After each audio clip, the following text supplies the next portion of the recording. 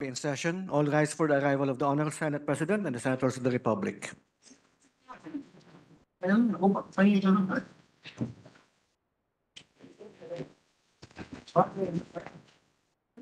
love mo.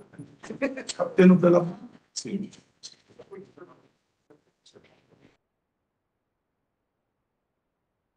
The 36th session and the second regular session of the 19th Congress is hereby called to order. Today, we will be led in prayer by a distinguished colleague from Cavite, Senator Ramon Bong Revilla Jr.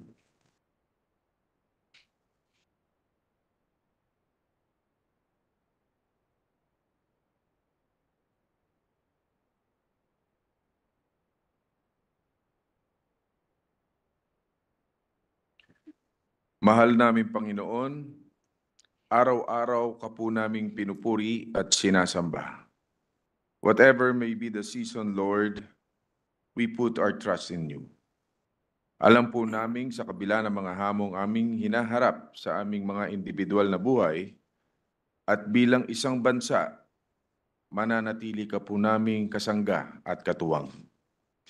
Tiwala po kami na anumang pangamba nagagambala sa amin ay iyong papawiin at papalitan ng iyong yakap ng pagmamahal.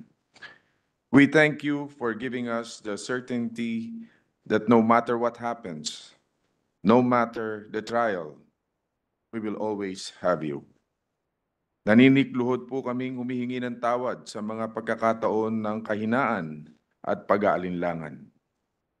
Panginoon, sinusuko po namin sa inyo ang lahat. Sa panahong ito na sinusubo kami ng mga kalamidad at dilubyo, ang iyong mga pangako po, kami kumakapit. Haplusin niyo po ang aming mga puso upang malusaw ang lahat ng takot at mapalitan ng pananalig sa iyong yakap at may kaligtasan at kaginhawahan. Gabayan niyo po kaming mga lumililok ng mga panukalang aakay sa bawat Pilipino patungo sa landas na minimithi mo para sa sanlibutan. Naway matumbasan namin ng sapat na pananampalataya. Tanglawan niyo po kami upang matumbasan namin ng lahat ng ipinagkaloob mong patnubay at biyaya, ang kalakasan at bawat biyayang kaloob mo sa amin. Enlighten our minds, touch our hearts, and show unity among us so that we would find strength in numbers. Alam po naming anumang sakuna ang dumaan, anumang bagsik ng hampas alon ng buhay, kung kapit-bisig kaming maninikluhod at mananalig sa iyo, hinding-hindi mo po kami pababayaan. Ngayon pong dama na po namin sa simoy ng hangin ng Kapaskuhan, nawa ay mamayani rin sa puso ng bawat Pilipino ang diwa ng Pasko. Hindi sa engranding selebrasyon o sa material na regalo, kung hindi sa pagbibigayan, pagtutulungan, pagpapatawaran, at pagmamahalan. We lift everything up to you, Father God, our fears and doubts, our hopes and aspirations. Your will be done. Amen. Amen. Secretary, please call the roll of members. Roll call of members. The Honorable Senator Angara, Senator Binay, Senator Cayetano Alan, Senator Cayetano Pia, Senator De La Rosa, Senator Ejercito, Senator Escudero, Senator Estrada, Senator Gatchalian, Senator Go, Senator Ontiveros, Senator Lapid, Senator Legarda, Senator Marcos, Senator Padilla, Senator Pimentel,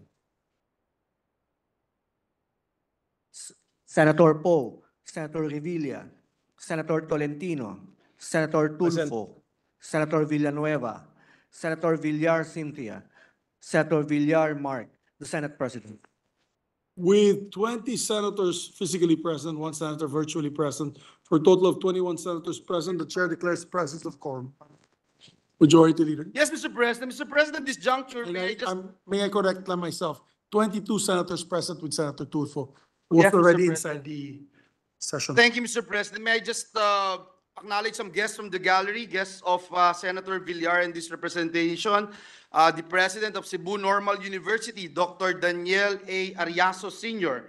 Uh, the President of SK Federation of Carigara Leyte, together with Sangguniang Bayan members. We have Daniel Ariaso Jr. naman, Mr. President. Also, Mr. President, guests of Senator Bato de la Rosa, Sangguniang Bayan, and Sangguniang Kabataan members of Loreto, Dinagat Island. We welcome all of them. Mr. President, Mr. President, at this juncture, may I just move that we dispense with the reading of the journal of the 35th session, Tuesday, December 5, 2023, and consider the same as approved. There being no objection, motion is approved.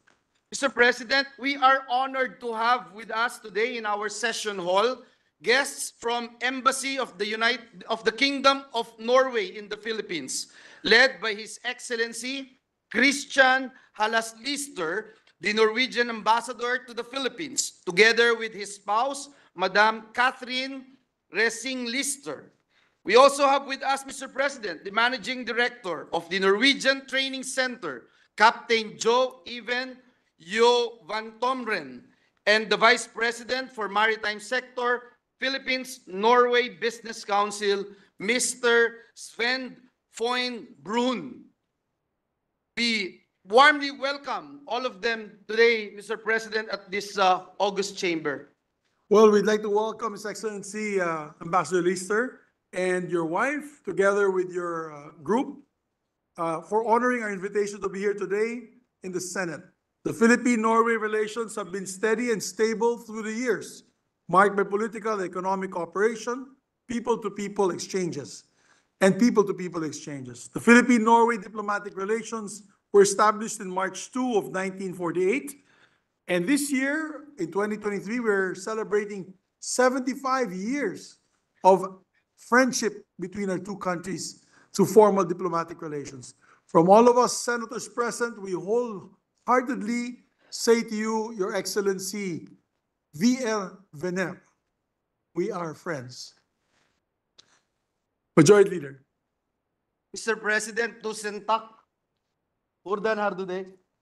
Mr. President, at this juncture and with the consent of the body, Yes. Senator Escudero is asking me what it means. It means thank you very much and how are you? Very good. Yes, Mr. President. Very good. Mr. President, at this juncture and with the consent of the body, I move to consider proposed Senate Resolution number 852. This is the resolution commemorating the 75th anniversary of diplomatic relations between the Philippines and Norway. I so move, Mr. President. There being no objection, motion is approved. May we ask the Secretary to read the title of the measure? Secretary, please read the title of the resolution. Resolution recognizing the enduring amity and cooperation between the Republic of the Philippines and the Kingdom of Norway and commemorating the 75th anniversary of their diplomatic relations. Mr. President, may we recognize the distinguished gentleman from Valenzuela, Senator Sherwin Gatchalian, to sponsor the measure. Our distinguished colleague from the city of Valenzuela, Senator Gatchalian, is recognized. Thank you, Mr. President. Mr. President, esteemed colleagues, I wish you all a pleasant day. I'm honored to sponsor a resolution celebrating lasting friendship and cooperation between the Republic of the Philippines and the Kingdom of Norway, and commemorating the 75th anniversary of our diplomatic relations. The Philippines and Norway share a long and fruitful history of bilateral relations since the establishment of diplomatic relations way back on March 2, 1948, with the maritime industry standing as a significant pillar of our cooperation. The last 75 years have witnessed the strong maritime cooperation between our countries, with the continuous employment of Filipino seafarers in Norwegian-owned vessels, the establishment of Norwegian maritime training schools, and the provision of training, education, and scholarships to Filipino seafarers aligned with international standards, among others. Norway, being one of the world's leading maritime nations, boasts a large fleet of ships that operate globally. The Philippines, on the other hand, is one of the world's largest suppliers of seafarers, with more than 400,000 Filipino working on board foreign vessels. Notably, approximately 25,000 Filipinos are currently employed on Norwegian ships, which accounts for 1/3 of the total number of seafarers on Norwegian-controlled vessels. In addition, the Norwegian Ship Owners Association, through the Norwegian Training Center, has provided sponsored scholarship to more than 7,000 Filipino cadets over the past 33 years. Mr. President, these figures are a testament to the high level of trust and confidence that Norway places in the skills and professionalism of our seafarers. These Filipino seafarers are not merely ship workers. They ascend their ranks to become officers, captains, or chief engineers, securing well-paid positions in the shipping industry. Beyond maritime cooperation, the diplomatic relations between the Philippines and Norway have led to several significant agreements, which span various sectors, from trade and maritime transport to taxation, energy, textiles, and air transportation, reflecting the broad and dynamic nature of the Philippine-Norway partnership. This underlines the significant economic ties that bind two countries together. Further, Norwegian companies are increasingly showing interest in a variety of industries within the Philippines. In the energy sector, Norwegian companies have been making significant investments in the Philippines' hydro, offshore wind, and solar projects. A notable example is the joint venture between Scatec, a Norwegian renewable energy giant, and Aboitiz Power. Back in 2018, I even had the privilege to be part of the inauguration of the Maris Main Canal hydroelectric power plant in Isabela. I was honored to share this moment with then Norway Ambassador Erik Fonner and former Norfund chairperson Christine Clement, who were instrumental in making this project possible. In addition, Norfund, the Norwegian Investment Fund, which is dedicated to fostering sustainable businesses and industries in developing countries, also made significant investments in the Philippines. Norfund has provided financing to support the construction of the Kiangan hydropower plant in Ifugao. Norway, as a global leader in renewable energy, is well positioned to make substantial contributions to the fulfillment of our country's vision to maximize our natural resources in generating renewable energy. While Norway continues to strengthen its partnership in the maritime and renewable energy sectors in the country, it is also keen in broadening its trade relations with the Philippines, especially now that the country has a free trade agreement with the European Free Trade Agreement member states, including Norway. As a globally recognized producer of seafood, Norway has also expressed its openness to explore potential contributions to the Philippines' aquaculture industry. The focus of Norway's aquaculture is on sustainable offshore and closed system fishing farming techniques, which are propelled by industry-specific research and development projects. Apart from the aquaculture industry, Norwegian companies have also begun to venture into our country's retail industry, particularly interested in the architecture and design sector within the Philippine market. Indeed, Norway has emerged as a crucial trade ally of the Philippines. In fact, the trade between our two nations have seen consistent growth over the past 5 years, from 2018 to 2022, with an average total trade valuing reaching 65.4 million US dollars, and Norway being a major exporter of fertilizer and fish to the country. More than these undertakings, what truly sets Norway apart is its commitment to peace initiatives within our borders. Norway has taken on the significant role of a third-party facilitator in the peace negotiations since 2001 between the Philippines and the Communist Party of the Philippines, New People's Army, National Democratic Front.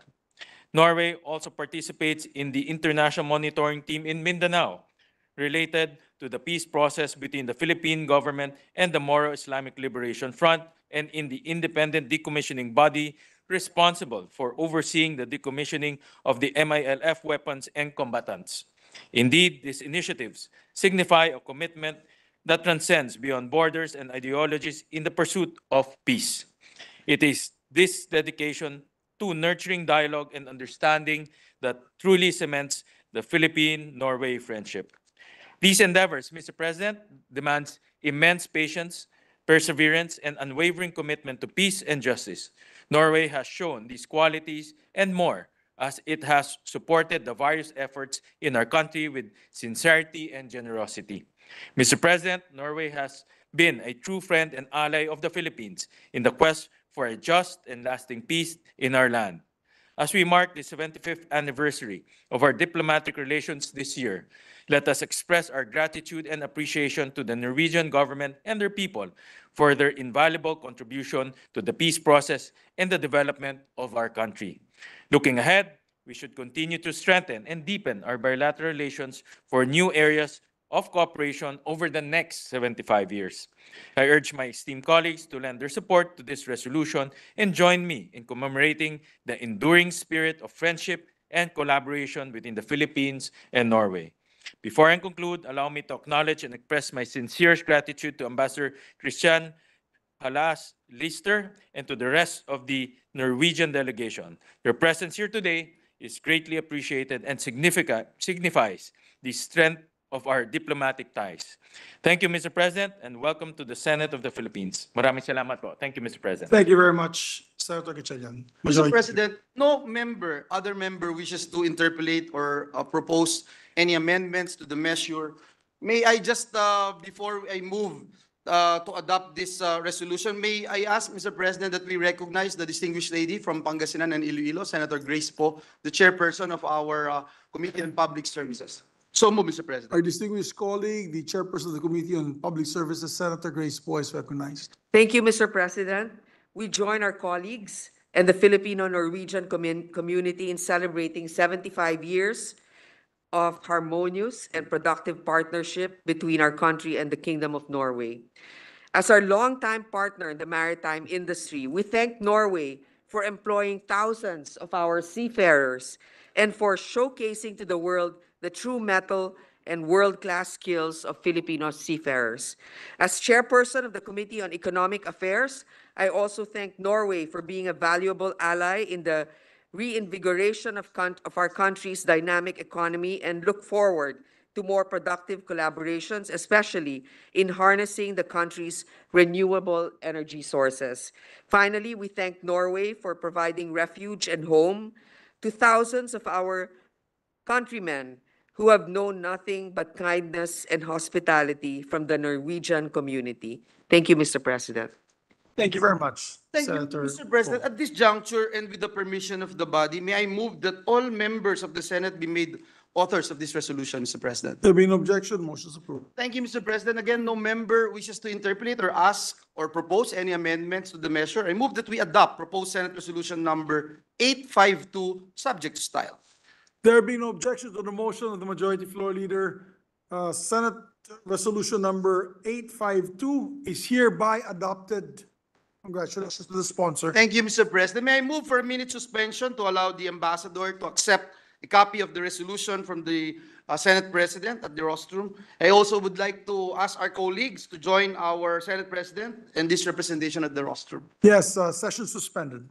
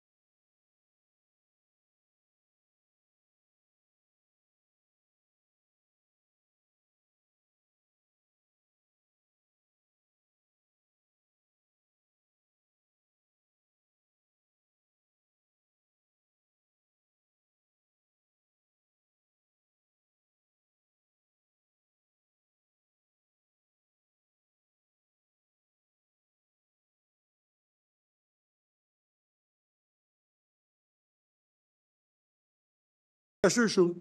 Mr. President, with the consent of the body, may I just place on the record that we are in receipt of the bicameral conference committee report on the disagreeing provisions of Senate Bill number 2001 and House Bill number 6510. This is the bill on new Philippine Passport Act. With the permission of the body, may we recognize the chairperson of the Senate panel, Senator Amy Marcos, to give us the highlights of the conference committee report. So move, Mr. There President. being no objection to the motion, motion is approved. Thank you very much. Good afternoon, Mr. President, distinguished afternoon. colleagues, ladies and gentlemen. As chairperson of the Senate Committee on Foreign Relations and the chairperson of the Senate panel for the BICAM meeting, I have the honor to present the highlights of SBN 2001 as agreed upon. Firstly, the conferees agreed to use the Senate version as the working draft. There were merely minor changes in Section 3 of the bill in the definition of terms, page 3, lines 1 and 2. That performs consular and related functions was deleted and replaced with where passporting and consular services are provided. In addition, the definition of the term consular services was modified by the addition of the phrase enumerated under Article 5 of the Vienna Convention on Consular Relations, a more precise description. Section 5 was modified to include registered, signed, and sworn statement of election of Philippine citizenship for those born before January 17, 1973, of Filipino mothers and who elected Philippine citizenship upon reaching the age of majority as one of the acceptable documents. Section 11 on passport database was amended to add the word have to allow the DFA to outsource operations of the databases to a third party in view of the department's lack of expertise in handling databases. Section 16 was amended to delete the clause on 20% discount for senior citizens and PWDs. DFA noted that no other government department grants such discount. And Section 22B modified to increase the penalty for offenses relating to forgery from 12 to 15 years. 22D likewise modified to increase the penalty on offenses relating to improper use of passports and other travel documents from 12 to 15 years. Finally, 22E was modified to change the penalty for false statements from 18 months to 6 years to 6 years to 12 months. Those are the highlights, and I am glad to say that we derived concurrence on the rest of the major provisions. Thank you very much, a distinguished sponsor and colleague for the BICAM report. Thank you, Mr. President. With that, I move that we approve and ratify the bicameral conference committee report on the disagreeing provisions of Senate Bill number 2001 and House Bill number 6510, and let the text, the joint explanation, be deemed read into the records of this chamber. I so move, Mr. President. There being no objection, the bicameral conference committee report on the disagreeing provisions of Senate Bill number 2001 and House Bill number 6510 is hereby adopted and ratified. Congratulations Congratulations, Mr. to the President. sponsor and to all the members who joined the bicameral conference. Thank you, Mr. President. Mr. President, we are also in receipt of the bicameral conference committee report on the disagreeing provisions of Senate Bill number 2028 and House Bill number 7535. This is the bill recognizing the octogenarians, nonagenarians, and centenarians. With the permission of the body, may I move that we recognize the chairperson of the Senate panel, no other than Senator Amy Marcos, to give us the highlights of the conference committee report. So move, Mr. President. Once again, our distinguished and hardworking Apo Aimee of the Committee on Social Justice, right? This is handled by the Committee on Social Justice, and sponsor of the said measure is hereby recognized. Thank you very much, Mr. President, Majority Leader, distinguished colleagues. As chairperson of the Committee on Social Justice, Welfare, and Rural Development, the Bicameral Conference Committee on the disagreeing provisions of Senate Bill 2028 and House Bill 7535, after having fully met and discussed the subject matter, hereby report to their respective houses the adoption of the Senate draft as the working bill. Section 1 of the working draft was adopted as Section 1 of the reconciled version and shall now read as follows. All Filipinos residing in the Philippines or abroad upon reaching the age of 100 years old receive a cash gift of 100,000 pesos and a letter of felicitation from the President of the Philippines congratulating the celebrant for his or her longevity. All Filipinos, whether residing in the Philippines or abroad, upon reaching the ages of 80, 85, 90, and 95 shall each receive a cash gift of 10,000 pesos. The grantees under this section shall be eligible to receive the cash gift within 1 year after reaching the ages of 80, 85, 90, and 95, as well as 100. Section 2A, Elderly Data Management System of the Working Draft was adopted as Section 2 of the reconciled version. The title of House Bill 7535 was adopted with amendment as the title of the reconciled version to read as follows. An act granting benefits to Filipino octogenarians and nonagenarians, amending for this purpose Republic Act number 10868, otherwise known as the Centenarians Act of 2016, and appropriating funds therefore. And we also ended up with the agreement that in case of conflict between the statements and amendments stated in this joint explanatory statement and that of the provisions of the consolidated bill in the accompanying conference committee report, the provisions of the latter shall prevail. And that is our BICAM report, sir.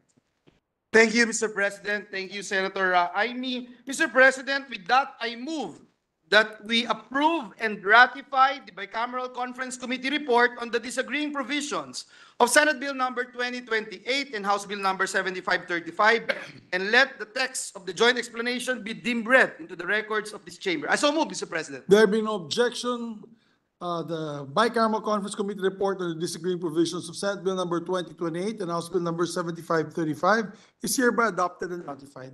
Thank you, Mr. President. We congratulate our chairperson, Senator Aimee Marcos, for her hard work, Mr. President. Will anyone here in the Senate avail of this octogenarian, nonagenarian, and centenarian? Not Wala yet, nga amin. sir. Not yet. But Okay. But later it's on, now available. not yet. Mr. President, before Thank you very much. Thank you very much, this Thank you. sponsor. Before we suspend for a minute, Mr. President, may I just acknowledge some guests from the gallery, guests of Senator Estrada, newly promoted officials of the Department of Foreign Affairs, DFA Chief Coordinator Bernadette Fernandez, Acting Assistant Secretary Robert Ferrer of the Office of the Migrant Workers, and Ms. Maria Teresa Almuela. Welcome to the Senate. Welcome to the Senate. Also, Mr. President, I saw our good friend, Ms. Georgie Alonso, who's also with us. I'd like to acknowledge her presence in this Welcome to, August to chamber, your Senate. representing the movie producers, Mr. President. Thank you. In case you are now available, Mr. President. I'm just kidding. Mr. President, may I ask? Pelikulang pang-romansa. I ask for a minute suspension, Mr. President. Session suspended for a minute.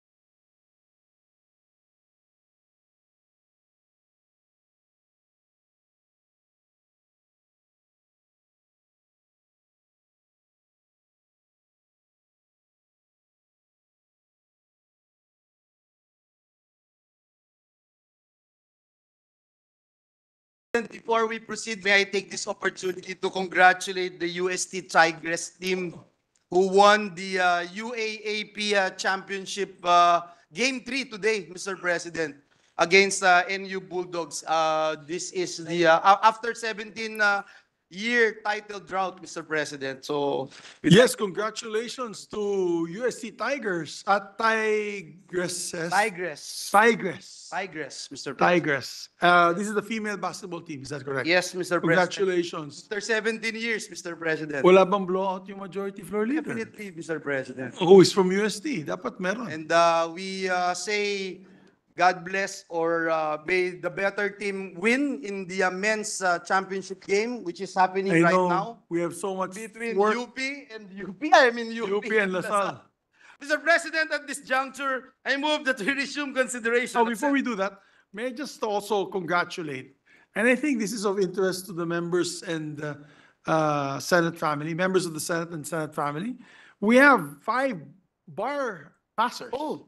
So if I may just name them, Chodona Abundo, Office of the Senate Legal Counsel, just passed the bar yesterday, together with Elaine Moore Pascual of the Legislative Committee Support Services.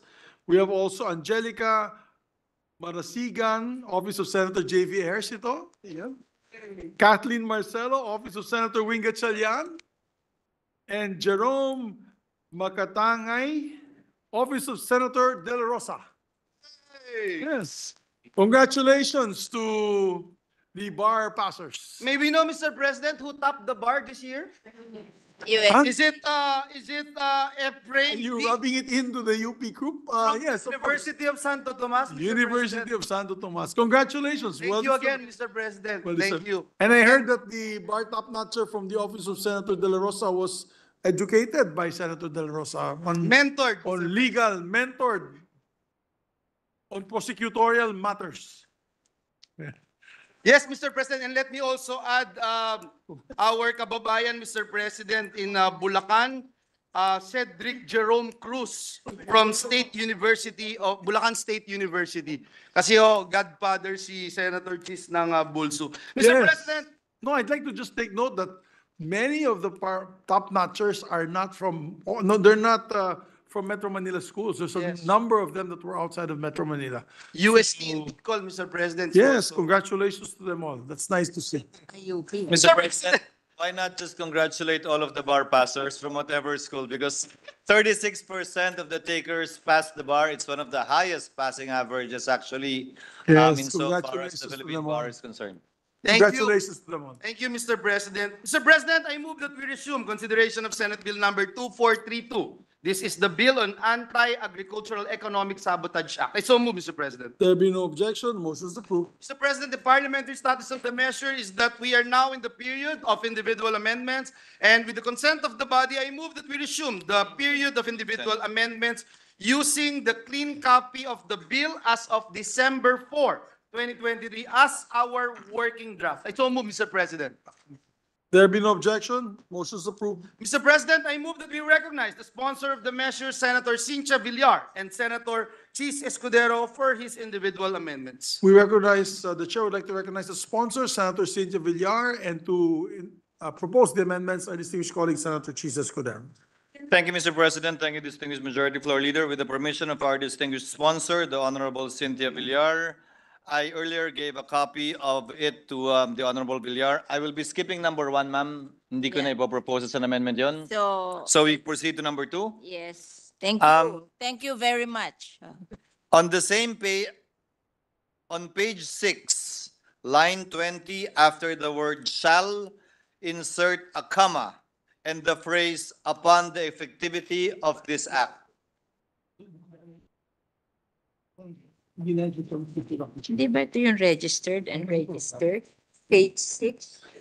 Page 6, line 20, Your Honor, Senator Escudero. Page 6. Paki-furnish ng copy niya. Section, page 6. Line. Binigyan ba ng copy? Is this about whether it's registered or not registered? No, ma'am, this is already number 2. Tinanggal ko na yung number 1 on registered and unregistered. We're on item number 2. of the copy we gave you po.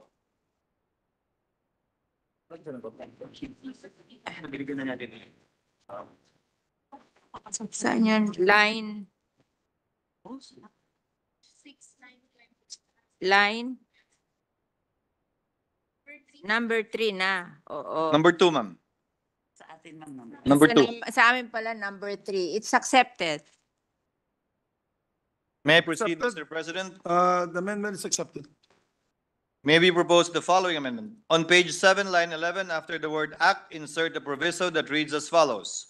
Quote, provided that the collection, storage, utilization, and transmission of such records submitted to the council shall be in accordance with Republic Act number 10173 or the Data Privacy Act of 2012. Ito na.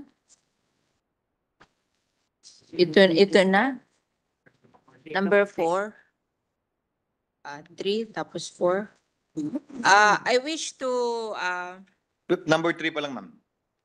kasi yung number 3, wala yung number 1. So number Wala na yung number 1, ma'am. Number 1, tapos number 2 accepted.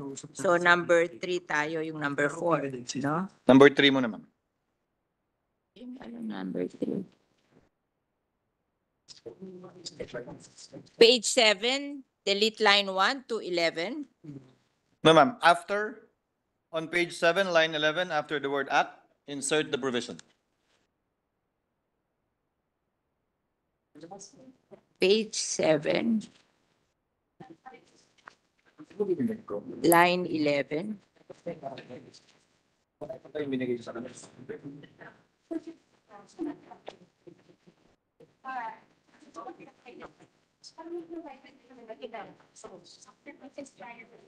Ito, accepted to. I accept. Ba't iba The yun? amendment has been accepted. Ito daw eh. Ano ba to? May we propose the following amendment again, Mr. President, Your Honor? On the same page, that is page 7, line 12, insert a new section 7 under chapter 2, which shall read as follows. Section 6, manifest requirement for vessels carrying agricultural and fishery products from foreign port, hyphen. Pending full implementation of a national single window NSW program as provided for in section 7A of this act, every vessel from a foreign port shall be required to maintain a complete manifest of all its cargoes. Second paragraph, all agricultural and fishery products intended to be landed at any port in the Philippines shall be described in a separate manifest for each port of call. Each manifest shall include the ports of departure and delivery, the marks, numbers, quantity, and description of the packages and the name of the consignees concerned.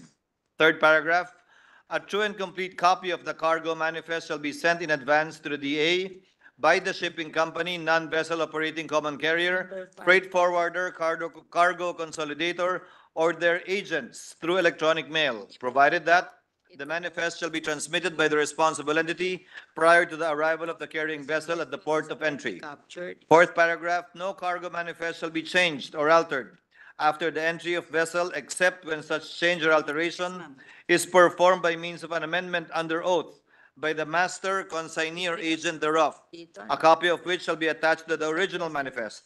Provided further that no amendment of the manifest shall be allowed after the receipt and recording of the invoice and/or goods declaration covering an importation in the office of the appraiser, except when such amendment seeks to rectify clerical errors and other discrepancies that were made without fraudulent intent during the preparation of the manifest and which would not have been discovered until after the examination of the importation has been completed. I wish to decline the amendment because the suggested paragraph is already captured under section 7A on page 9, lines 21 onwards.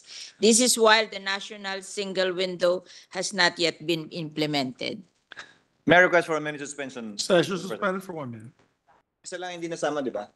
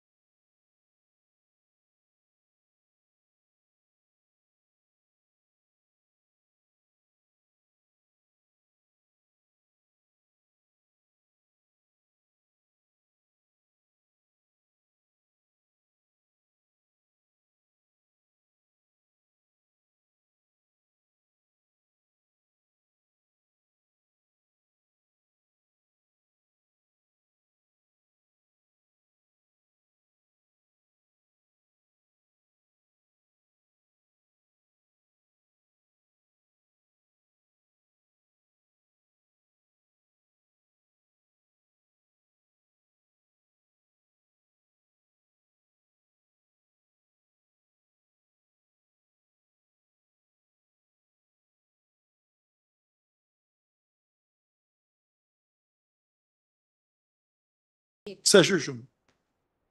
Mr. President, upon conferring with the distinguished sponsor, the Honorable Villar, this representation withdraws the proposed amendment on page 7, line 12, on the insertion of a new section. 6 na. So, May I proceed, Mr. President, with please the other proceed. amendment? Yes, it was not accepted. Okay. Thank you, Please Mr. proceed.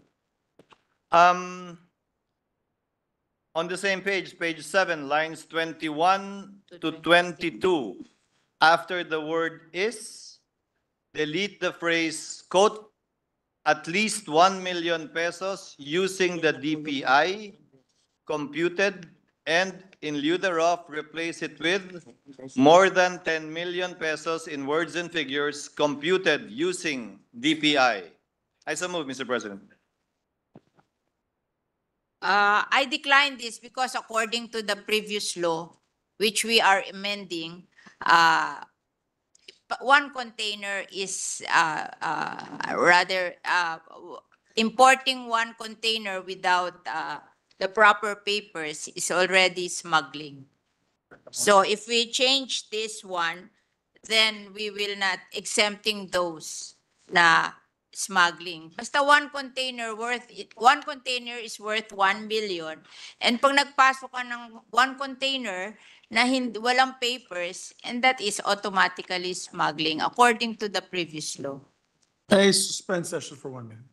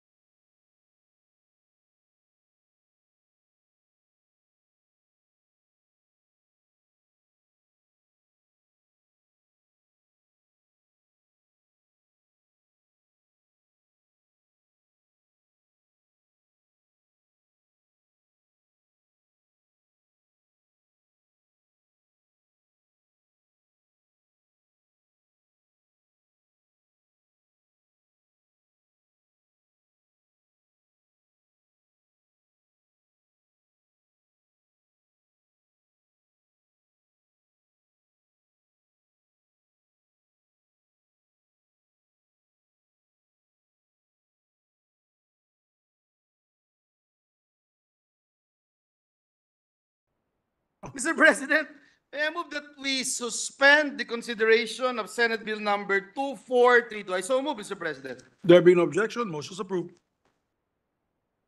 Thank you. Mr. President, may I ask for a minute suspension? Session And suspended. ask,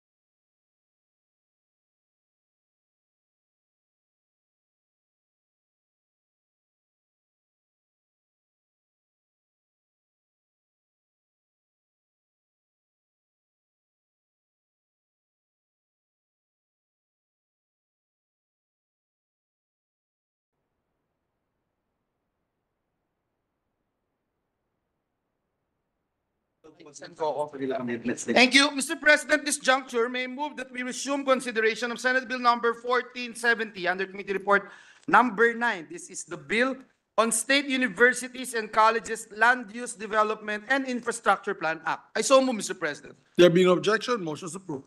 Mr. President, the parliamentary status of the measures that we have sponsored, we are in the period of interpellations and debate. And with that, I move to resume the period of interpellation and recognize the sponsor, Senator Francis Escudero. And if the minority leader would ask some questions, may I move that our minority leader, Senator Coco Pimentel, be recognized. Our distinguished colleague, Senator Jesus Scudero, is recognized to sponsor the measure and to interpolate. Our distinguished colleague, the minority floor leader, is recognized as well. Thank you, Mr. President. And I think I have interpolated on this measure already, Mr. President, but Yes, Yes, that's correct, Mr. Mr. President, Your Honor. At may sakit si Senator Pimentel, I don't want to one more question, Mr. worsen President. his One question, Mr. President, kasi what I remember is that this bill will now, if this becomes law, will require our SUCs and the local universities and colleges to come up with a land use plan, Mr. President. So ang ano ko lang is how can we ensure that the real properties of our SUCs and LUCs will not all be dedicated to housing requirements, Mr. President?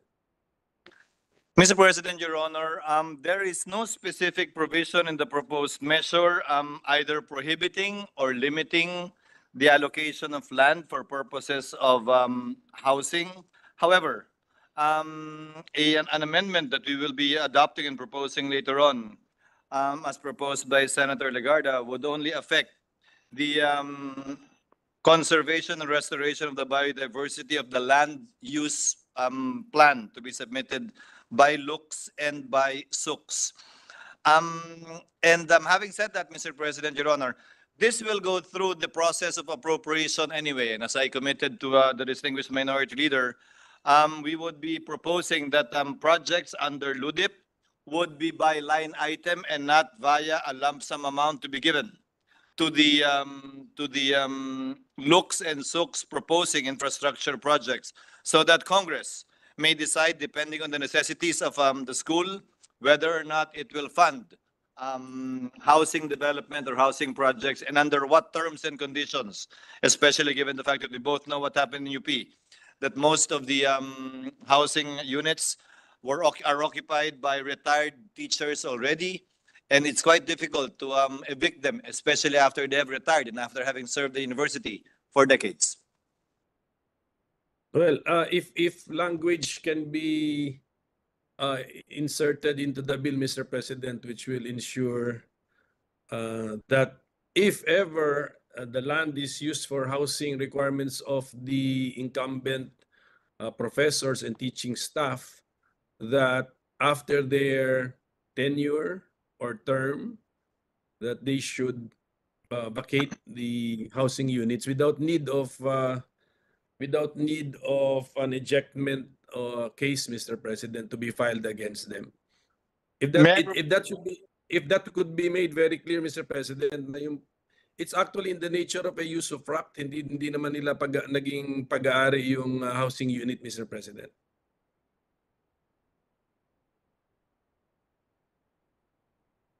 Um, I'm shooting from the hip, Mr. President, Your Honor, Senator Pimentel. Can I just exclude housing in the appropriations para kung gusto nilang gawin yun sa sarili nila, sila na lang bahala gamit ang pondo nila pero hindi po gamit ang pondo ng national government? So in Section 7, the appropriations clause, I will just exclude housing projects within the land owned by the state university or college or by the local university. But yes, that's a good idea, Mr. President. But the situation that we want to avoid is that, you know, slowly but surely the real properties of the SUCs and the LUCs will be lost to housing projects meant for the incumbent or active professors and teaching staff, and yet upon their retirement or termination from teaching, they will still occupy the said units, Mr. President. I So that is completely what we want to avoid, whether funded by the national or by the SUC or LUC, Mr. President. Yung mauubos dahan-dahan po ang lupain po ng ating mga SUCs and LUCs. I agree, Mr. President, Your Honor, but I just don't want to straitjacket, so to speak, the SUCs via a permanent law, because there might be situations that it is necessary and situations wherein it is clear or made clear that such housing units can only be used or benefited of by active faculty and or students in the university. But more often than not, Mr. President, given my experience, SUCs cannot fund and rely 80% of the time from the national government insofar as funding infrastructure projects within their respective campuses is concerned. Yung pera na nakukuha ng LUC, more often than not, is spent on PS and MOE and not really on infrastructure projects. So without government funding, if we exclude this, housing would the housing projects would close to be impossible to for SUCs to implement or construct. Would that be acceptable, Mr. President, Your Honor, to the distinguished minority floor leader? We'll try to come up with language, Mr. President. We are not against any housing project, but the main idea is that, you know, a housing project is there to make the life of the incumbent professor or teaching staff and even the non-teaching staff more convenient in the meantime or during the time that they are serving the university, Mr. President. For as long as that is the main idea, we have no problem with housing projects, Mr. President. I completely agree, Mr. President. My reservation is it might not have a place in the bill, given the one subject matter per bill in the title. Perhaps a subsequent piece of legislation specifically for that or a memorandum from CHED, Mr. President, Your Honor, or a special provision in the budget that would be used to fund CHED, rather LUC and SUC projects can be inserted in the annual GAA, which will be carried over every year. That is my only reservation, Mr. President, Your Honor, although I completely agree with the concept and the principle being espoused by our distinguished minority floor leader. Can I just With that- accept it, Mr. President, Your Honor, from the funding that national government will provide in the meantime? Yes, Mr. President, and at least this will give us a chance to revisit the bill, Mr. President. So with that, Mr. President, I terminate my interpellation on this bill, Mr. President. Thank you. Thank you to the minority floor leader. Yes, Mr. President. Mr. President, no other member wishes to interpolate or ask further questions. I move that we close the period of interpellations and debate. I so move, Mr. There President. be no objection, motion is approved. President, with the consent of the body, I move that we open the period of amendments. There be no objection, motion is approved. President, no committee amendments. I move that we open the period of individual amendments. There being no objection, motion is approved. President, move that we recognize sponsor of the measure, Senator Chis Escudero, for his individual amendment. We are in Distinguished receipt colleague, of please proceed. We are in receipt of individual amendments, Mr. President, coming from our colleagues, and I just wrote the individual amendment proposed by Senator Coco. I hope it will be to his satisfaction. Maybe propose the following amendments. Number 1, on page 2, line 2, after the phrase geographical boundaries, add a comma in the phrase "and to guarantee the conservation and restoration of biodiversity in the land use development and infrastructure plan of SOOCs." I so move, Mr. President. There being no objection, amendments. And number 2, Mr. President, and I hope this will satisfy the Honorable Pimentel. On page 3, lines 4 to 13, delete the entire section 2 and replace with a section to read as follows. Section 2. A new section 7 shall be inserted after section 6 of Republic Act number 11396 to read as follows. Section 7, appropriations. The amount of 25 billion pesos is hereby appropriated for the next 5 years for the implementation of the land use and infrastructure projects included in the comprehensive LUDIP as provided for in section 3 of this act, and shall be included in the annual general appropriations of the CHED, except housing projects not for the exclusive use of active and regular faculty of the respective LUCs and SOOCs.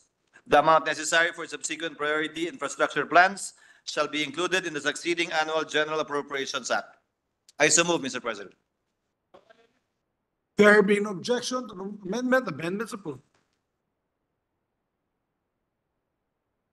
No further amendments, Mr. President.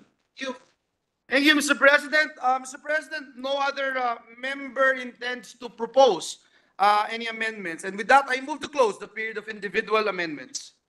There being no objection to the motion, motion is approved. Mr. President, with the consent of the body, I move that we approve on second reading Senate Bill number 1470. I so move, Mr. President. There being no objection, motion is approved. Senate Bill number 1470 is approved on second reading. Thank you very much, Mr. President. I move that we suspend consideration of Senate Bill number 1470. So this consideration is suspended, no objection.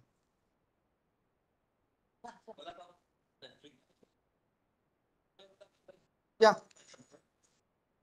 No, but can we, Ito nga, 600 center. Intert din ba siya ko? Okay, sa free college. Yeah, Mr. President, at this juncture, I move that we resume consideration of Senate Bill number 2441 under Committee Report number 122. This is the bill on Free College Entrance Examinations Act. So move, Mr. President. There being no objection, motion is approved. Mr. President, the parliamentary status of the measure is that we have sponsored the bill, and with the consent of the body, I move to open the period of interpellation and recognize the sponsor, Senator Francis Escudero, and to interpellate our, again, hardworking minority leader, Senator Coco Pimentel. So move, Mr. There President. being no objection, motion is approved. Could the sponsor, Senator Escudero, is recognized and to interpolate or amend? To interpolate, as I distinguished colleague, Senator Coco Pimentel. To summarize, Mr. President, Your Honor, as I discussed with our minority floor leader earlier, this is the Free College Entrance Examination Act, which seeks to provide, to exempt from the payment of entrance examination fees, the top 10% graduates of all public and private high schools for as long as they are classified as, I'll read the exact provision, Mr. President, Your Honor.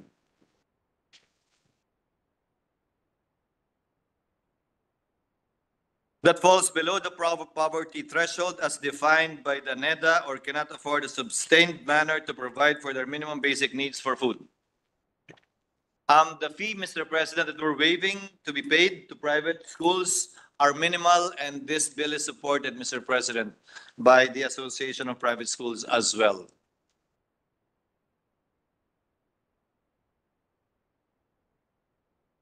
Yes, with the permission of our sponsor, Mr. President, just to clarify the subject matter of the bill, if I can proceed, Mr. President. With pleasure, Mr. President. So, Mr. President, as I have gathered from the sponsor, what the bill seeks the waiving of only the fee for the entrance examination to private colleges, Mr. President. Tama? That is correct, Mr. President, Your Honor. And then the high school graduates who will be entitled to the waiving of the fees would be who, Mr. President? Natural-born Filipino citizens, graduate or graduating student must belong to the top 10% of his or her graduating class. The graduate or graduating student must belong to a family whose combined household income falls below the poverty threshold as defined by NEDA. The graduate or graduating student must apply, of course, for the college entrance examination, and he or she must satisfy all the requirements before the waiver may be made to apply. What would be a representative sampling of the amounts of college entrance fees, Mr. President? It varies, Mr. President, Your Honor, from anywhere between 2,000 to 5,000 pesos. Okay. And then we have consulted One-time fee. Yes, one time, yeah, 2,000 to 5,000 for 2,000 pesos to 5,000 pesos for the chance, for the opportunity to take the entrance exam. Yun po yung subject matter of our bill. Yes, Mr. President, Your Honor, because of the Free Tertiary Education Act, we have a program called TESS, which can enable the child, poor but deserving student, to study in a private school, thereby being able to implement the promise that not only rich families can send their kids to private schools. Yes, but TESS requires the government to reimburse or compensate the private school, Mr. President. Tama po ba yan? That is correct, Mr. President, Your Honor, and we have another bill pending interpellation to expanding TESS, not only in terms of scope, but also in terms of amounts given.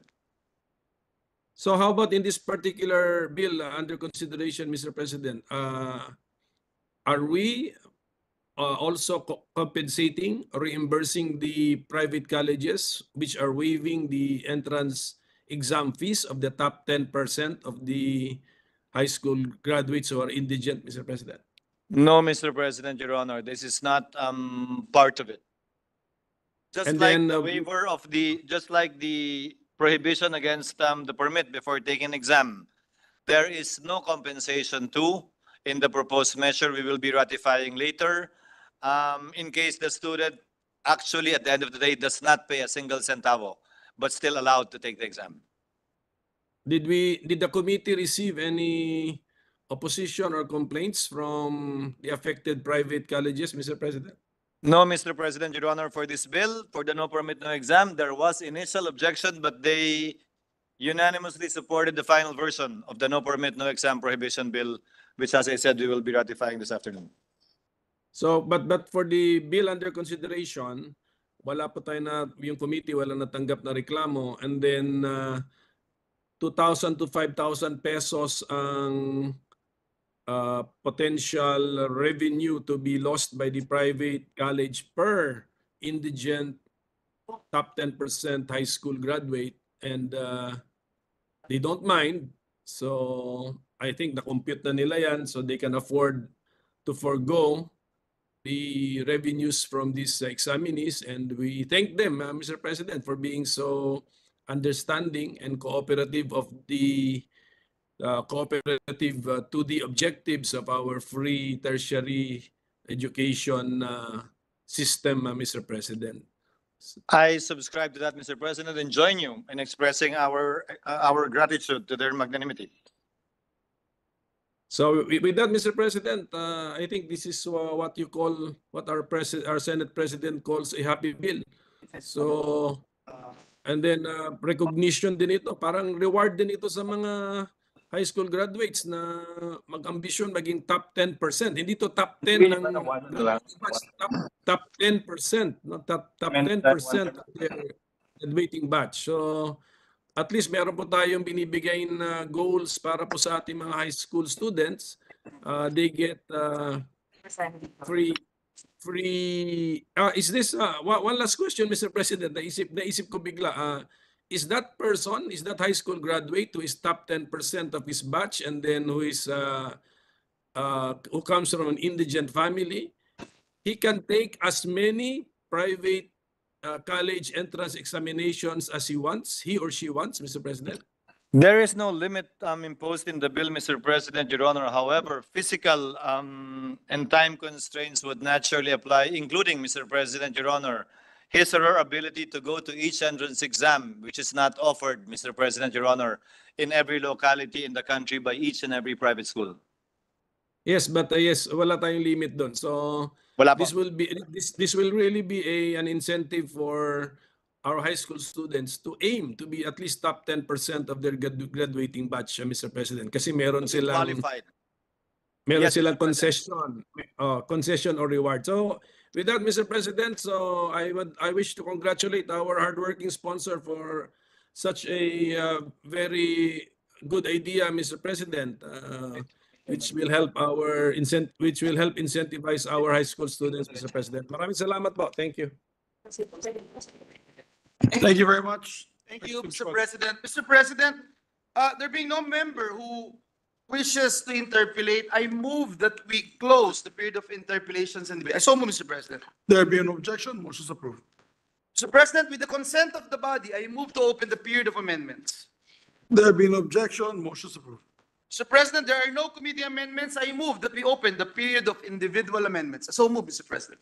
There being no objection, motion is approved. Move that we recognize the sponsor, Senator Chis Escudero, for his individual amendments. We have no individual amendments, Mr. President, and no member indicated their intent to so propose individual amendments to this bill. With that, Mr. President, I move to close the period of individual amendments. There be no objection, motion is approved. Individual amendments closed. Mr. President, with the consent of the body, I move that we approve on second reading Senate Bill number 2441. I so move, Mr. President. There being no objection, Senate Bill number 2441 is approved on second reading. Congratulations to the sponsor. Thank you, Mr. President. Mr. President, may I move that we suspend consideration of Senate Bill number 2441. There being no objection, motion is approved. Before we take up other matters, with the permission of the body, I just want to greet my councilors from Bukidnon that are here today. We have councilors from the town of Sumilao, also Lantapan, the town of Maramag, my hometown, Talakag, and Don Carlos. Welcome to the Senate, my dear councilors. Welcome. We have plenty of re-electionists here. Welcome. Visit them. Mr. Senator President. Bato, Senator Tolentino. Ganun na lang ba yan, Mr. President? Ay, may blowout sa akin yan. May blowout. Meron. If Senator Chis would like to sponsor for the red one. Since he's doing a lot of bills today on third and That's second super reading. hardworking. Mr. President, yes, at this juncture, I move that we resume consideration of House Bill number 7564 under Committee Report number 135. This pertains to the bill amending Republic Act number 10583 for the Mountain Province State Polytechnic College. So move, Mr. President. There being no objection, motion is approved. Mr. President, the parliamentary status of the measure is that we have sponsored the bill, and with the consent of the body, I move that we open the period of interpellations and debate. So move, Mr. President. There being no objection to the motion, motion is approved. Mr. President, I move that we recognize the sponsor of the measure, Senator Chis Escudero. Our distinguished colleague from Sorsogon, Senator Chis Escudero, is recognized. Mr. President, may I also move that we recognize our minority leader for his interpellation, Mr. Our President. distinguished minority floor leader is recognized to interpolate. Thank you, Mr. President. With the permission of our sponsor, may I ask that we be reminded of the subject matter of the bill, Mr. President? Basically, Mr. President, the title of the bill captures the essence of what we are seeking approval of, which is for the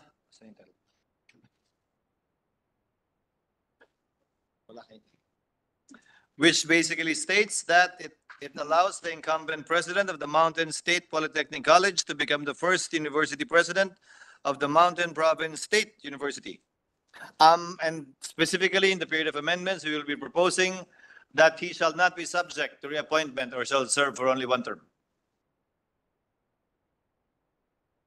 And we need this bill because without this bill, what will happen, Mr. President?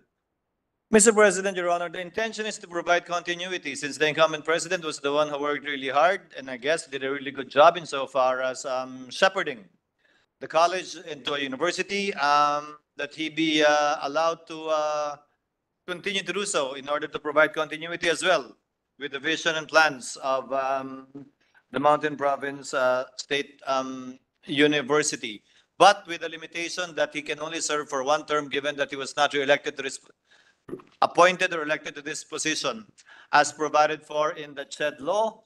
On the subject matter, he would have been subject to two terms, one after being elected and another one via reappointment. So we will give this concession to the college president that he will become the first university president, but only for one term, which is good for 4 years, Mr. President. That is correct, Mr. President, Your Honor. And because if without this bill, is the college president disqualified to become the university president? That is correct, Mr. President, Your Honor. Why would he be disqualified, Mr. President? Because he's the incumbent president, Your Honor, and I believe it is already his second term in accordance As with the college- generic or general CHED law, Mr. President. That is why we put a cap on this term. Hindi naman pwedeng magiging 4 na term siya. Medyo OA naman na yun. Yes. So we are admitting that this is we want to treat this as a special case, an exception to an exemption from the general rule, Mr. President.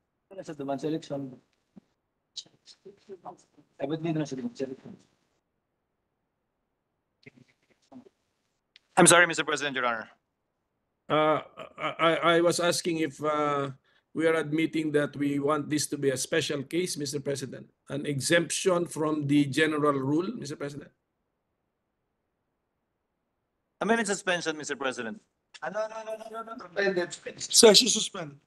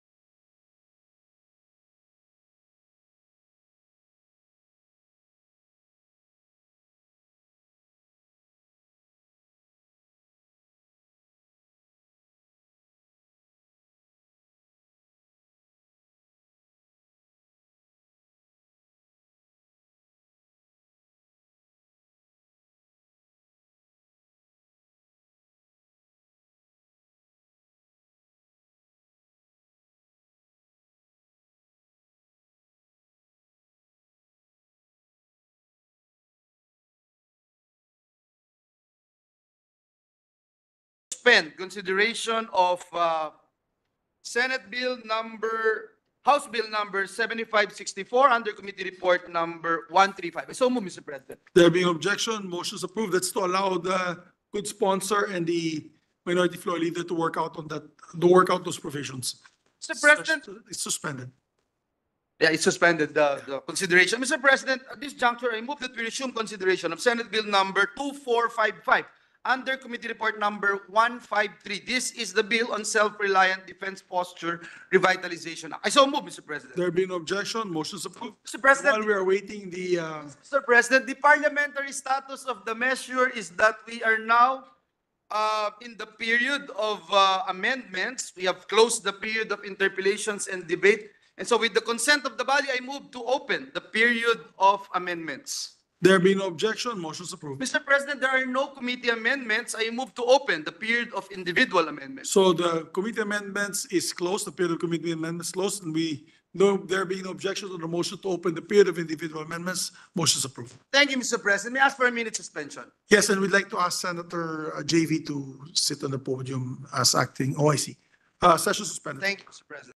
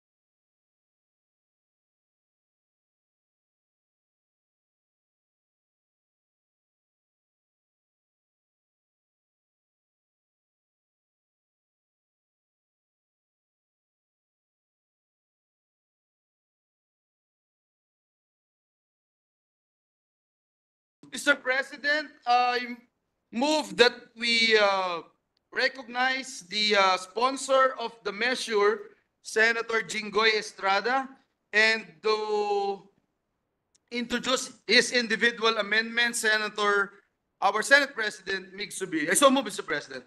Is there objection? Hearing none, the sponsor, Senator Jingo Estrada, is recognized, and to introduce amendment, our Senate President Juan Miguel Zubiri.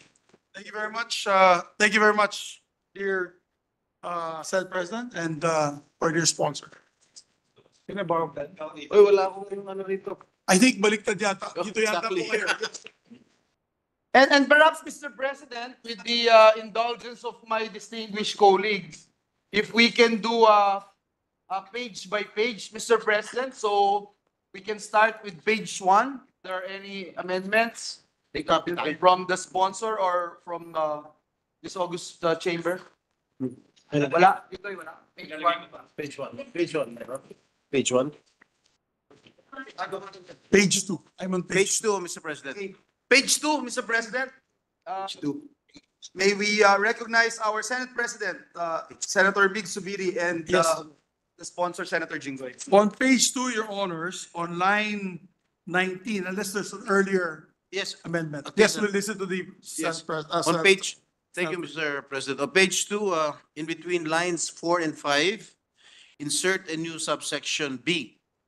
So it will read, letter B, allied industries, referred to various industries which are part of the supply chain in the manufacture, comma, production and assembly of defense material, period. Committee amendment. Material. Individual wala. Material, It's called material pag mga military. material. Material, yes. All right. I thought, kala ko typographical error. Initially, yan din po, Mr. President. It's really the word. It's the news. I so move, Mr. President.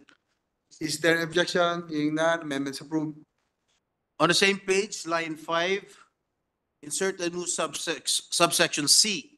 So now it will read, letter C, counter trade, a form of international trade whereby the supplier commits to introduce investments, comma, technology transfer, comma, training or skills upgrade, comma, donations and slash or related activities, including in-country production, all of which will assist in the establishment of development of local industries or technical facilities for expansion of technological and industrial capabilities of the DND and the Philippines. Semicolon. Semicolon. Or we can, Subject to style. subject to style, Mr. President. I so move, Mr. President. Is there objection? Hearing none, amendments approved, subject to style. On the same page, number 3 on page 2, line 10. Delete the word defense and transpose to become the new subsection H. I so move, Mr. President. Is there objection? Hearing none, amendments approved. Still on the same page, line 17. Delete the entire subsection E and replace with letter E. In-country enterprise refers to, number 1, Filipino-owned enterprises engaged in the manufacturing, comma, servicing and operation of material in the Philippines, comma, or number 2, a joint venture by a Filipino-owned enterprise together with a foreign entity, or number 3, foreign-owned enterprises engaged in the manufacturing, comma, servicing and operation of material, provided, however, that such foreign-owned enterprise shall locate a substantial portion of their production and servicing within the Philippines. I so move, Mr. President. Before we act on that, may I make an amendment to that amendment? Yes, please. On the foreign-owned enterprise, can we put that not just a substantial portion, to remove the word substantial and make it more specific? And we remove the word a substantial portion to at least 51% of their production. May I ask for a minute suspension, Mr. President? Session suspended.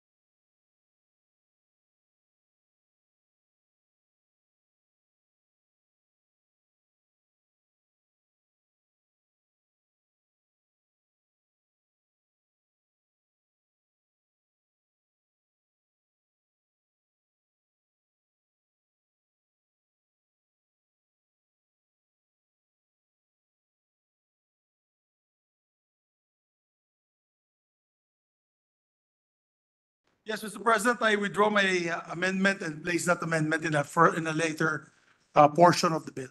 Thank you, Mr. President. So If I the may, amendment is withdrawn. Yes, so there's no objection to his amendment. Yes, there's no objection, so the amendment is approved. if I may continue on the same page, line 25, after the word support, insert the phrase to be able to ensure that defense material, comma, personnel, comma, goods and services are at the right place and at the right time. I so move, Mr. President. Is there objection? There being none, amendment is approved. You can now, do you have any amendment, Mr. President? My amendment, next amendment, Your Honor, is page two? page 4. Okay, thank you. If I may continue on page 3, Mr. President, section 4. The majority leader? On page 3, section 4, line 5, after the word Philippines, section 4, line 5. Sana? Saan ba tayo? Section 4. Section 4, line 5. Nasaan ang Philippines dito? Huh?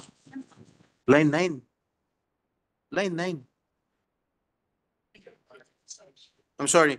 On page 3, section 4, line 9, after the word Philippines, insert a new paragraph that will read as follows.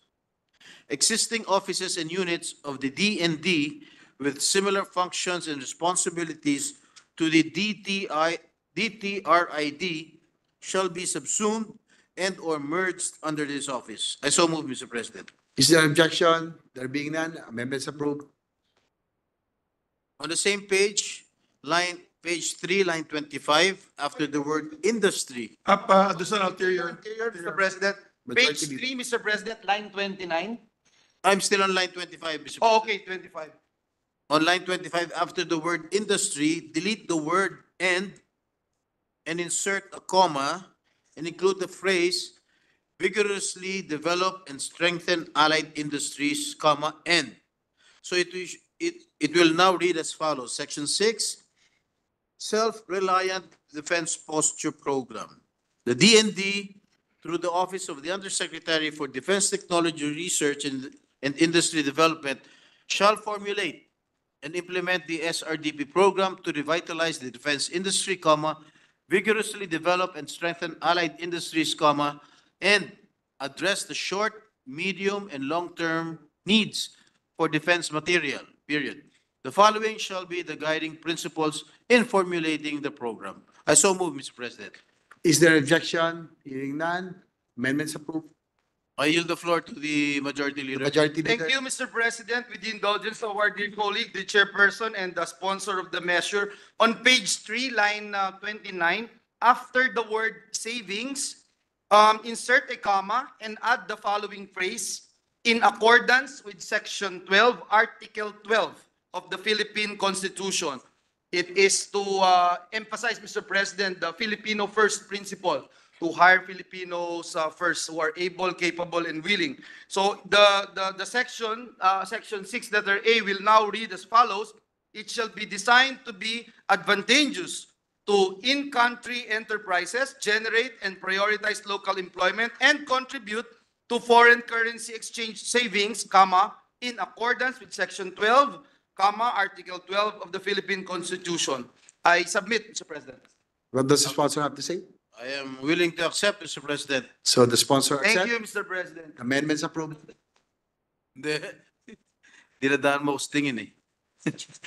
On page 4, Mr. President, line 13, subsection G, after the word program, insert a comma and the phrase with emphasis on the modernization of the government arsenal, naval shipyards, military bases, and camps. So it will read now, it shall now read as follows. Letter G, it shall complement the Philippine Development Plan and align with the National Security Policy and Republic Act number 10349 or the revised AFP Modernization Program with emphasis on the modernization of the government arsenal, naval shipyards, military bases, and camps. I so move, Mr. President.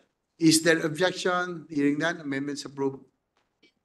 Mr. President, with the permission of the sponsor. Yes. On page 4, line 28, delete the word "and" And on page 4, line 30, delete the period, replace it with a semicolon, and add the word "and." This is the style measure. And then we will insert a new subsection to read as follows. Section M, it shall prioritize the purchase of locally made material by national agencies, local government units, and other law enforcement agencies from in-country enterprises, period. Accepted, Mr. President. So the sponsor accepts, amendments approved. Thank you very much, the sponsor. I'm on page 6 next. So I'm done with page 4, sir. Dito tayo. Ito? Page 5, tanong mo, Joel. Ano sa page Okay, if I may continue, Mr. President. On page 4, go ahead. Before line 31. Section 7. Then, It will be adjusted as follows, Your Honor, so you can proceed. inintroduce na ni SP.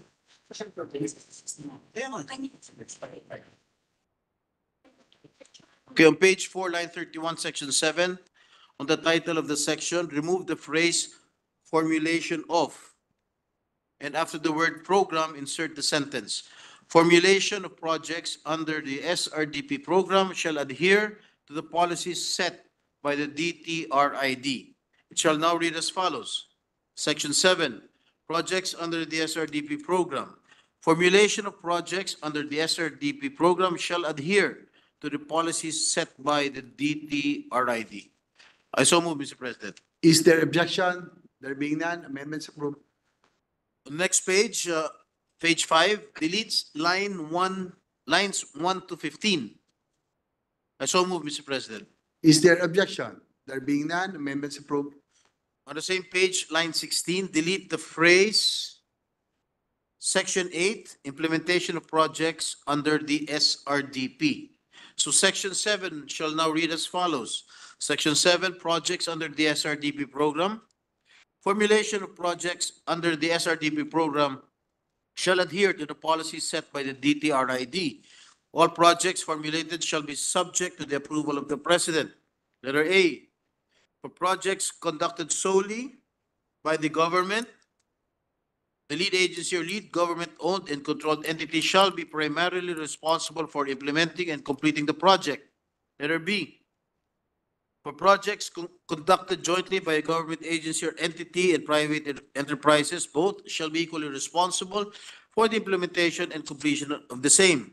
And letter C, for projects conducted solely by private entities, the implementation and completion of the same shall be the responsibility of said private entities. The Undersecretary shall exercise supervision and monitoring over the project in all instances. The succeeding sections are renumbered accordingly. I so move, Mr. President. Is there objection? There being none, amendments approved. On page 5, line 29, after the word material, include a comma and the phrase capital equipment, spare parts, and accessories. I so move, Mr. President. Is there objection? There being none, amendments approved. On page 6, line number 4, after the word mitigation, add the phrase by promoting technology transfer and sourcing labor and production of material, capital equipment, spare parts, or accessories locally. The section shall now read as follows. Section 9, development of technology and systems to counter unconventional threats. The SRDP program shall include material, capital equipment, spare parts, and accessories essential to and designed to effectively counter and address chemical, biological, radiological, nuclear, and cyber attacks or incidents. The DND, AFP, and all other government agencies involved in such attacks or incidents shall enhance the capacity and capabilities of its special units tasked with chemical, biological, radiological, and nuclear energy response and risk mitigation by promoting technology transfer and sourcing labor of material, capital equipment, spare parts, and accessories locally. I so move, Mr. President. Is there objection? There being none, amendments approved. On page 6, between lines 10 and 11, insert a new section. Section 11, cooperation of government agencies, the DTRID shall coordinate, collaborate, and work with the DOST, DTI, DOTR, NEDA, DILG, DBM, DOF, BOI, Government Procurement Policy Board, and other government agencies in implementing this act. These agencies are mandated to support the provisions of this act. The DBM and the GPPB are mandated to strengthen the systems and procedures for acquisition of material under this act. The succeeding sections are renumbered accordingly, Mr. President. I so move, Mr. President. Is there objection? There being none, amendments approved. On page 6, number 11, uh, on page 6, section 11, on incentives, line number 15.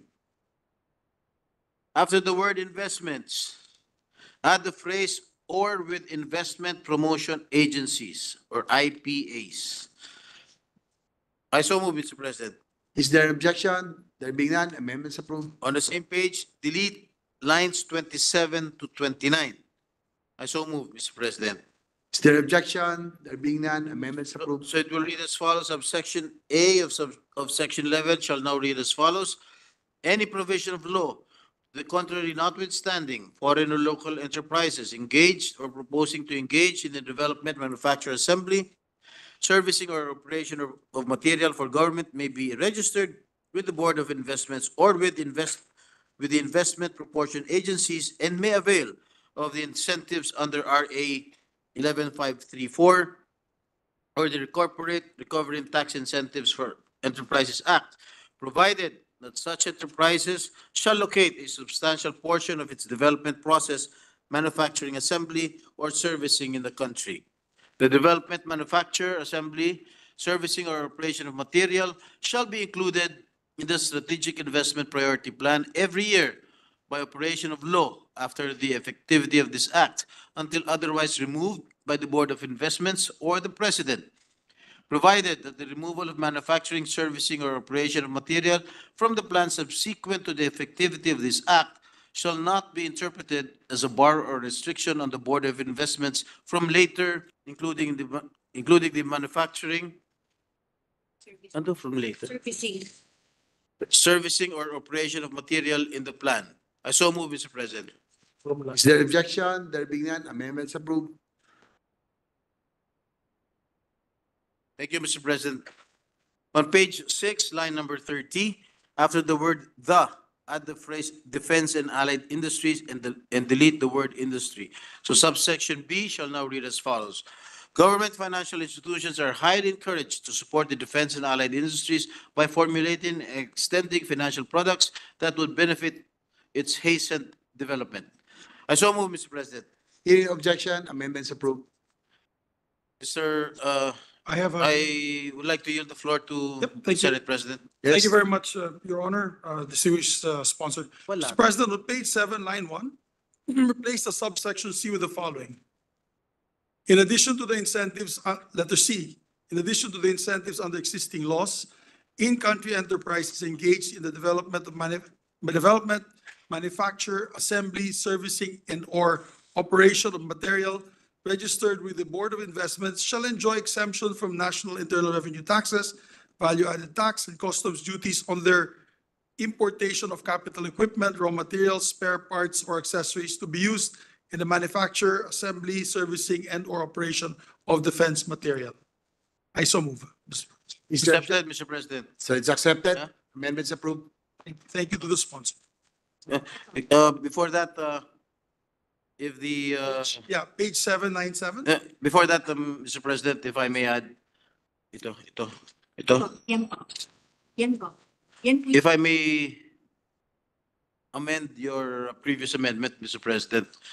Yes. On letter C, in addition to the incentives under existing laws, in-country enterprises engage in the development of manufacture, assembly, servicing, and operation of material registered with the Board of Investment and IPAs and I will just include and IPAs shall enjoy exemption from national internal revenue taxes, value-added tax, and customs duties on their importation of capital equipment, raw materials, spare parts, or accessories to be used in the manufacture, assembly, servicing, and delete the word or operation of defense material only in cases when the same are not locally available.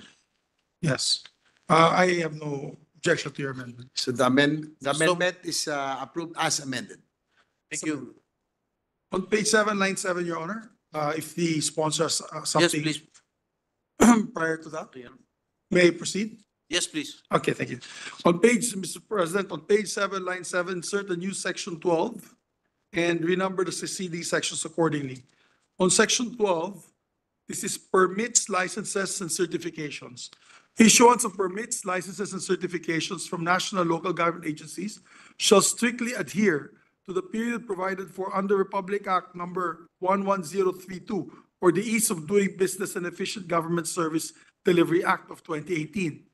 In addition to this, the PNP Firearms and Explosives Office in charge of the issuance of licenses to manufacture of ordnance, ammunition, and explosive material is prohibited from ordering to change, renovate, or modify a portion of a newly built manufacturing facility if the construction of such manufacturing facility had followed the building and construction plan submitted to the concerned government agency. Such changes shall be made prior to the issuance of the building permit and the actual construction of the manufacturing facility, provided that the PNP FEO shall review the locational, building, and construction plan of the manufacturing facility and issue a provisional license to operate. May I have a minute suspension, Mr. President? Session suspended.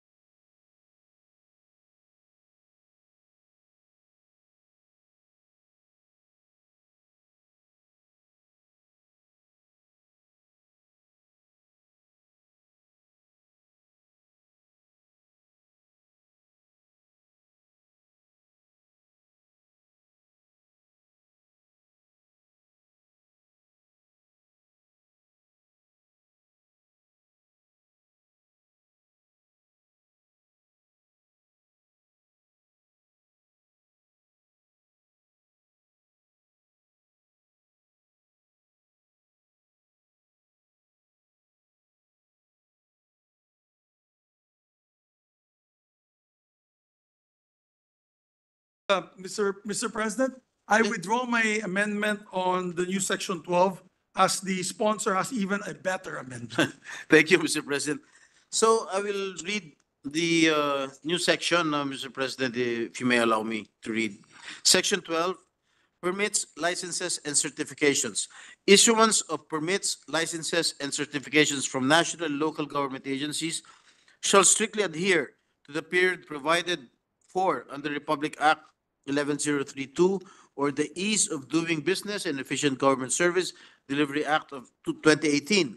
In addition to this, government agencies and offices in charge of the issuance of permits, licenses, and certifications to manufacture, produce, process, assemble, servicing, repair, and develop of material or ordnance, ammunitions, and explosives, capital equipment, spare parts, and accessories are prohibited from ordering to change, renovate, or modify a portion of a newly built manufacturing facility if the construction of such manufacturing facility had strictly followed the building and construction plan submitted to and approved by the concerned government agency. Such changes shall be made prior to the issuance of the building permit and the actual construction of the facility, provided that the government agency shall review the provided that the concerned government agency shall review the locational, building, and construction plan of the facility, period. Mr. Senate President, is it okay? The amendment to your amendment? Yes, sir. It is a better amendment. Your Honor. So there's no objection, the Also move. amendment is Subject to approved style, as subject to amended. style. Amendment Sub- approved as subject to amended. style. Subject to style.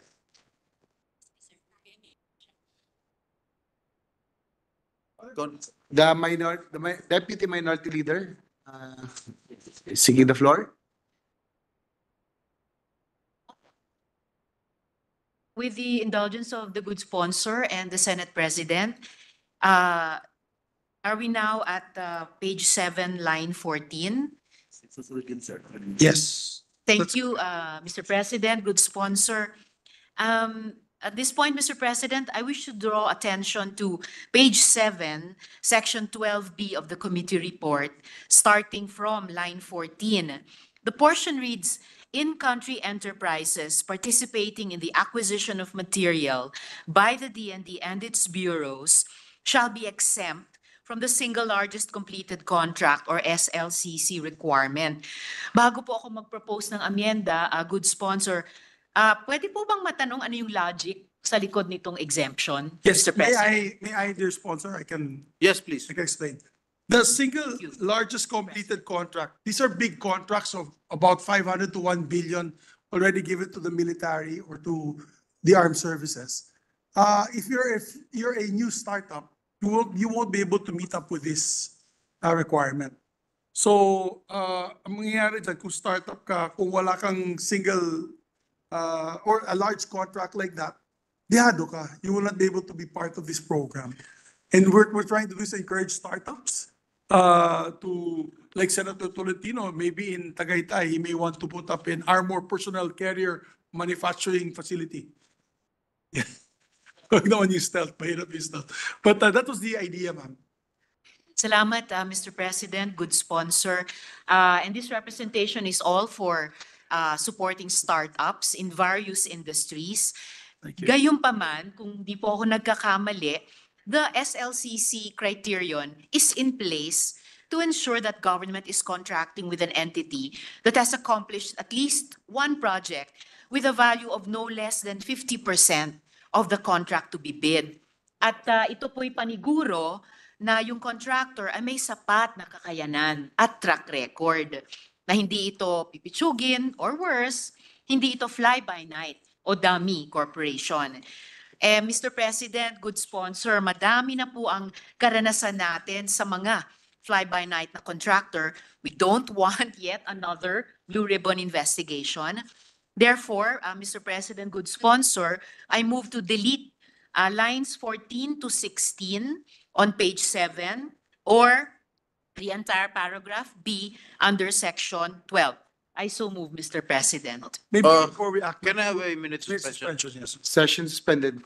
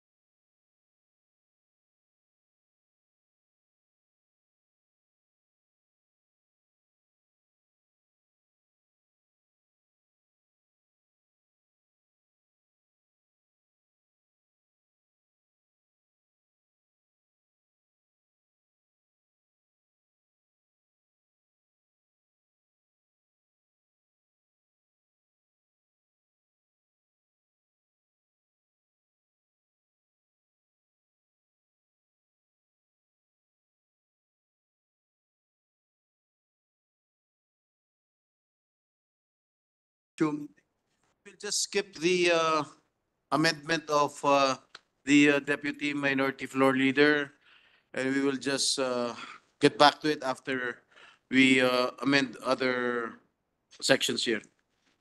So we lay on the table the proposed amendment of the deputy minority leader. So we proceed. Please proceed. Thank you, Mr. President. Yes, there is on page 7, line 8.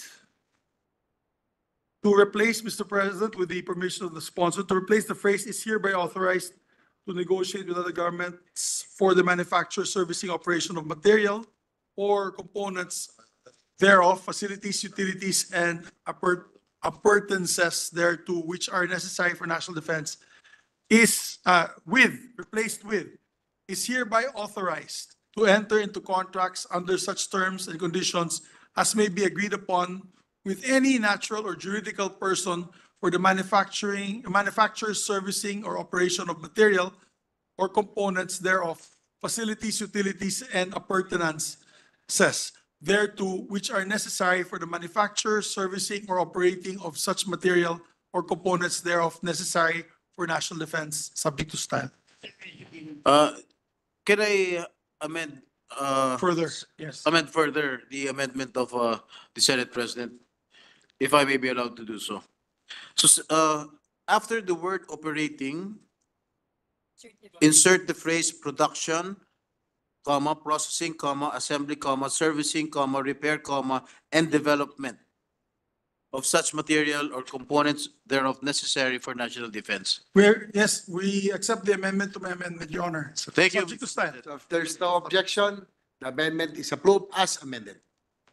Thank you. Subject to style, sir. Subject to style. On page 7, line 16, yes, we're going to skip that paragraph because we will try to clean it up together with Senator Risa Ontiveros. So I'll move on to page 7, line 31. Add the following subsections. Number 3, with the permission of the sponsor. Number 3, while honoring domestic preference, the in-country enterprise shall maintain the price it has submitted for the bid. And number 4, the procuring entity shall issue a letter of credit in favor of an in-country enterprise, provided that no payment on the letter of credit shall be made until delivery and acceptance of the goods as certified to by the procuring entity in accordance with the delivery schedule provided for in the contract have been concluded. Accepted, Mr. President. Thank you, Your The Honor. amendments accepted. Thank you, Your Honor. Amendments approved.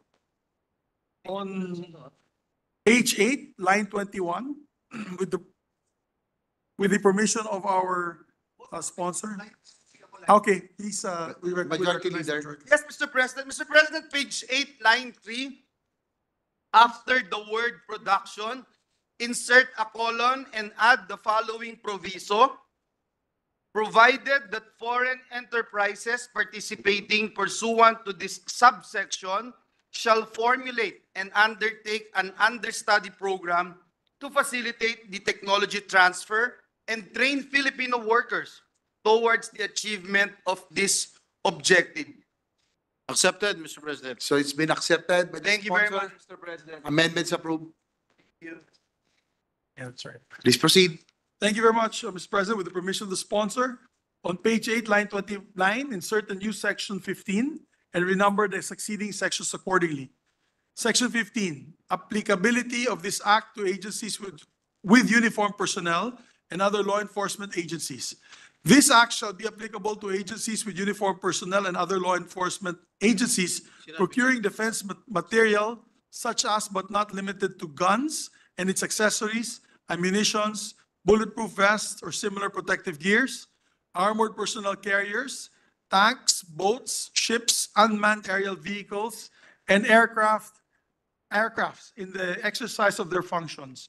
These agencies are the Philippine National Police, Bureau of Jail Management and Penology, both under the Department of Interior and Local Government, Philippine Coast Guard under the Department of Transportation, the National Bureau of Investigation, the Bureau of Corrections, and the Bureau of Immigration under the Department of Justice, and other similar law enforcement agencies.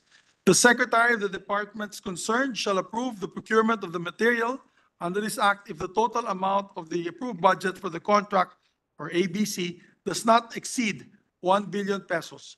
If the ABC exceeds 1 billion pesos, the approval of the president is required. Procurement of the products, supplies, projects, and services not falling under this act shall be covered by the regular process of the procurement under process of procurement under Republic Act number 9184 or the Government Procurement Reform Act. May I have a minute suspension? Session suspended.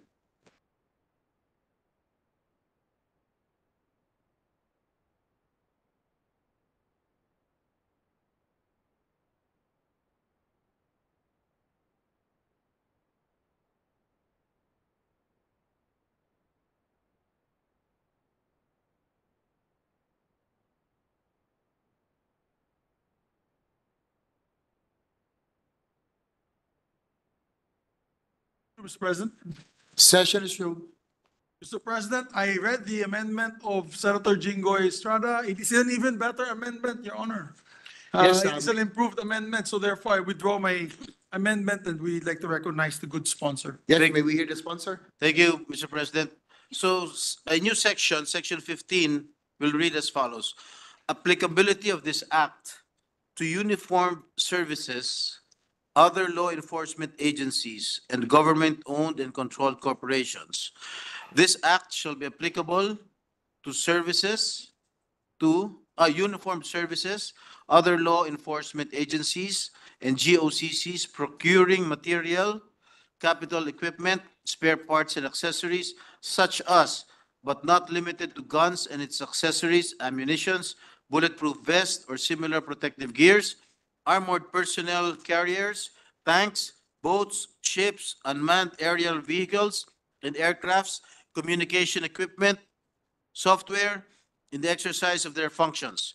These agencies are the Philippine National Police, Bureau of Jail Management and Penology, Bureau of Fire Protection, under the Department of Interior and Local Government, Philippine Coast Guard under the Department of Transportation, the National Bureau of Investigation, Bureau of Corrections, and the Bureau of Immigration under the Department of Justice, National Mapping and Resource Information Authority under the Department of Environment and Natural Resources, Bureau of Customs under the Department of Finance, Philippine Drug Enforcement Agency, and other similar law enforcement agencies and GOCCs, including but not limited to the Philippine Aerospace Development Corporation.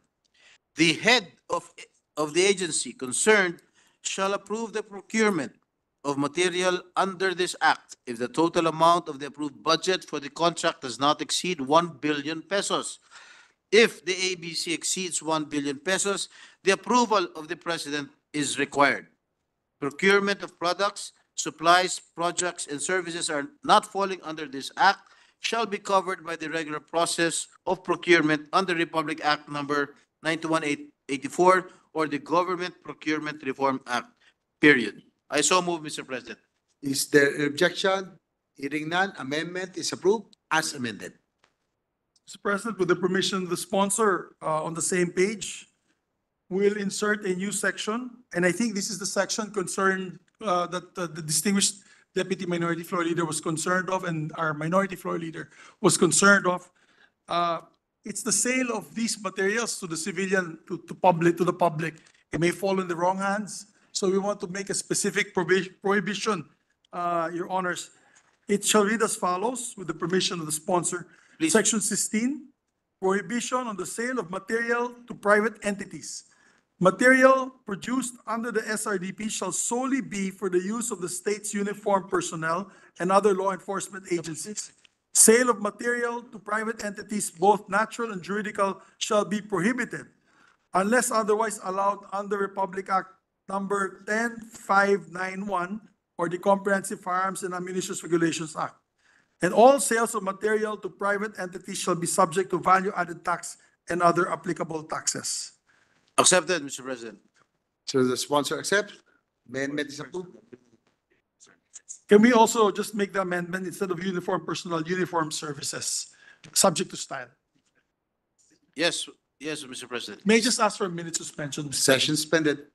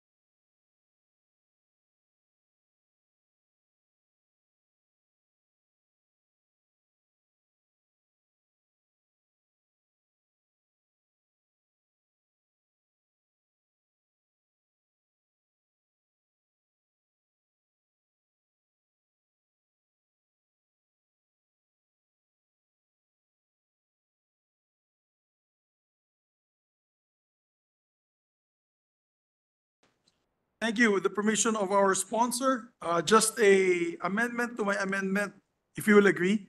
The new section 16 will be read as follows.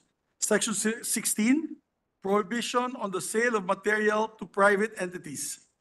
Material in the form of weapons, ammunition, explosives, and weapon systems and other similar material produced under the SRDP shall solely be for the use of the state's uniformed services and other law enforcement agencies, period. Sale of the material to private entities, both natural and juridical, shall be prohibited unless otherwise allowed under Republic Act number 10-0591 or the Comprehensive Firearms and Ammunitions Regulations Act.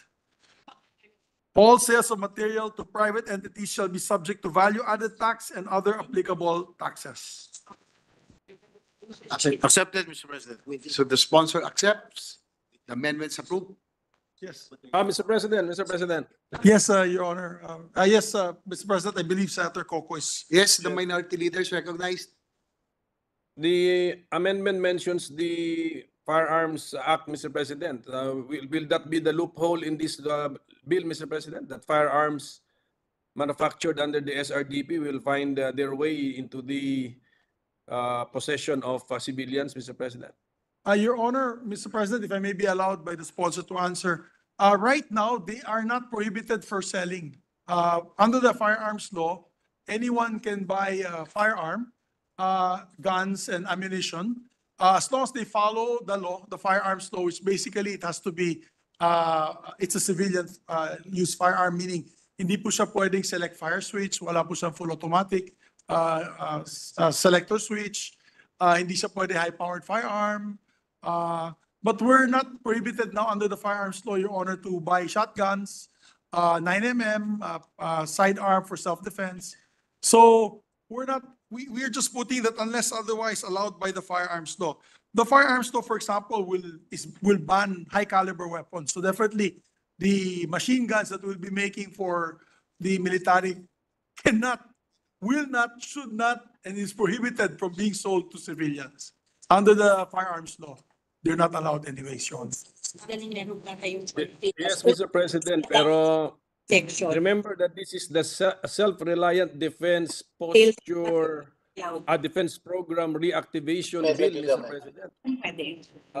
I think we are straying too far away from the intention already, Mr. President. If we want to even talk about allowing civilians now to purchase firearms under the SRDP, Mr. President. Ang problema lang kasi dyan, Your Honor, for example, I'll give an example ito sa Arms Corps. They're now selling to civilians under the firearms law. If they join the SRDP program and make ammunitions, firearms for the military, baka under this prohibition, they might be banned from entering the SRDP program, Your Honor, which lugi naman po sila kasi prior to this law, they're already allowed under the firearms law to sell to civilians. So it will be undue disadvantage to them if they're not be able to join the SRDP program, Your Honor. We make that Well, appeal Mr. to the President, minority floor I leader. think there is a way. There can be a way, Mr. President. They can create two entities, two corporate entities. Pwede po yan. One enrolled in the SRDP, one to continue what they have been doing right now. But at any rate, Mr. President, we have been doing extensive amendments on the bill. What is the plan? Is the plan to approve it today? Because I think it is best that we be given a clean copy first, Mr. President. My appeal to our distinguished colleague is if we can appeal it today para mahabol po natin on third reading next week. But what we can do is we can amend it now, fully amend it now, and maybe in an hour's time, we can give you in a 30 minutes time a clean copy, Your Honor, for you to review, and then we can try to approve it this evening. I think it's going to be unfair, Mr. President, to the members of the Senate if we rush this too quickly, Mr. President. let us follow the normal procedure when we extensively amend a bill. We should be given time to go over the extensive amendments, Mr. President. At any rate, this is a reactivation of a defense program, Mr. President. Napakahalaga nitong batas na ito. And what would be the difference if we approve it before Christmas and after Christmas, Mr. President? Foundational kasi ito. This is a foundational bill, Mr. President. Importante that we get it right from the very start, Mr. President. I tend to agree with you, Mr. President, but again, I'm just appealing to the distinguished minority floor leader. We are in the end, part of our amendments were also, actually, this is the last amendment, Your Honor. And then, and it's an amendment that I included because of you and the deputy minority floor leader, to make sure that it doesn't go into civilian hands. So again, I'm appealing to our minority floor leader so that we have some action, or we have some outputs in this final month of the year, of this year. It is, Mr. President, it is the potential loophole that I am worried about. So siguro, sige nga, let's try to make the procedure proposed by the Senate President work and await a clean copy, Mr. President. If this representation can ask for a digital clean copy, Mr. President. Yes, thank you. I appreciate that, Your Honor. And Mr. President, while you're at it, can you also come up with an amendment that nothing in this act shall be considered as exempting our country from compliance with the provisions of the Arms Trade Treaty, Mr. President? Something to that effect? Yes, Your Honor, done.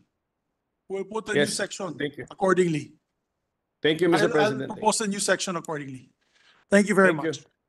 Thank you to our minority leader. But before, with the indulgence of the Senate President, the Chair would like to acknowledge the presence of Mayor Pete Merera and the Sangguniang Bayan members of Binmalay, Pangasinan. Welcome to the Senate, sirs. Yes. So there was an amendment accepted by the sponsor, Your Honor, para we can put it in the clean copy. Yes, If I can, what does the sponsor have to say? Mr. President, if I can just amend the previous amendment of the Senate President. After the word entities, insert the phrase allowed under this section. So it will read, all sales of material to private entities allowed under this section shall be subject to value-added tax and other applicable taxes. Is there an objection? There being none, amendment is approved Okay, as amended. Yes. Thank you very much. We accept just 1 minute suspension, Your Honor. Session suspended.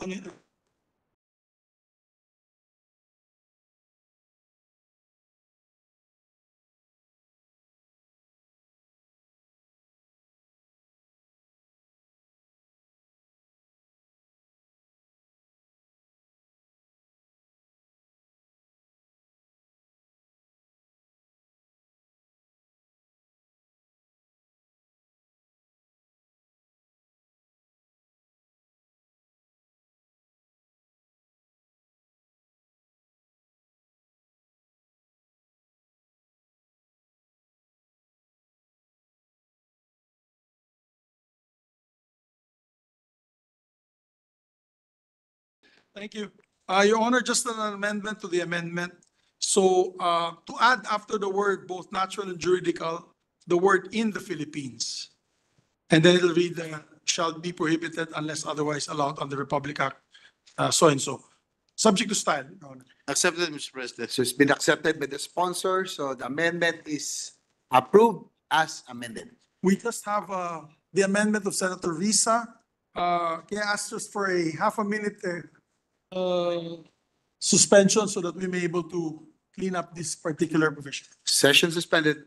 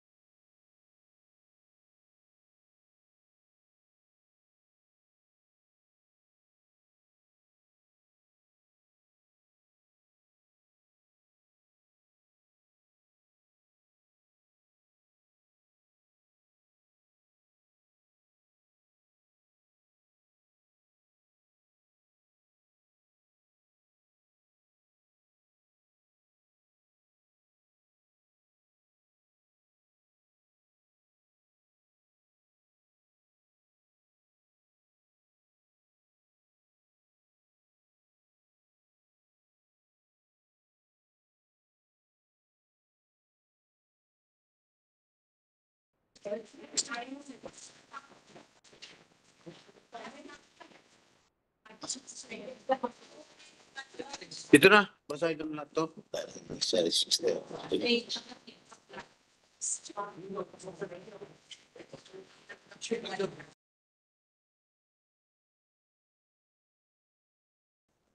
Thank you, Mr. President. If I may continue to amend on page 8, line 19, insert the new section, counter trade. Integration of counter trade as part of the procurement policy and procedures on the DND, including those of its attached agencies, bureaus, and offices with respect to its purchase or procurement of imported capital equipment, machinery, supplies, material, and services as an added value in the selection of a supplier during the procurement of goods and services. I so move, Mr. President. Is there an objection? There being none, amendments approved. On the same page, immediately after the new section on counter trade, insert the new section, promoting and marketing support. Promotion and marketing support. The government shall promote the export of locally made materials and the local enterprises to other countries and is encouraged to provide financial marketing support for the purpose of such promotion. I so move, Mr. President. Is there objection? There being none, amendments approved. Thank you, Mr. President. On page 8, lines 19 to 28, delete the entire section 14 and replace it with section 14, reporting and oversight. The secretary shall, not later than the end of the first quarter of the succeeding year, submit to the President and the Congress, letter A, an annual report on the acquisitions made under this act. And letter B, copies of the multi-year contracts, obligations, and other agreements entered into by the department and its bureaus. Pursuant to its constitutional duties, the executive department, particularly the National Economic and Development Authority, the Commission on Audit, and the Congress, shall discharge oversight functions to wit. The NEDA shall conduct an annual review of the status of all defense-related acquisitions exercised by the Secretary in Section 8 of this Act, identify causes of delays, reasons for bottlenecks, cost overruns, both actual and prospective, and continued viability, and report to the Congress not later than June 30 of each year. The Commission on Audit shall conduct an audit on each ongoing and completed acquisition and render a report to the Congress thereon not later than June 30 each year. And there shall be a Congressional Oversight Committee composed of the chairpersons of the Committee on National Defense and Security of both Senate and House of Representatives, who shall serve as co-chairpersons of the Oversight Committee, the chairpersons of the Committee on Ways and Means of both Senate and House of Representatives, who shall serve as co-vice chairpersons, 4 members each from the Senate and the House representing the majority, and 2 members each from the Senate and the House representing the minority, to be designated by the leaders of the majority and minority in the respective chambers. I so move, Mr. President, subject to style. Is there an objection? There being none, amendments approved, subject to style. And on page 9, line 10, after the word act, insert the sentence. The amount necessary to support the implementation of this act shall be charged against the respective agencies. Subsequent funding shall be included in the annual General Appropriations Act. I so move, Mr. President. Is there objection? Hearing none, amendments approved. All sections are hereby renumbered accordingly, Mr. President. May I have a minute suspension, Mr. President? Session suspended.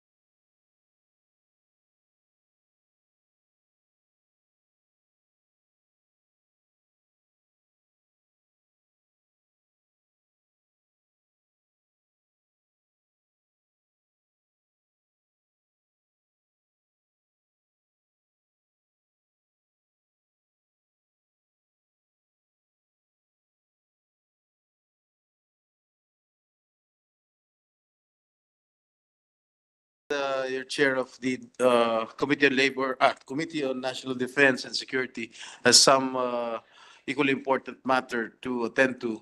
I would like to delegate, with the permission of the body, I would like to delegate the co-sponsor of this measure, who happens to be the Senate President, to accept amendments and to continue sponsoring this said measure for tonight only. Thank you, Mr. President. Yes, so noted. So the Senate President will continue the sponsorship of the measure.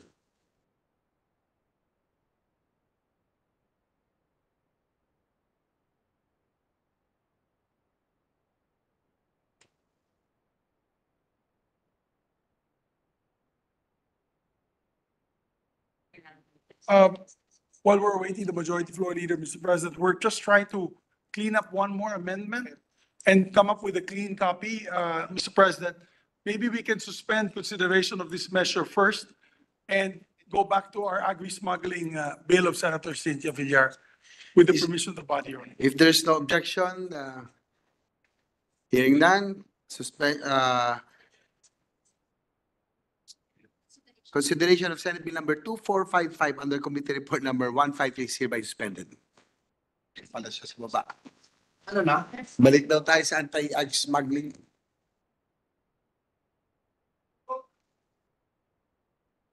Anong number yun?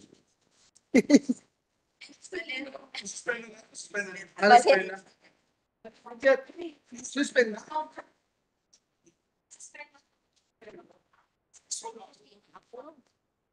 Ako mabila.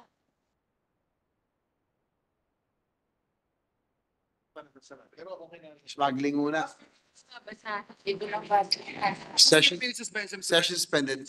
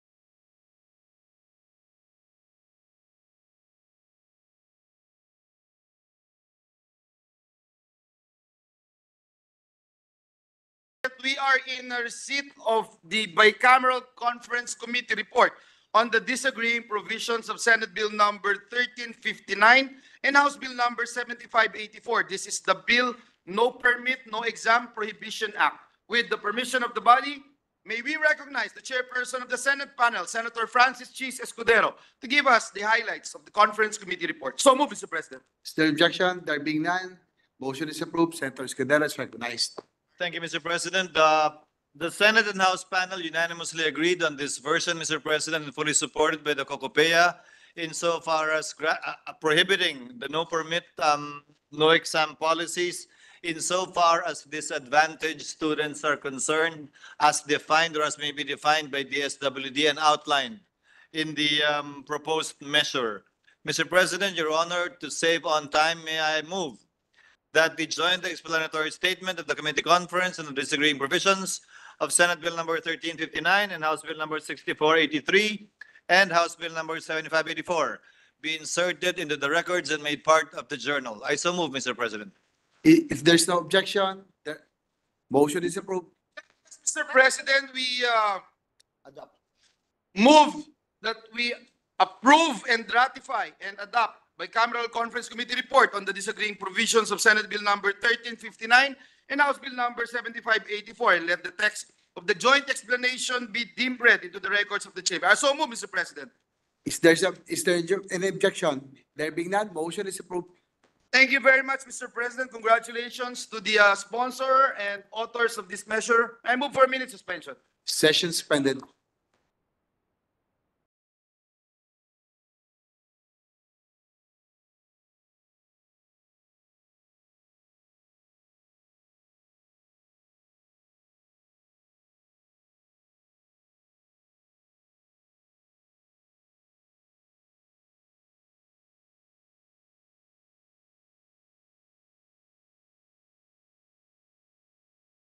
I move that we resume consideration of Senate Bill number 2432. This is the bill on Anti-Agricultural Economic Sabotage Act. I so move, Mr. President. Is there objection? There being none, consideration of Senate Bill number 242 under committee report number 118 is now in order. Thank you, Mr. President. Mr. President, the parliamentary status of the measure is that we are now in the period of individual amendments. And again, with the consent of the body, I move to resume the period of individual amendments. I so move, Mr. President.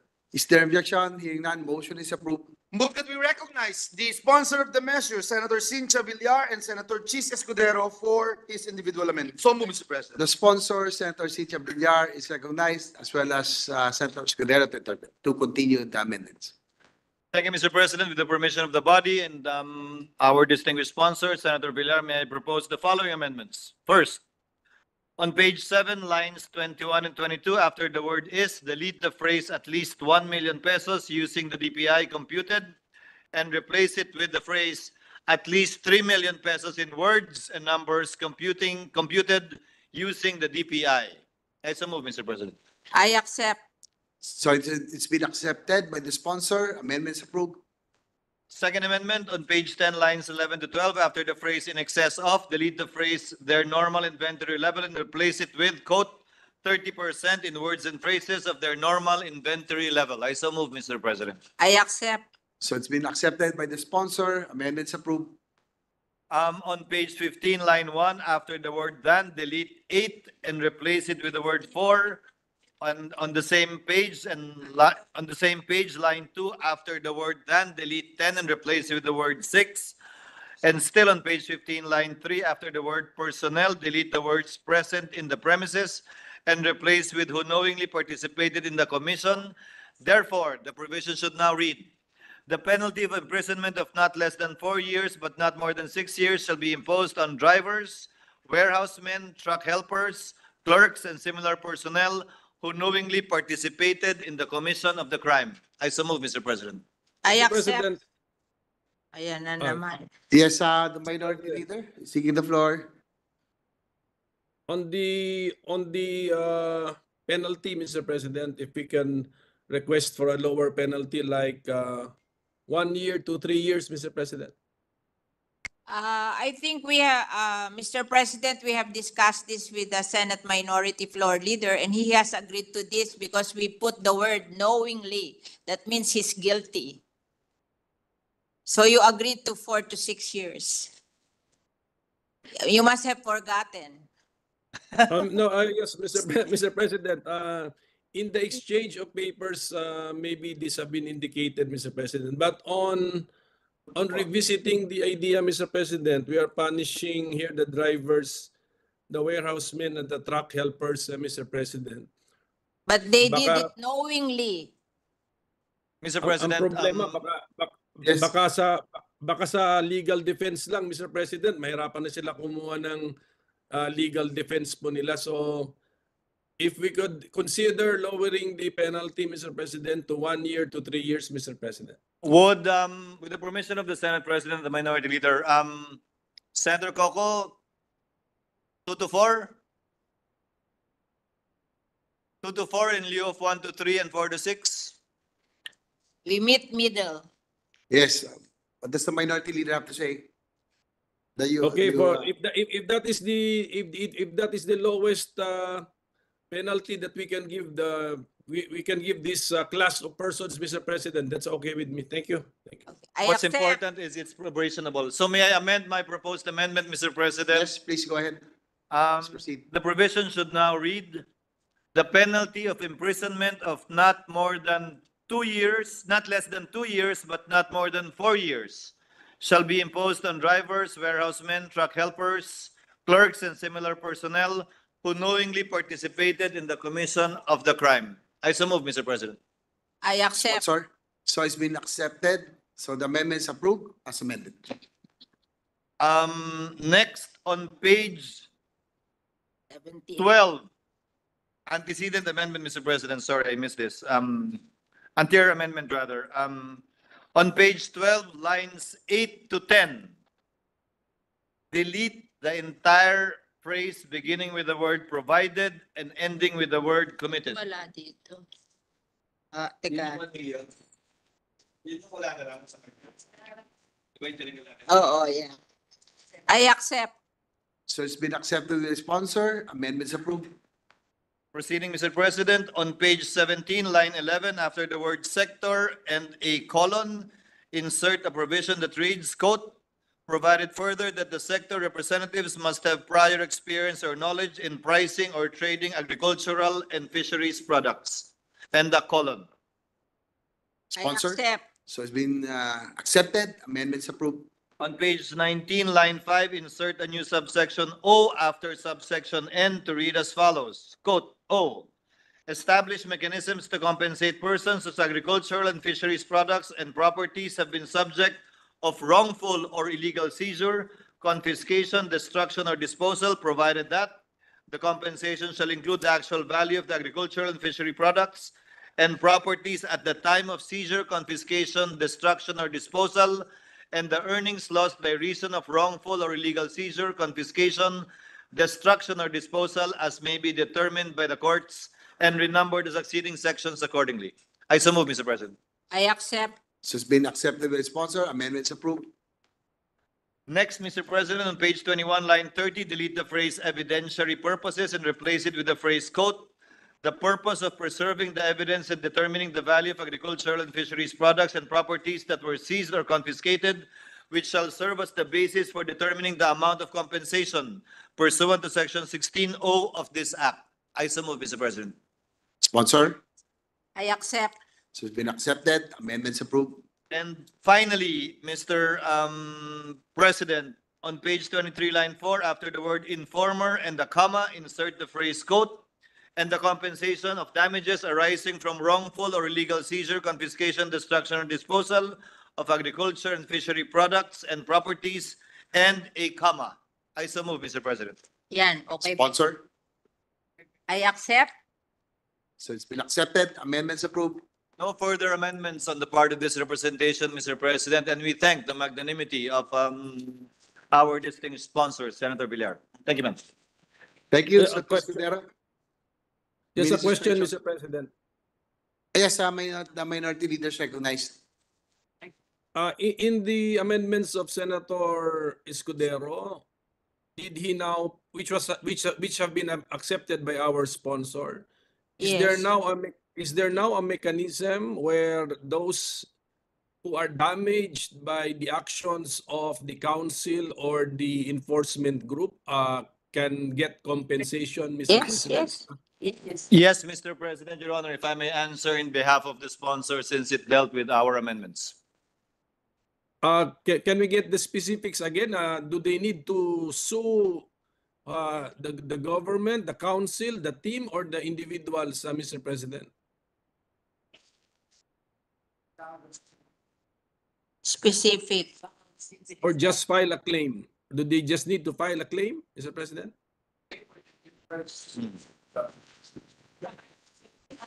Can I read the provision here?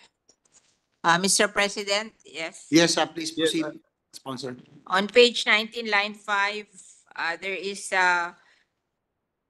we can read as follows, establish mechanism to compensate persons whose agricultural and fishery products and properties have been subject of wrongful or illegal seizure, confiscation, destruction, or disposal, provided that the compensation shall include the actual value of the agricultural and fishery products and properties at the time of seizure, destruction, or disposal, and the earnings lost by reason of wrongful or illegal seizure, confiscation, and destruction or disposal as may be determined by the courts.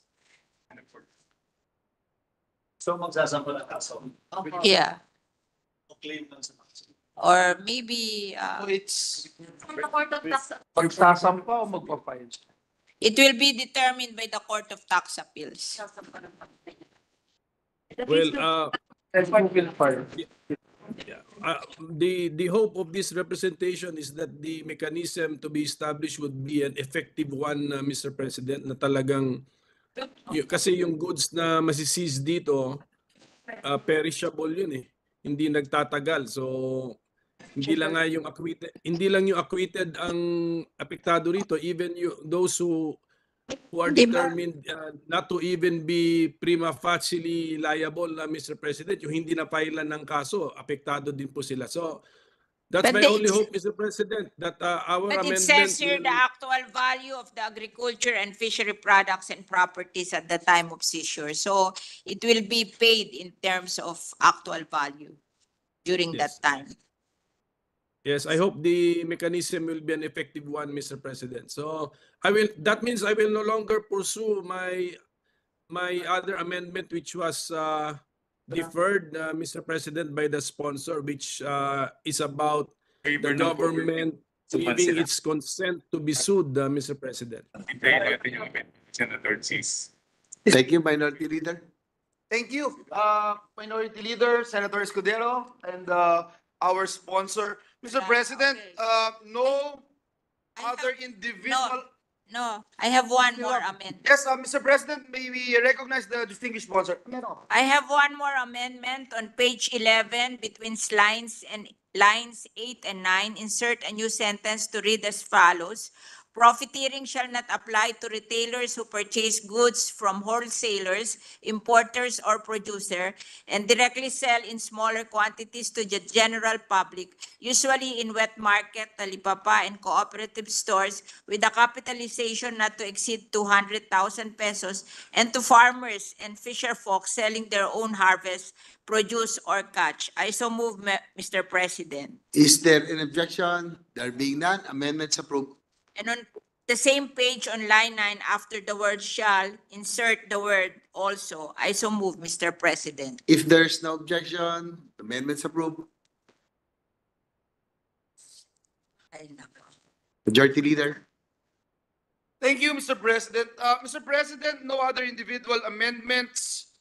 I move that we close the period of individual amendments. I so move, Mr. President.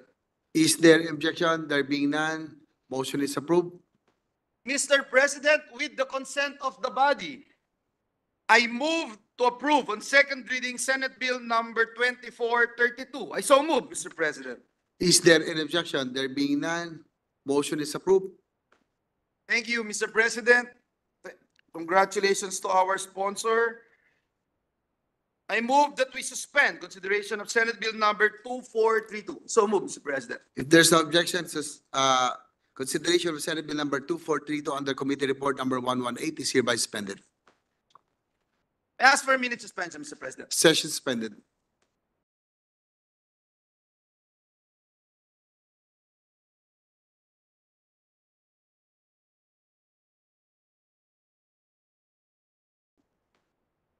Mr. President, at this juncture, we are in a receipt of a bicameral conference committee report on the disagreeing provisions of Senate Bill number 2243 and House Bill number 8278. This is the bill on Philippine Salt Industry Development Act. With the permission of the body, I move to recognize the chairperson of the Senate panel, Senator Cynthia Villar, to give us the highlights of the conference committee report. So move, Mr. President. Senator Cynthia Villar is recognized. Mr. President, in behalf of the Senate panel to the Bicameral Conference Committee on the disagreeing provision of Senate Bill number 2243 and House Bill number 8278, or the Philippine Salt Industry Development Act, I am pleased to report on the successful outcome of the bicameral conference. The bicameral conference agreed to adopt the Senate version as the working draft of the discussion. The changes in the working draft, which we stated on the joint explanatory statement, comprise the content of the bicameral consolidated bill.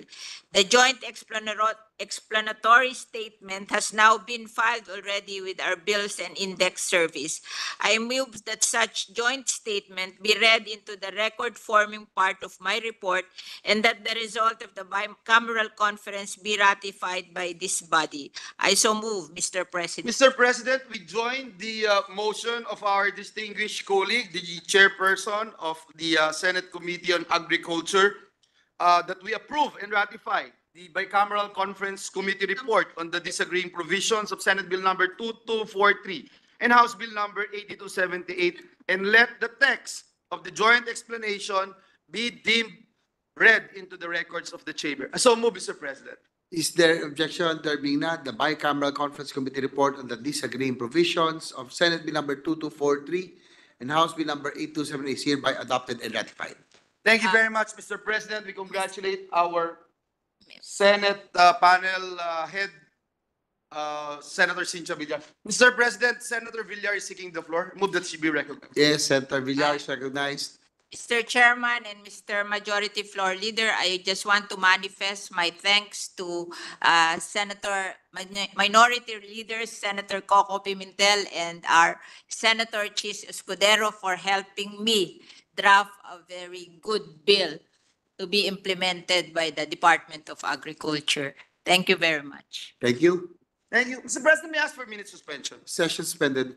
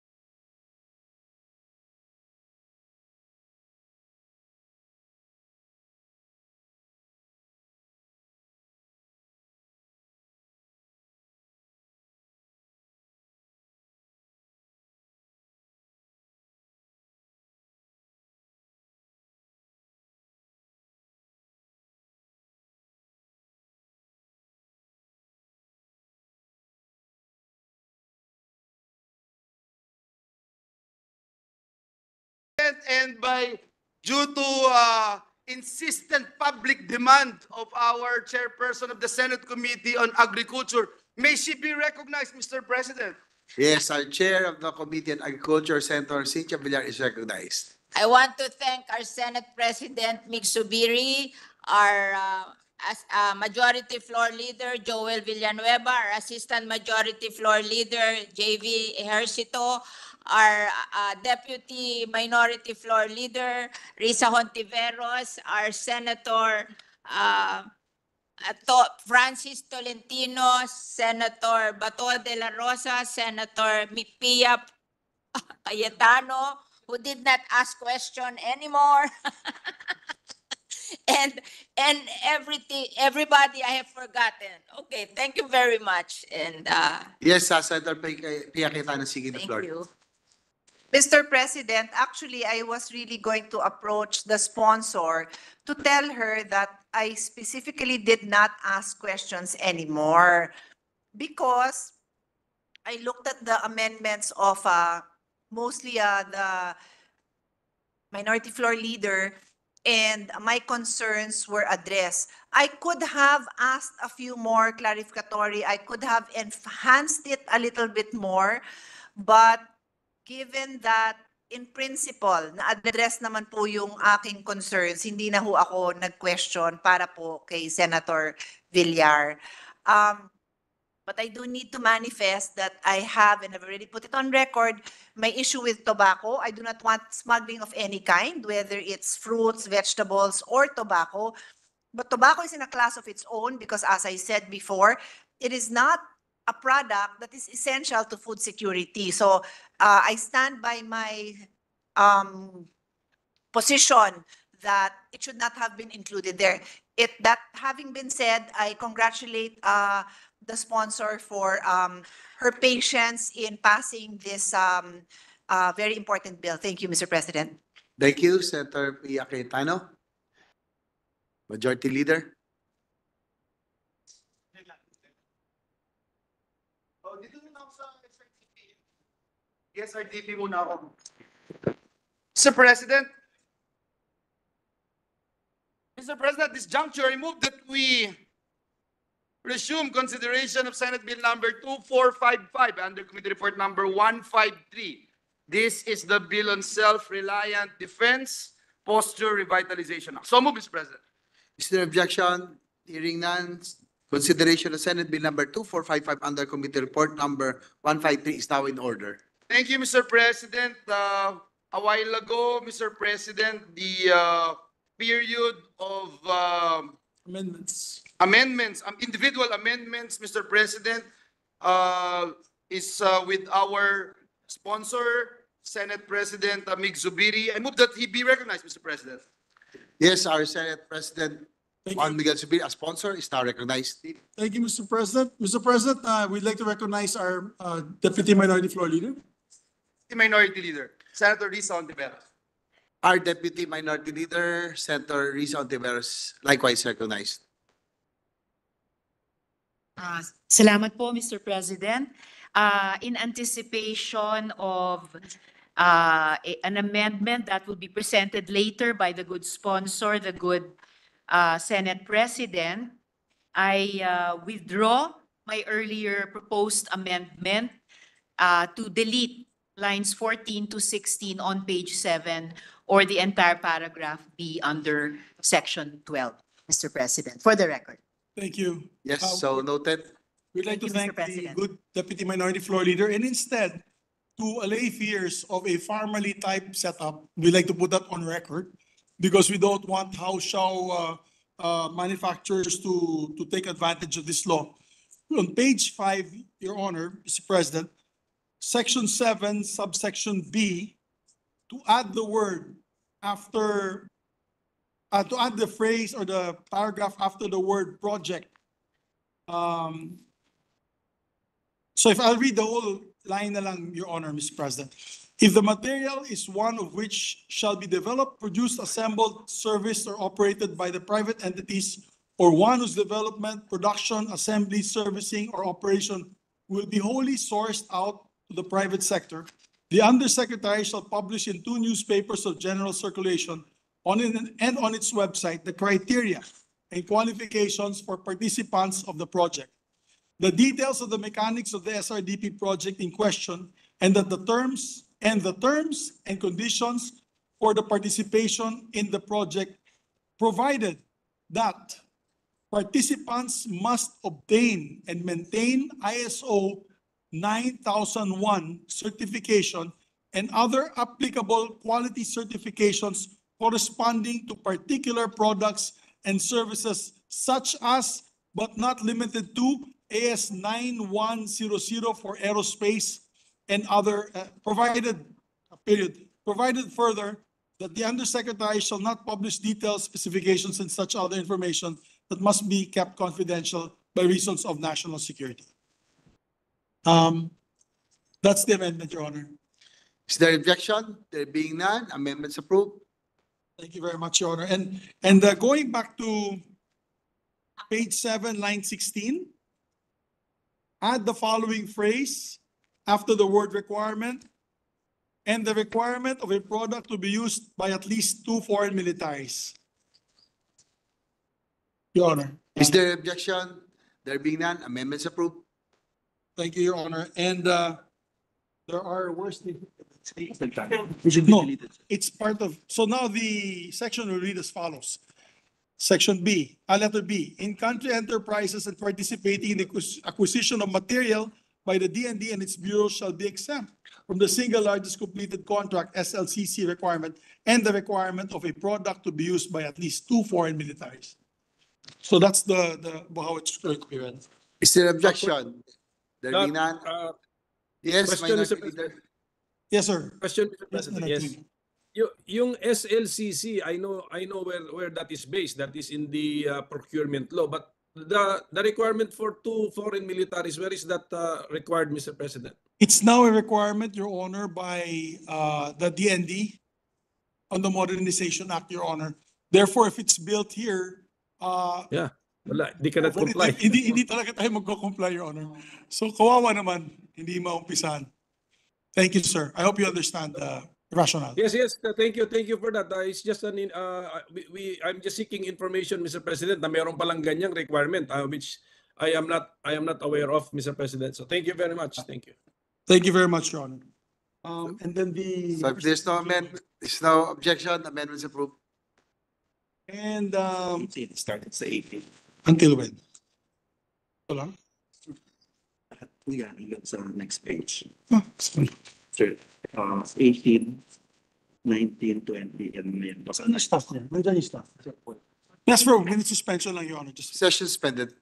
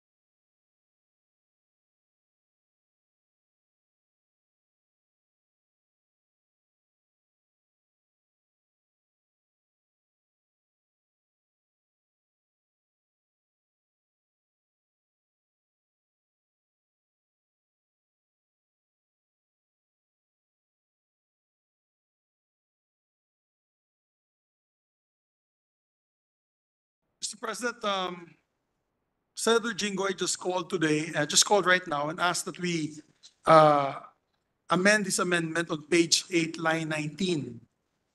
Your Honor, and allow me to read. Insert the new section which will read, counter trade and offset.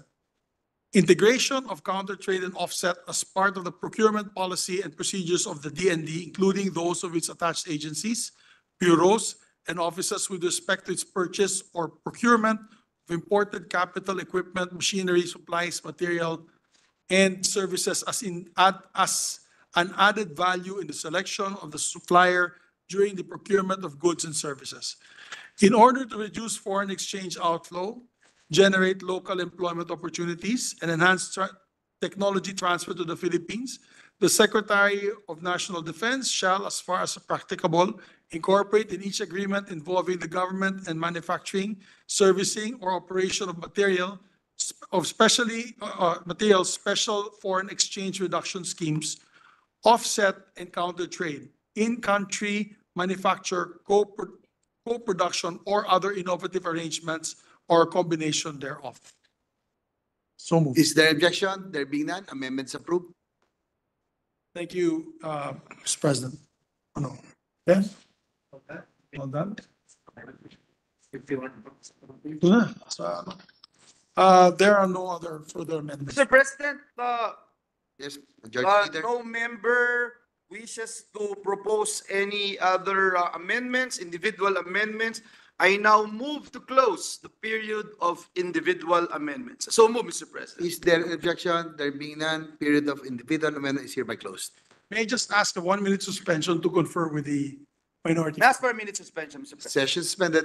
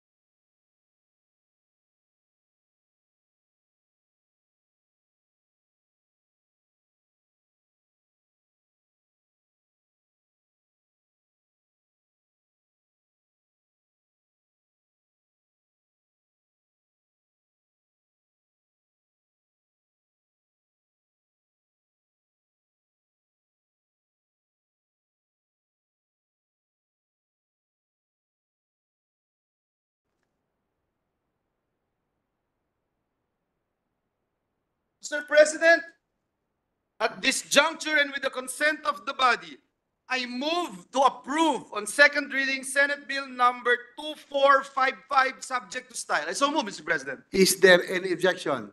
There being none, Senate Bill number 2455 under Committee Report number 153 is approved on second reading, subject to style. Thank you very much and congratulations Congratulations. to our Senate President and Senator Jinggoy and the co-sponsors and authors of the measure.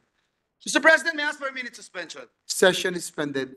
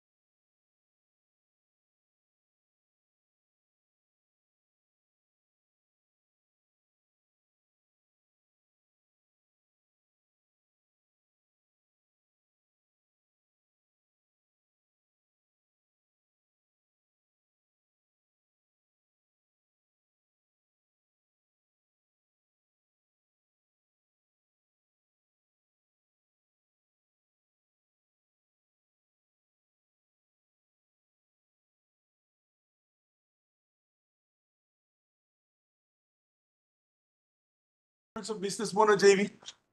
I believe, Majority Leader, we have reference of business. We'll just proceed with the reference of business with your motion. Yes, Mr. President, we proceed to the reference of business. There being no objection, we ask the Secretary to read the reference of business. Bills on first reading, Senate number 2506, providing for comprehensive atomic energy regulation, creating for the purpose the Philippine Atomic Energy Regulatory Commission and appropriating funds therefore, Senator Gatchalian. To the Committee on Science and Technology, Energy and Finance. Resolutions. Proposed Senate Resolution 879, directing the appropriate Senate Committee to conduct an inquiry of possible violation of anti-dumping laws, rules, and regulations. Relation to influx of imported paper to the detriment of local paper production with an end in view of crafting legislation or policy recommendation as may be necessary. Senator Gatchalian. Referred to the Committees on Ways and Means, Trade and Commerce. 880, expressing the sense of the Senate in calling for adherence to international humanitarian law, a sustained ceasefire, and unhindered humanitarian access in Gaza amid the conflict between Israel and Hamas. Senator Padilla. To the Committee on Rules. 881, resolution strongly condemning the recent explosion in Mindanao State University. Senator Villar M. To the Committee on Rules. Committee reports. Committee Report 176 by the Committee on Foreign Relations and proposed Senate Resolution number 878. Resolution concurring in the ratification of the Agreement on Social Security between the Government of the Republic of the Philippines and the Government of the Republic of Korea. Recommending its approval without amendment. Sponsor Senator Marcos. To the Calendar for Ordinary Business. 177, prepared and submitted jointly by the Committees on Local Government and Finance of Senate number 2507 with Senator Zubiri, Villanueva, Gatchalian, Ejercito, Revilla Jr., and Lapid as authors. Entitled An Act Establishing the Negros Island Region, recommending its approval in substitution of Senate numbers 89, 812, 1236, 1422, and 1469, taking into consideration House number 7355, sponsor Senator Ejercito. To the Calendar for Ordinary Business. Mr. President, I move that we transfer from the calendar for ordinary business to calendar for special orders. Committee Report number 177 on Senate Bill number 2507. This bill pertains to the Negros Island region. I so move, Mr. President. There be no objection. Motion is approved. Mr. President, I move that we consider Senate Bill number 2507 under Committee Report number 177. I so move, Mr. President. There be no objection. Motion is approved. The Secretary will read the title of the measure. An Act Establishing the Negros Island Region. Mr. President, may I be recognized to sponsor the measure? Yes, our distinguished Deputy Majority Floor Leader, the sponsor of the measure, Senator J.V. Ejercito, is recognized. Mr. President, my dear colleagues, today I stand to sponsor a bill that is 3 decades in the making, in which will benefit Negrenses and Siquihodnons for decades to come when it is enacted. We're referring to Committee Report number 177 on Senate Bill number 2507, which will establish the Negros Island region. It is in substitution of 5 bills authored by no less than our Senate President, Juan Miguel Zubiri, Majority Leader Joel Villanueva, Senators Gatchalian, Revilla, Lapid, and this representation. It also takes into consideration House Bill number 7355, which was authored by several members of the House of Representatives. The key points of the bill can be summarized as follows. It will create the Negros Island Region, NIR, which will be composed of Negros Occidental, including the city of Bacolod, Negros Oriental, and Siquijor. The province of Siquijor is included due to its historical ties and geographic proximity to the island of Negros. To ensure the effective delivery of services, 6 clusters of regional office will be divided between the 2 halves of the island. On one hand, Negros Occidental will house the clusters for agriculture and land-related agencies, peace and order and security, and governance. On the other hand, Negros Oriental will house the clusters on human development, infrastructure, and industry and labor. Upon the enactment of this bill, a technical working group will be constituted for the transition process. It will include the NEDA, DBM, DILG, representatives of the governors of the 3 provinces, and representatives of all elected members of the houses from those provinces. My dear colleagues, this measure is a short one. It is only 3 pages long. It contains only 9 sections. Indeed, it proves that the measure of a bill is not its length, but its impact. However, the context and rationale for this measure are much lengthier. And it is this tale of 2 regions which I will attempt to summarize. Negros Island is not only split into 2 provinces, but also 2 administrative regions. This makes Negros sui generis among our Balkanized islands. In contrast, Misamis Oriental and Occidental both in same region. The same applies to the 2 Mindoros, all 4 Davao provinces, and those with the Del Sur or Del Norte suffix. There are 3 reasons for this division. The first is geography. Look at any relief map and you will see that a mountain range divides the island. However, the highlands lie more on the oriental side, while the occidental side is more blessed with broad plains. Immigration, driven by economic goals, is the second reason. Settlers from Panay converted the broad plains of the occidental side for the sugar plantations and sugar trade. The oriental side also has fields of sugar, but these were planted by settlers from Cebu. However, there are linguistic overlaps in certain coastal areas. Conflict was the last reason. The island was first split in 1890 in response to pirate raids on the eastern portion of the island, which was too far away from Bacolod.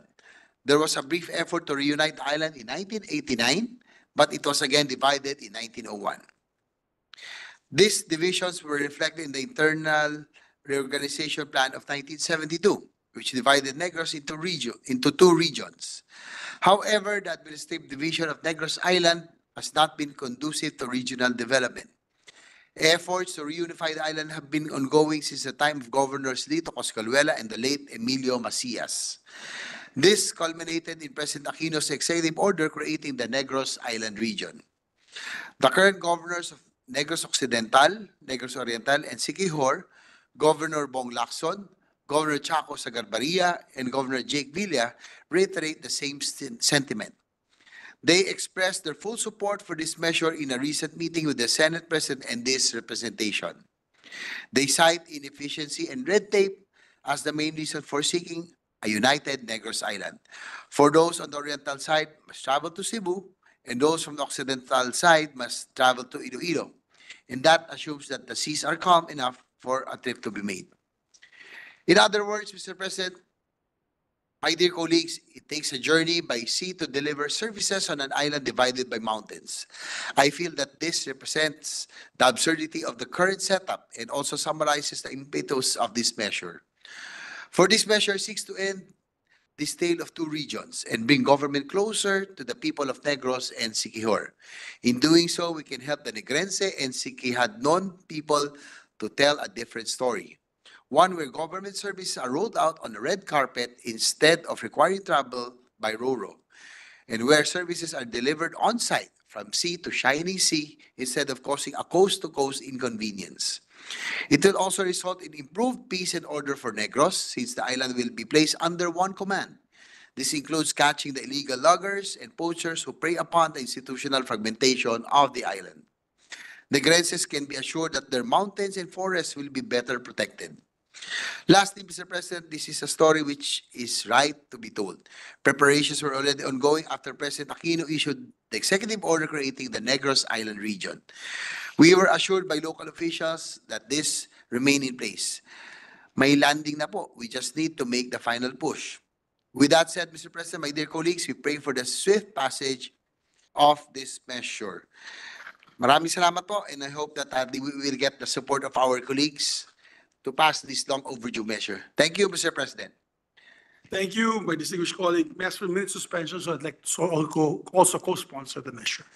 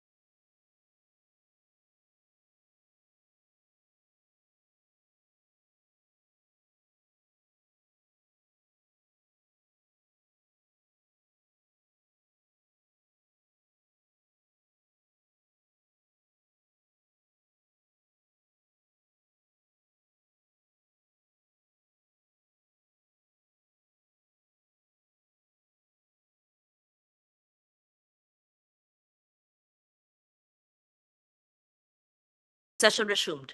Yes, Madam President, next to co-sponsor this measure, actually the principal author of this measure is our Senate President Juan Miguel Zubiri. I move that he be recognized. We recognize the Senate President on this, 3 decades long measure, which the good Senate President principally authored. Thank you very much, Madam President.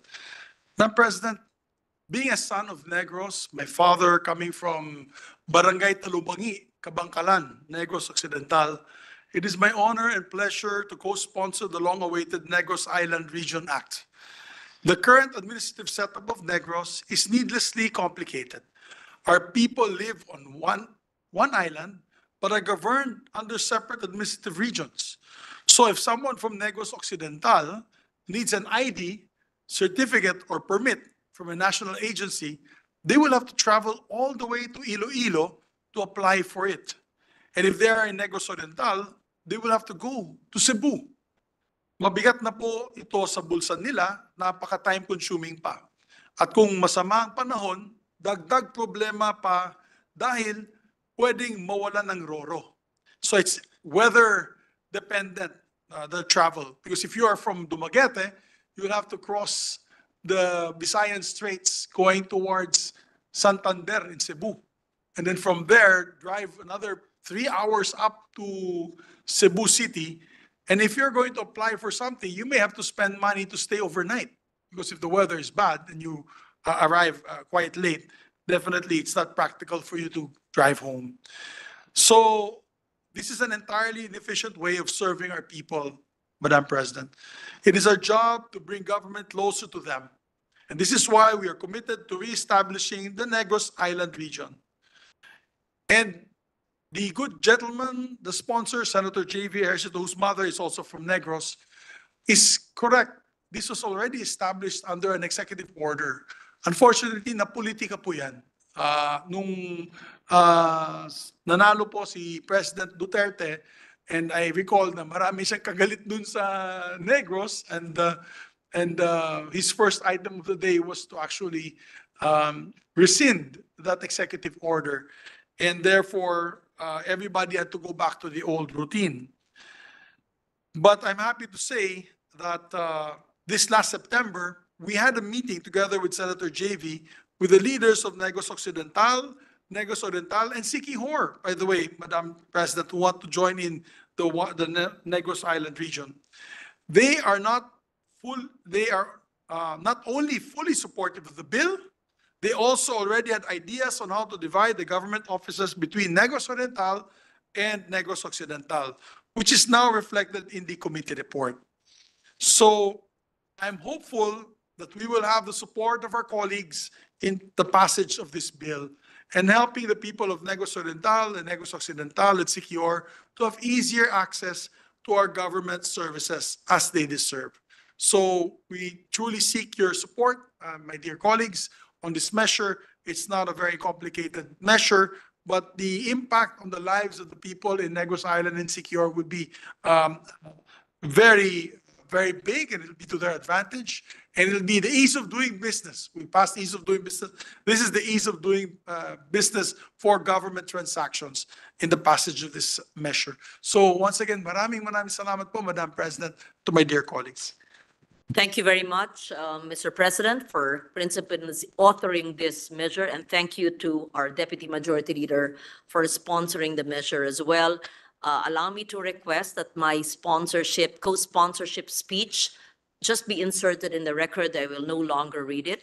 And may I request that I be made co-author of the measure. Yes, thank you, Madam President, for volunteering to be a co-author of this landmark legislation.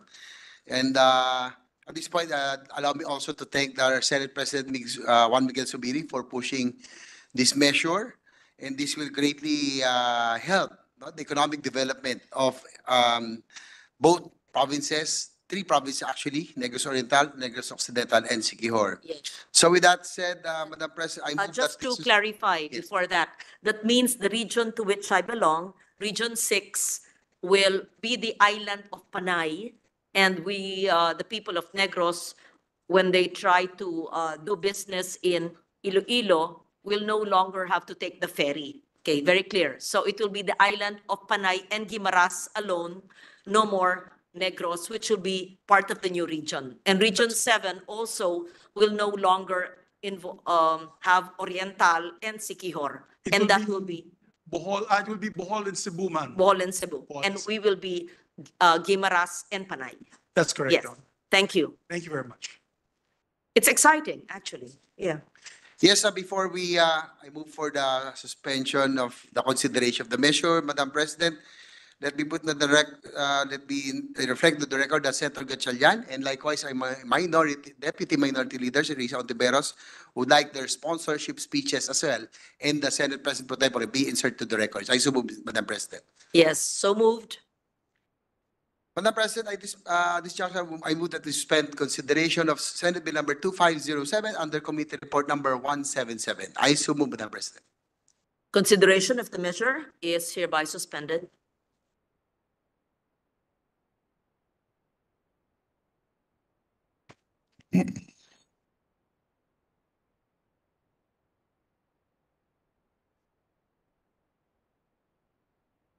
Madam President, I move that we resume consideration of Senate Bill number 2492 under Committee Report number 172. This is the bill on the Philippine Maritime Zones Act. I so move, Madam President. The bill on the Maritime Zones Act is hereby considered on the floor. We recognize the sponsor, Senator Tolentino.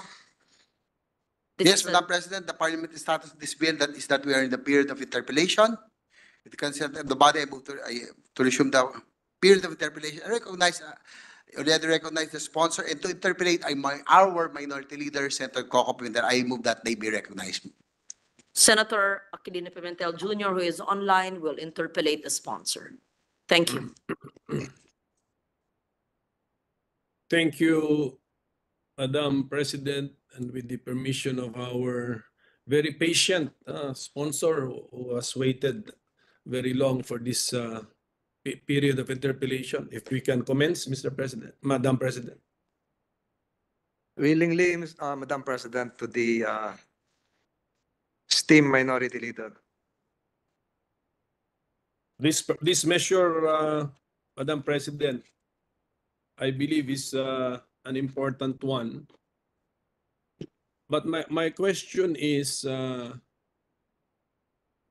do we need this, Mr. President? Yes, Mr. President, we need this measure because it will highlight the gains that we have incrementally achieved, specifically as regards the 2016 arbitral ruling, as well as the recognition that we have gotten from the international community, as well as the consistent, the persistent, the daily plight of our fisher folks, as well as the troops within on board right now, BRP Sierra Madre, that the continuing daily discussions on West Philippine issues would probably be clarified by this legislation, Mr. President. So it is not just for purposes of integrating in a legislation all our claims, but likewise, I believe, Mr. President, this will represent our aspirations as a people. Do we gain something from this? Definitely, we will gain something from this. And history probably will judge us, Mr. President, that this landmark maritime zones law is a step in the right direction. Is the enactment of a maritime zones law by a state required or encouraged under any treaty or norm of international law? Mr. President, you're correct. The UNCLOS encourages us, state parties, and a lot of state parties have done this. Maldives, the island nations in the Pacific, among others, have their own maritime zones law. The wordings of the UNCLOS is encouraging enough for us to adopt our own domestic version of UNCLOS, which would be a sign of our compliance with UNCLOS itself, following the principle of pacta sunt servanda, Mr. President. We will be complying with UNCLOS in good faith, Mr. President. So the question is, do we have to do this? It is by having our own version of UNCLOS, which would synthesize our, which would fuse pertinent provisions of the Constitution with our obligations and rights enshrined in UNCLOS that would perhaps justify the passage of this measure, Mr. President.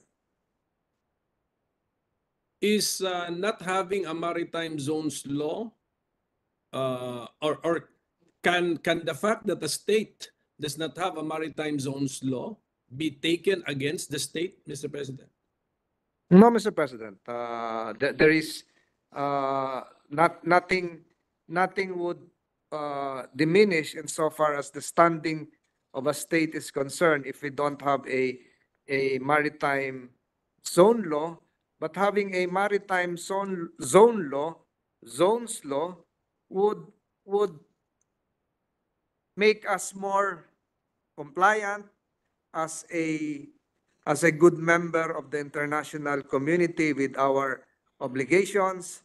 It would, Mr. President, again, allow us to exercise with clarity our sovereign rights, as well as enable us to effectively enforce our laws in the maritime zones, and I'm referring to the different maritime zones, and it would effectively make the 2016 arbitral ruling very, very relevant insofar as our claims are concerned, Mr. President.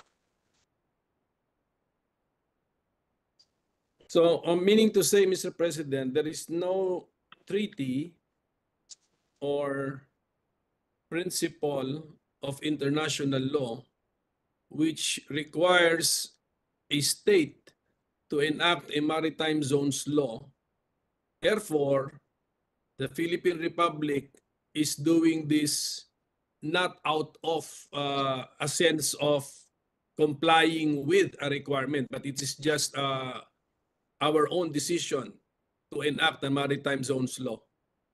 Mr. President, by enacting a maritime zones law, we are in effect implementing and complying with the relevant provisions of the UNCLOS, the law of the sea, insofar as our treaty obligations are concerned. And I referred a while ago to the principle of pacta sunt servanda, which states that in international law, once states voluntarily enter into a treaty, they're bound by the terms and are obligated to fulfill their commitment. So in effect, Mr. President, our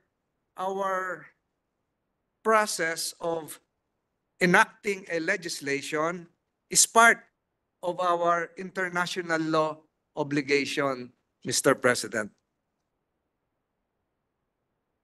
But is part of our obligation under UNCLOS or any other treaty or principle of international law the enactment of a maritime zones law specifically, Mr. President, Madam President?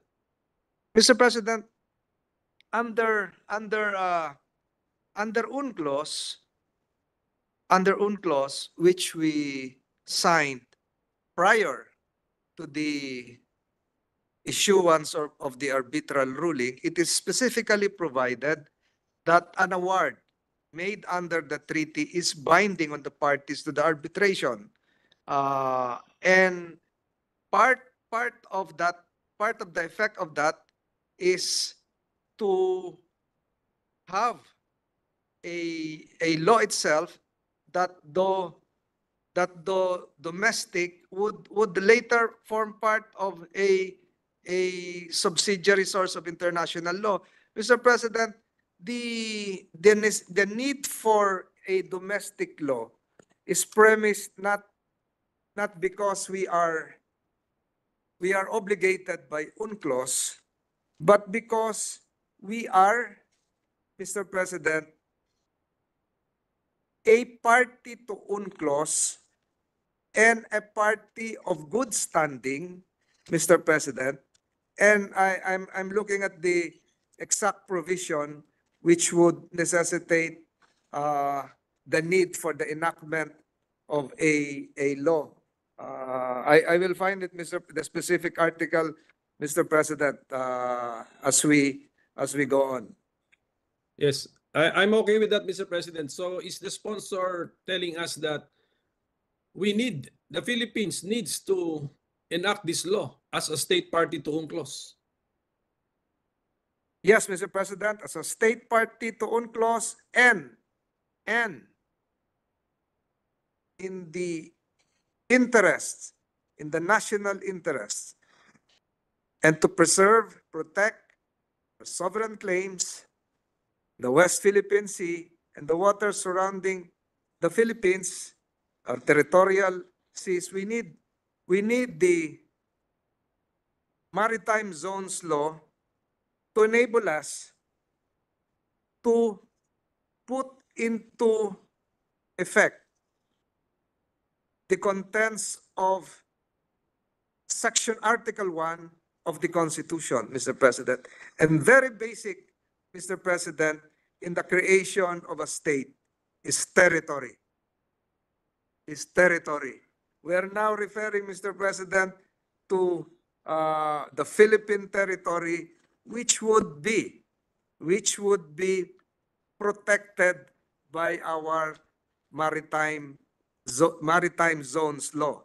Not just the territory, but the basic principle of sovereignty, Mr. President, would be encapsulated in this maritime zones law. We need this, Mr. President, not just because of UNCLOS. We need this because we want to exercise, we want to fulfill, we want to project the concept of jus summi imperum, the sovereign right to our territory, Mr. President. So all of this, Mr. President, though appearing to be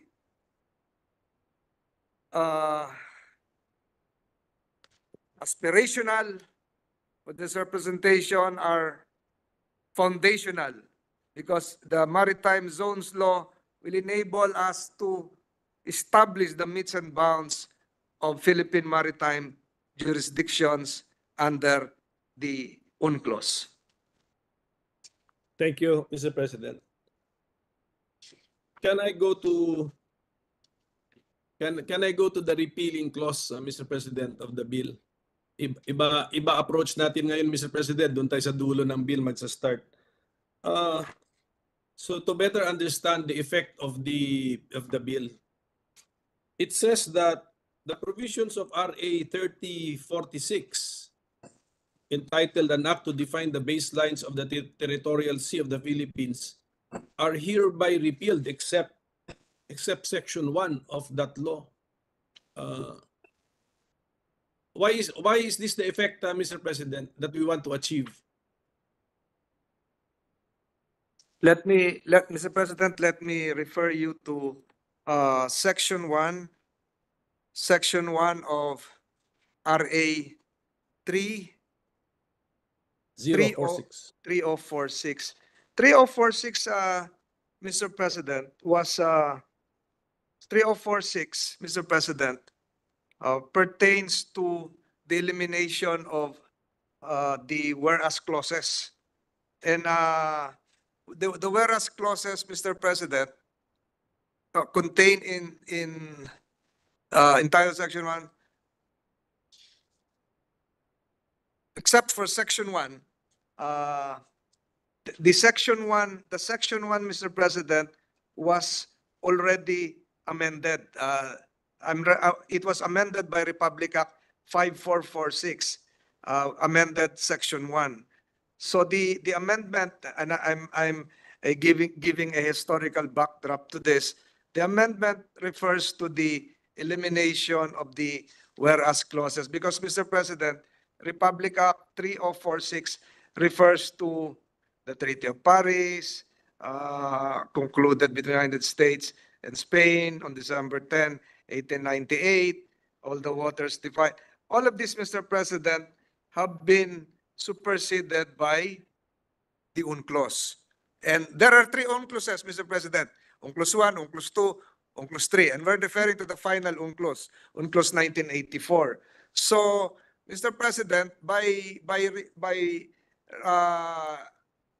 amending the provisions, I'm now referring to Presidential Decree 1596, defining the Philippine territory, the Presidential Decree 59, establishing the exclusive economic zones. All of this would necessitate amendments because they have all of these provisions would have to be in tune and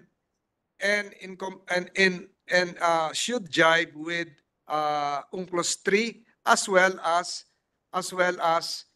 the arbitral ruling, Mr. President. So we have to update this. These were all promulgated prior to 1984, Mr. President. The Philippine Mining Act has reference now to the extraction of natural resources in our contiguous zone and in the exclusive economic zone. So this will have to be amended so that, Mr. President, we will have to have a synchronized maritime zones law that would have an effect on the delimitation of Philippine territory as well as the exact extent of the exclusive economic zone and the sovereign rights of the government insofar as the exclusive economic zone is concerned, which is delineated under the relevant UNCLOS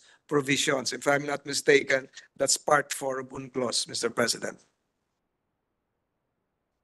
Thank you for that reply, Mr. President.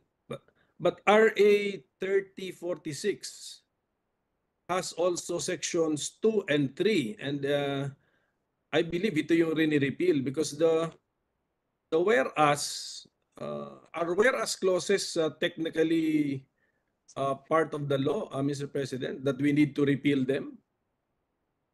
Mr. President, I'm now referring to a Supreme Court decision which specifically specified all of this. And I'm referring to the case of Magallona versus Executive Secretary Ermita, wherein it was stated that there was a need to amend RA 3046 by enacting RA 9522. The change was prompted, and I'm quoting the Supreme Court, the change was prompted by the need to make Republic Act 3046 compliant with the terms of UNCLOS 3, which the Philippines ratified on 27 February 1984. The whereas clauses, Mr. President, perhaps this was the legislative template during those days. The template during those days were in the whereas clauses because these are baselines, Mr. President. So even section 2 of section 2 of RA 3046 was also repealed, Mr. President. So in effect, this would make the law really, the proposed measure really current and compliant with our UNCLOS obligations, Mr. President. Yes, Mr. President, I think we have already successfully amended RA 3046.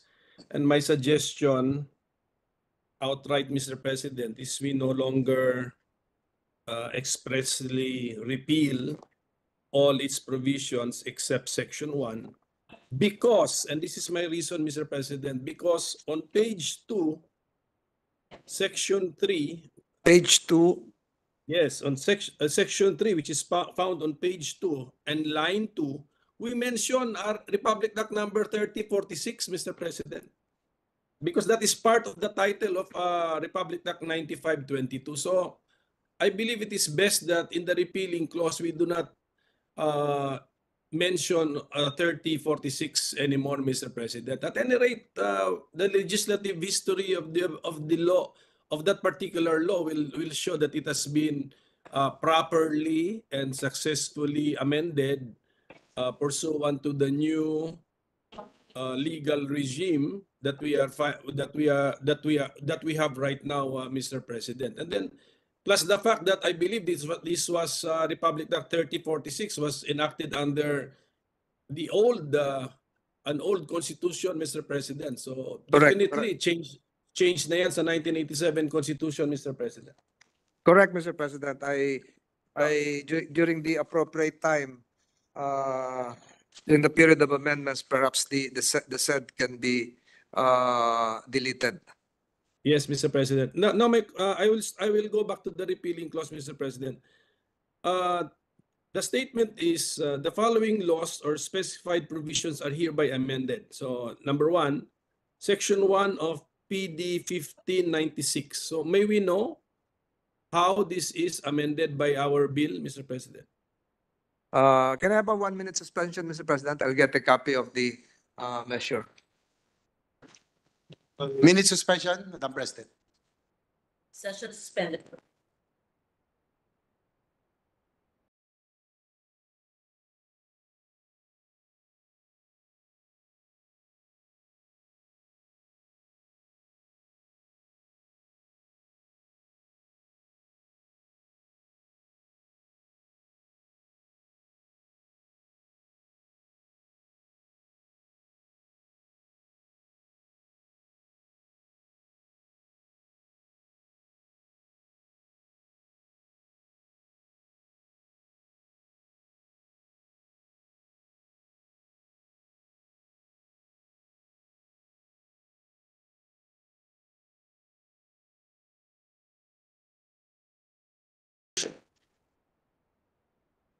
Session resumed.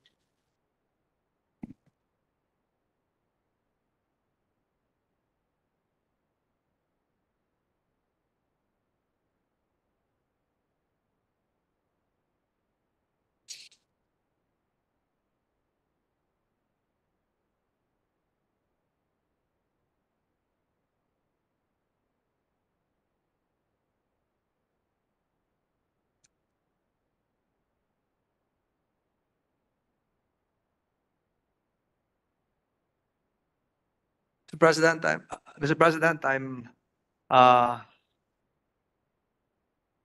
we're ready to resume. Mr. President, the query of the minority leader is concerning Section 1. Why is there a Yes. need to amend Section 1 of Presidential Decree 1596? Mr. President, Section 1 of PD 1596, this was promulgated 1978, refers to technical descriptions, Mr. President.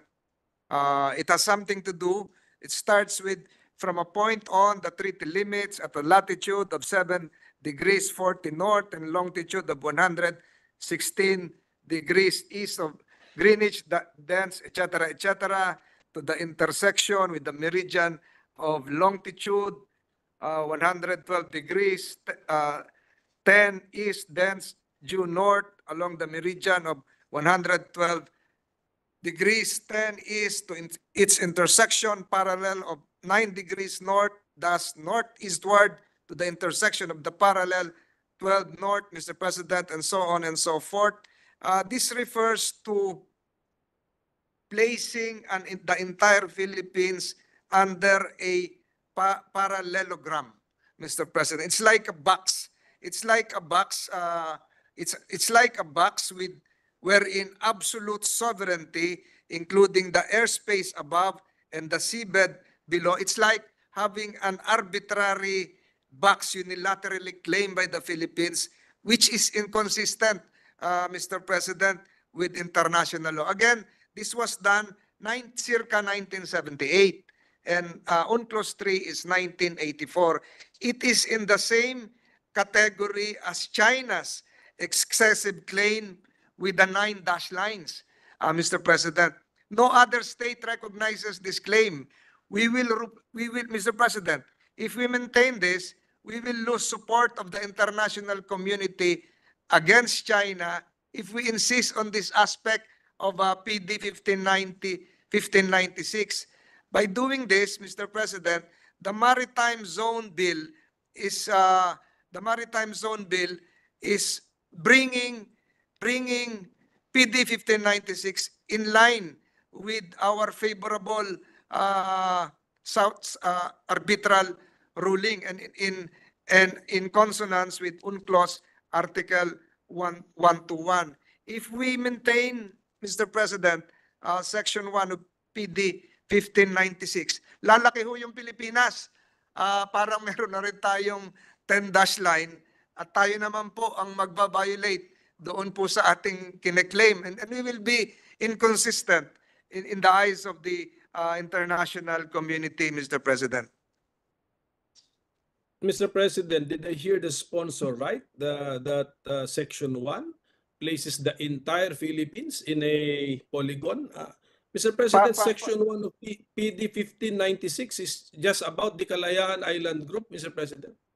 Yes, Mr. President, there will be a box.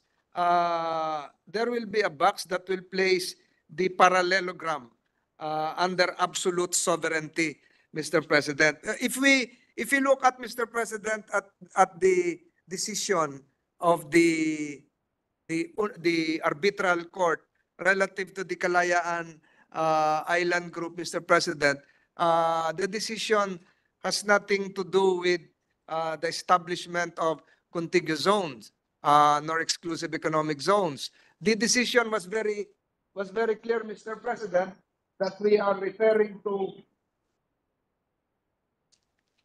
Mr. President, the decision was straightforward enough that the Kalayaan Island Group is not able to sustain economic life.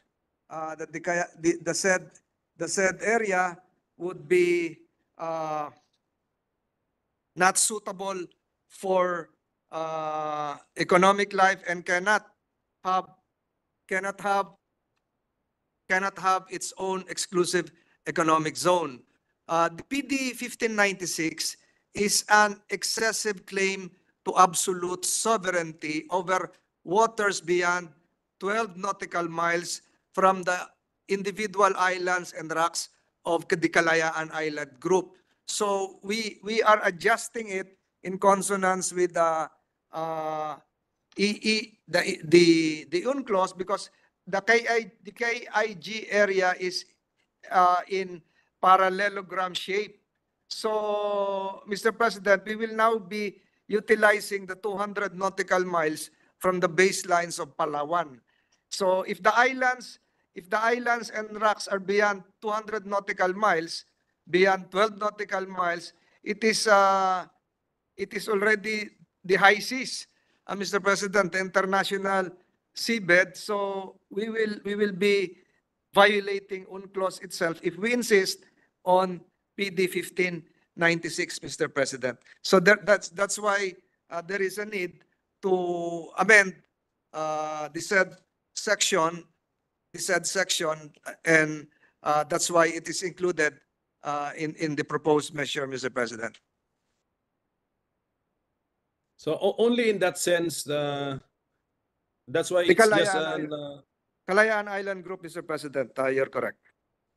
Yes, that's why this is an implied amendment, Mr. President. So, because my question was, how is it amended, Mr. President? So, going now to number 2 of the said enumeration of laws being amended by our bill.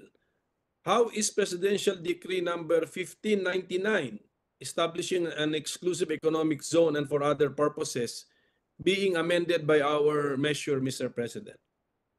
Mr. President, again, this is a presidential decree that you are referring to, Mr. President. So, Mr. President, this was promulgated prior to UNCLOS, and Mr. President, 1599 is also circa 1978, Mr. President. So, while the exclusive economic zone was mentioned as extending to a distance of 200 nautical miles from the baselines, there is a need, Mr. President, to make this compliant likewise with UNCLOS, because there are some provisions, Mr. President, that are not consistent with UNCLOS. Mr. President. For instance, Mr. President, it is provided for that, except in accordance with the terms and agreement entered into, no person shall, in relation to the exclusive economic zone, explore, exploit any resources, carry out research. No other state shall enjoy no other state shall enjoy in the exclusive economic zone freedoms with respect to navigation and overflight, etc., etc. These are Section 4, for instance, Mr. President. This is inconsistent with UNCLOS, Mr. President. UNCLOS is very clear that in the exclusive economic zones, the laying of submarine cables and pipes by other countries are allowed, Mr. President. Freedom of navigation is likewise allowed, Mr. President. And UNCLOS is very definitive, Mr. President, insofar as the enumeration, insofar as the rights of the coastal state is concerned. Here, we're now referring to the coastal state, the Philippines. So under UNCLOS, Mr. President, the sovereignty, here in the presidential decree, it's sovereignty rights. Yes, sovereignty UNCLOS, rights, yes. UNCLOS is very clear, sovereign rights. And when you talk of sovereign rights, you're referring to exclusive jurisdiction, Mr. President.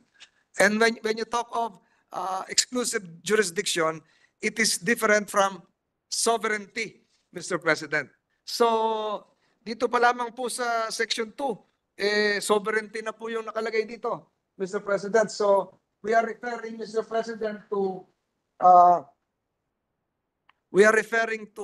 a different set of rights enshrined under UNCLOS, Mr. President. If I may enumerate it, the 4 concepts under UNCLOS, the coastal state, the Philippines, in particular, in the case under consideration, 4 po yun: sovereign rights, jurisdiction, the preserved freedoms of third states. I'm now referring to the laying of cables, submarine pipes, etc., and certain residual rights, Mr. President. So the presidential decree is really confusing because we are now referring to sovereign rights. So we will be updating the presidential decree that you mentioned because we will have a more upgraded version with including a penal clause, Mr. President. Presidential Decree 1599 only has 5 sections. The Maritime Zone Law will allow the application of UNCLOS with more than 20 articles. It will make our maritime zone law, it will make the exclusive economic zone more more vibrant beyond the 5 sections of PD 1599. So we are updating 1599 insofar as the maritime zones law is concerned. It is an antiquated provision made before the UNCLOS was ratified, Mr. President. Thank you, Mr. President. And maybe the international law concepts involved have also evolved, Mr. President. Correct, Mr. President. Correct, Yes, Mr. President. yung sovereign rights may have been a result of UNCLOS, Mr. President. And then this PD was written in 1978. Correct, So, Mr. President. yes, sovereignty rights po ang nakagamit. But Mr. President, ito na lang po. I'll still go to the Mining Act, Mr. President, and ask what are deemed to be amended in the Mining Act. But Mr. President, our sponsor has mentioned that PD 1599 on the EEZ now contains antiquated concepts, Mr. President. And the bill under consideration has upgraded or updated the concepts.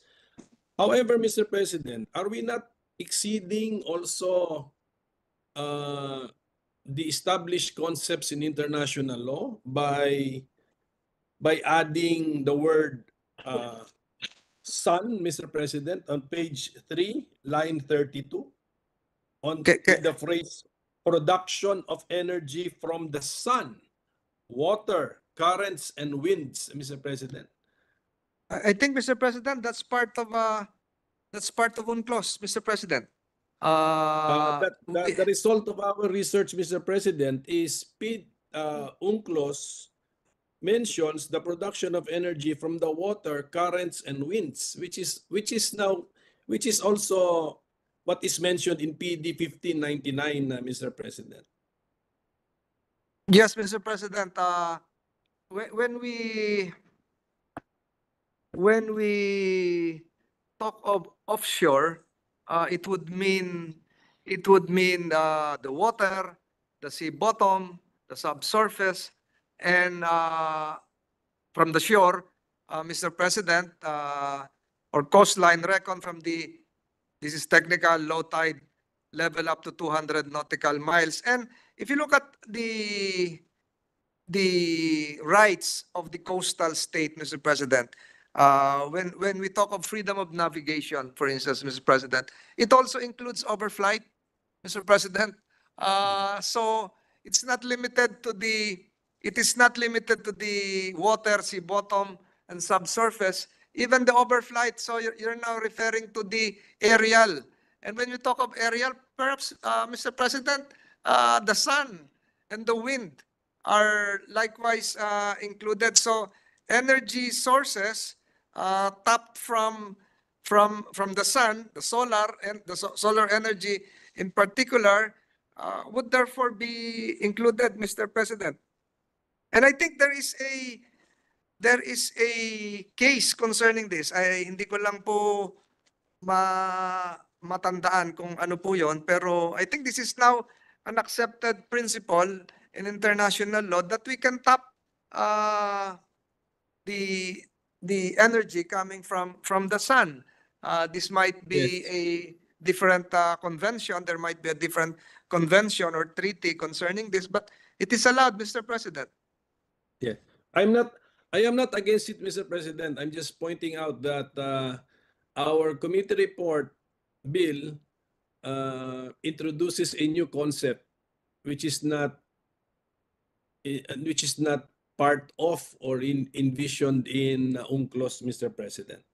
So parang ano natin ito, it's an original idea coming from the committee, Mr. President. Mr. President, I think it is not. I think this is other maritime zone laws. I don't have the exact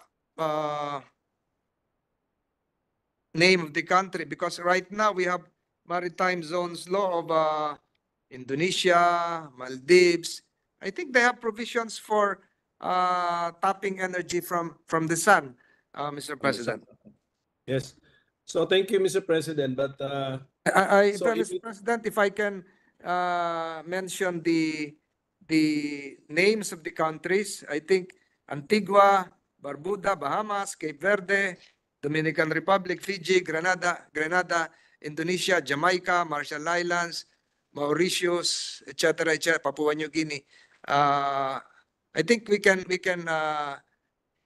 can extract from these nations the same concept, Mr. President.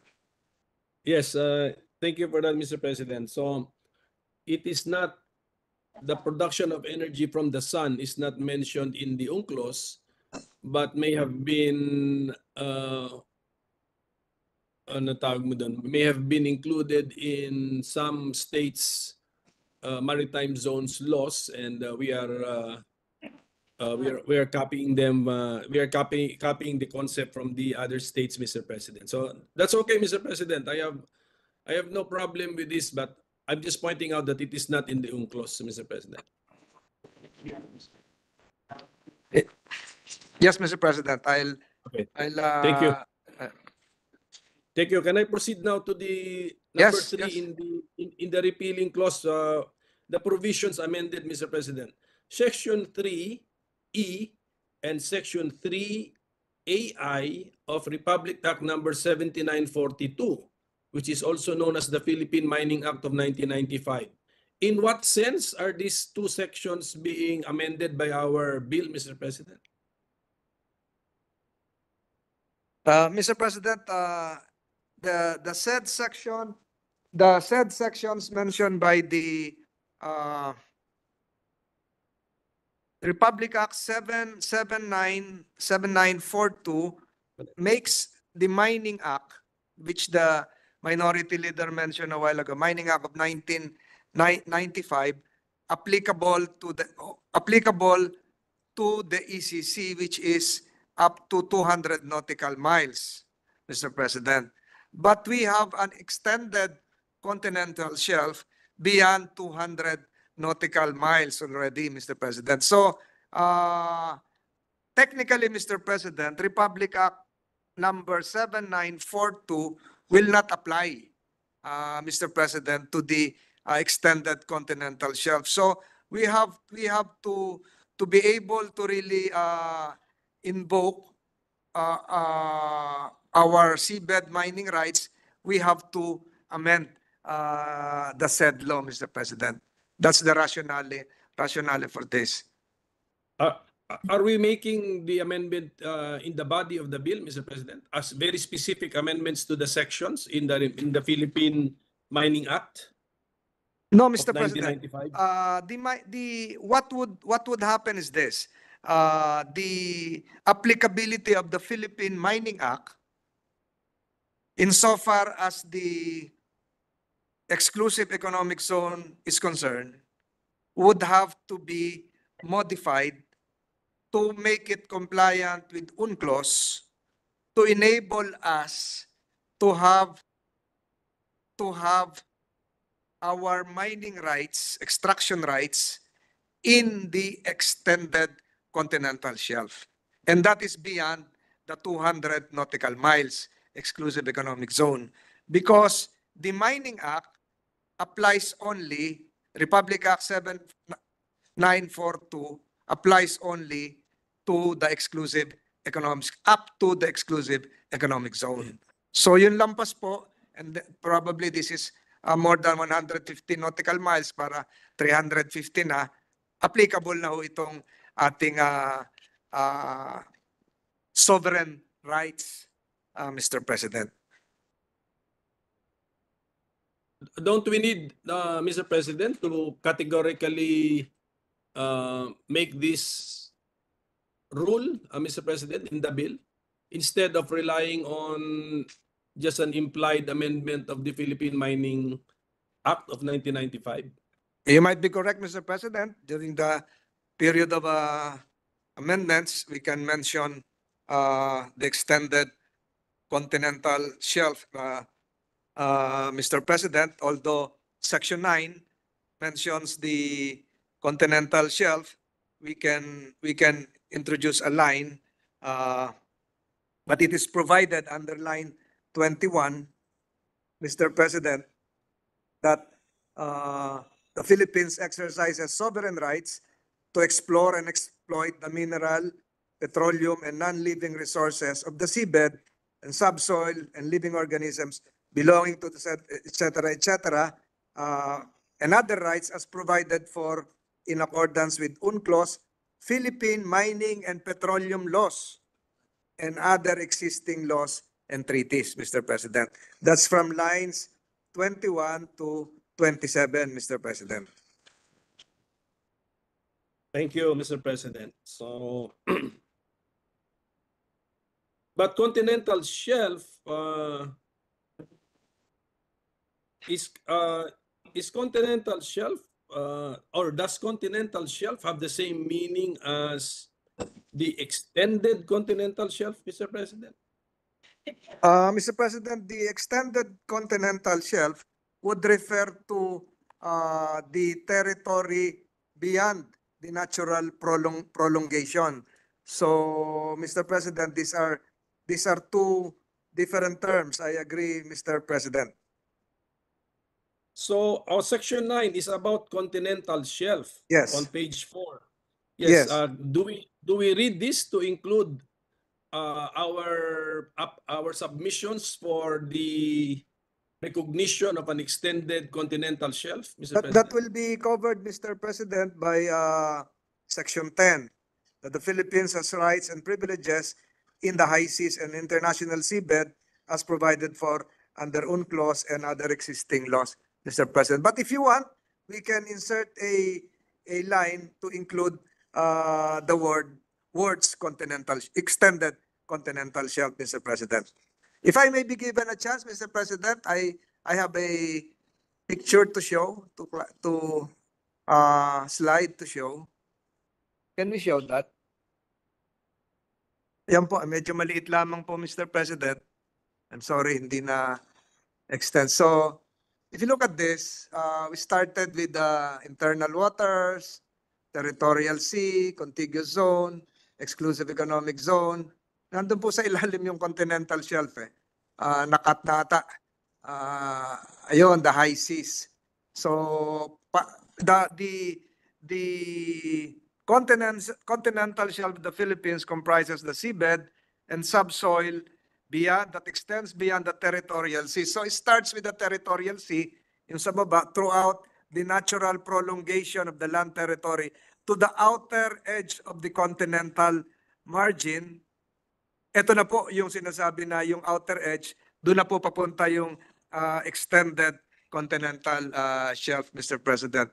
Sometimes they call it the area, the high seas, Mr. President. Yes, thank you, Mr. President, and I congratulate the person who drew the figure, Mr. President. He's a very good artist, Mr. President. Mr. President, is that the sponsor who made the drawing? Hindi po. He has a good hand, Mr. President.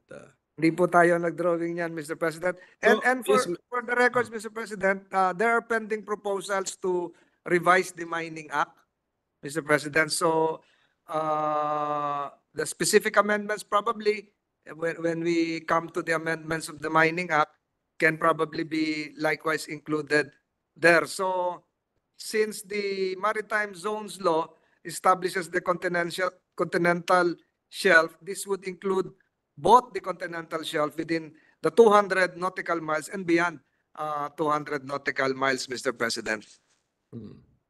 The continental shelf, which is beyond the 200 nautical miles, must be applied for, Mr. President? Is my understanding correct? Must be applied for before a certain international commission, Mr. President? There is an international seabed authority. We already... No, continental shelf, Your Honor, continental shelf. The continental shelf under UNCLOS who can generally cannot extend beyond 200 nautical miles. But There should has the been- natural Yes. features extend more than 200 nautical miles, I think the extended continental shelf must be applied for by the state, Mr. President. Mr. President, I think there is a need for a recognition. I think we have done that, and we were positive when we got recognition concerning the Benham Rice region, which is now known as the Philippine Rice. So this is beyond 200 nautical miles, and you're correct, the United Nations, the Secretary General, the United Nations already recognized our sovereign rights over said continental shelf. You're correct, there is a commission on the limits of the continental shelf, Mr. President. Mr. President, if an extended continental shelf is recognized, is that extended continental shelf no longer considered as international seabed, Mr. President?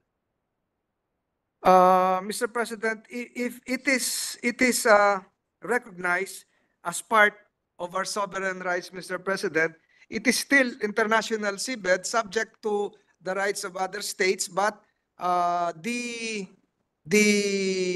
coastal state has exclusive jurisdiction, Mr. President. For instance, we can name the underwater features, we can explore, we can conduct scientific research, Mr. President, and we can construct artificial islands similar to the exclusive economic zone, Mr. President. So we have priority in rights. We have priority in rights. Meaning to say, Mr. President, please correct me if I'm wrong, if an extended continental shelf is recognized, does the coastal state enjoy sovereign rights also, Mr. President? Mr. President, we have rights to explore, Mr. President, but it is the rights would now be subject to the rights of other states, like for instance the laying of submarine pipes, cables, communication lines, etc., etc. Ito lang po para mas madali po natin maintindihan, no. Yung tawag po sa rights ng coastal state sa EEZ niya ay sovereign rights. Ganon din po ba ang tawag sa rights ng coastal state sa kanyang continental shelf? Is that also called sovereign rights, Mr. President?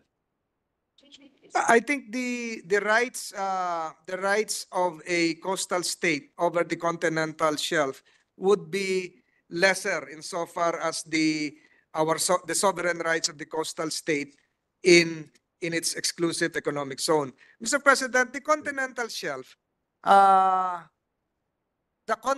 shelf's location would probably be important. A continental shelf can start from the territorial sea all the way to the exclusive economic zone. In the continental sea, the coastal state has sovereignty, full exclusive sovereignty and control of the continental shelf. But as the natural prolongation extends, it might go, if it is within the exclusive economic zone, that's the sovereign rights concept is involved.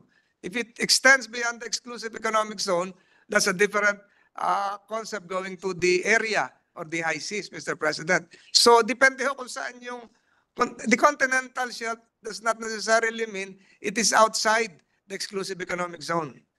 Correct. Correct.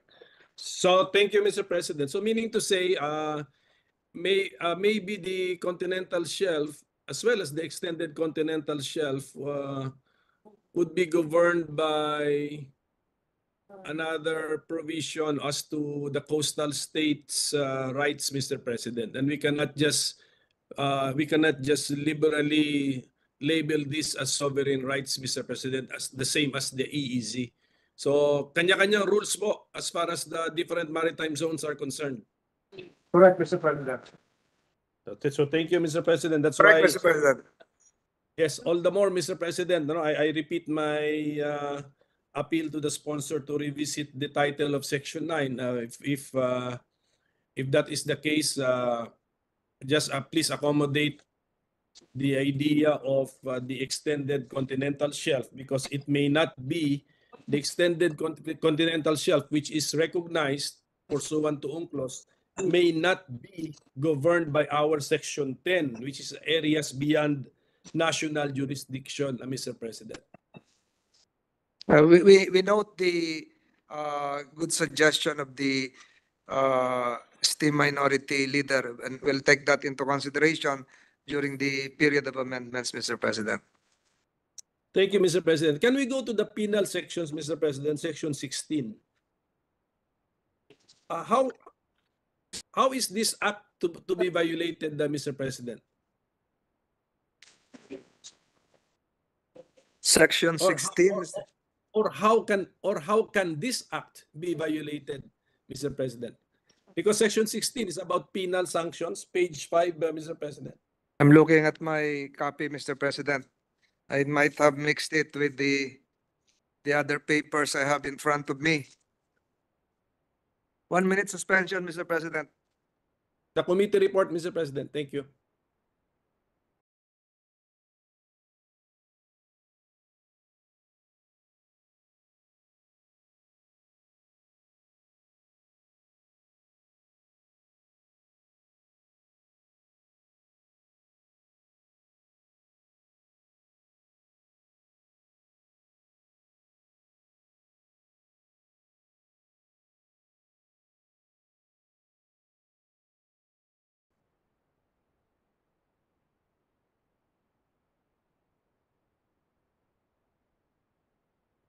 Mr. President, the question has something to do with the penal provisions, penal sanctions, violations of this act.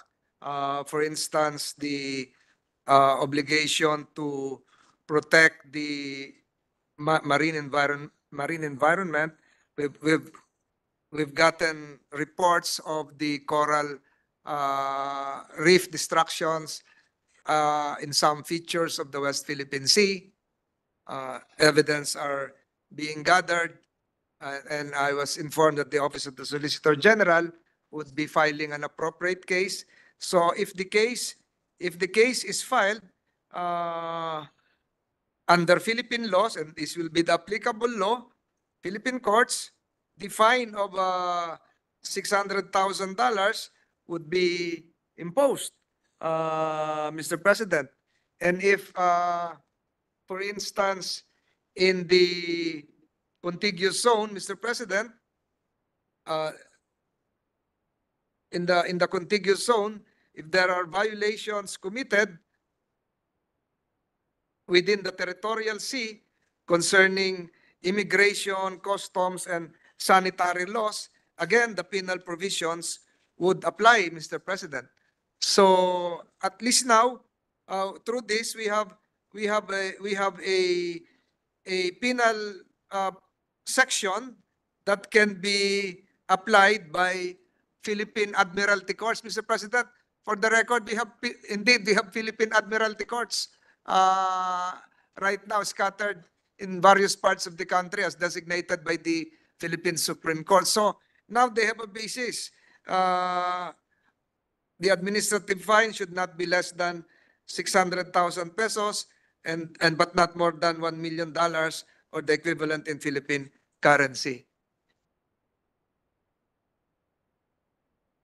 Thank you, Mr. President. So, kasi the old PD also included penalties, so that means there is really a big, very big possibility that even the laws on the designation of maritime, on the declaration of maritime zones can be criminally violated, Mr. President.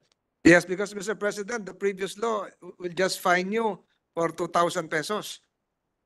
So it's minuscule. I'm referring to PD 1599. Yes, thank you, Mr. President.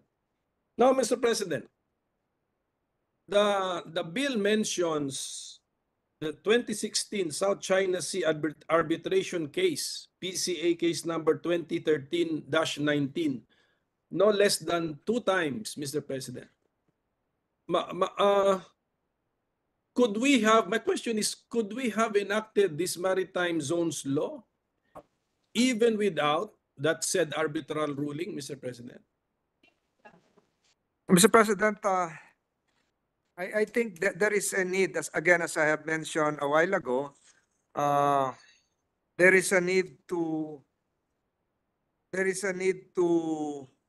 include there is a need to mention the 2016 arbitral ruling because we want to highlight our compliance with the UNCLOS.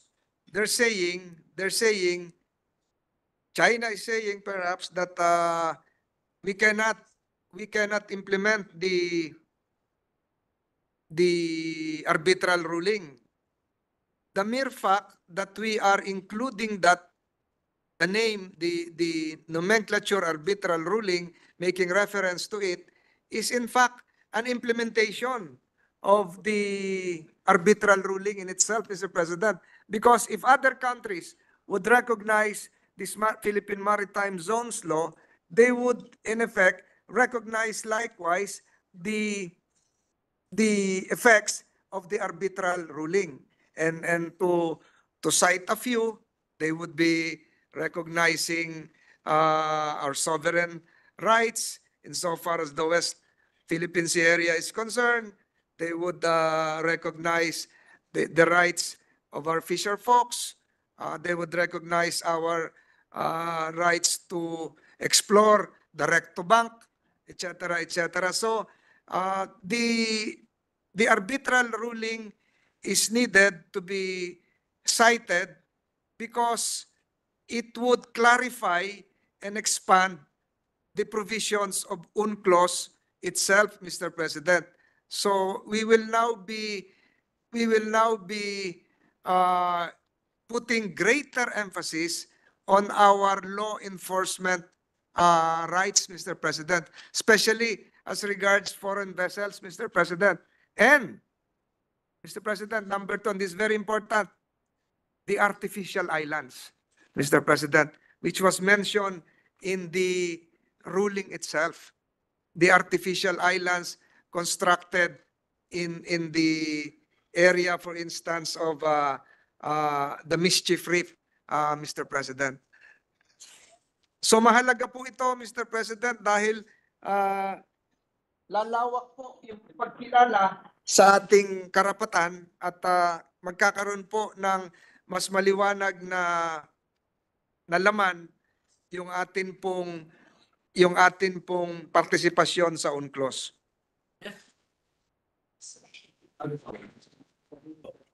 Mr. President, meron kasing opinion that the 2016 arbitral ruling nullified some claims of another state, but did not really recognize new areas or new territories or new zones for the Philippines, Mr. President. So may we be clarified what maritime zones of the Republic of the Philippines were recognized in the 2016 arbitral ruling? Wag po tayo dun sa maritime zones or territories claimed by other countries. Kasi wala tayong pakialam dun eh. This is the law about the Philippine maritime zones. So how does that arbitral ruling help us? Because did it recognize Philippine maritime zones in the said ruling, Mr. President?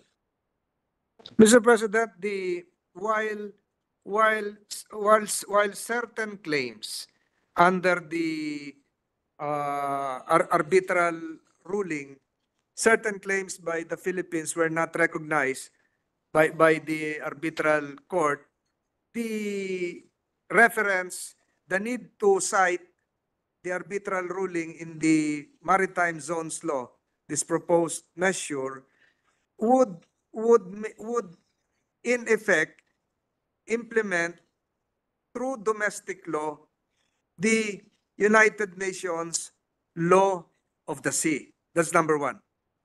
And more importantly, Mr. President, once we incorporate this in our own version of UNCLOS, it in effect would be part of a subsidiary source of international law, Mr. President, because the 2016 award is a subsidiary source of international law.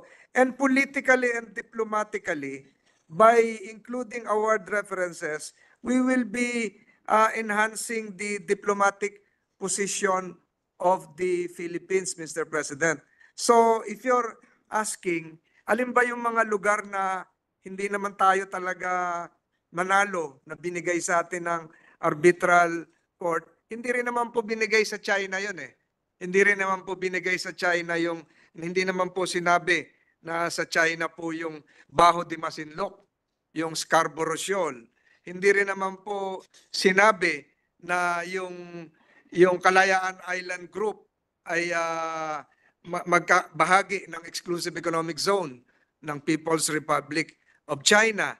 So lahat pong ito na sinasabi na hindi po islands, hindi could not generate their respective territorial seas or exclusive economic zones, hindi po ibig sabihin na dahil hindi po binigay sa atin, hindi po pabor sa atin.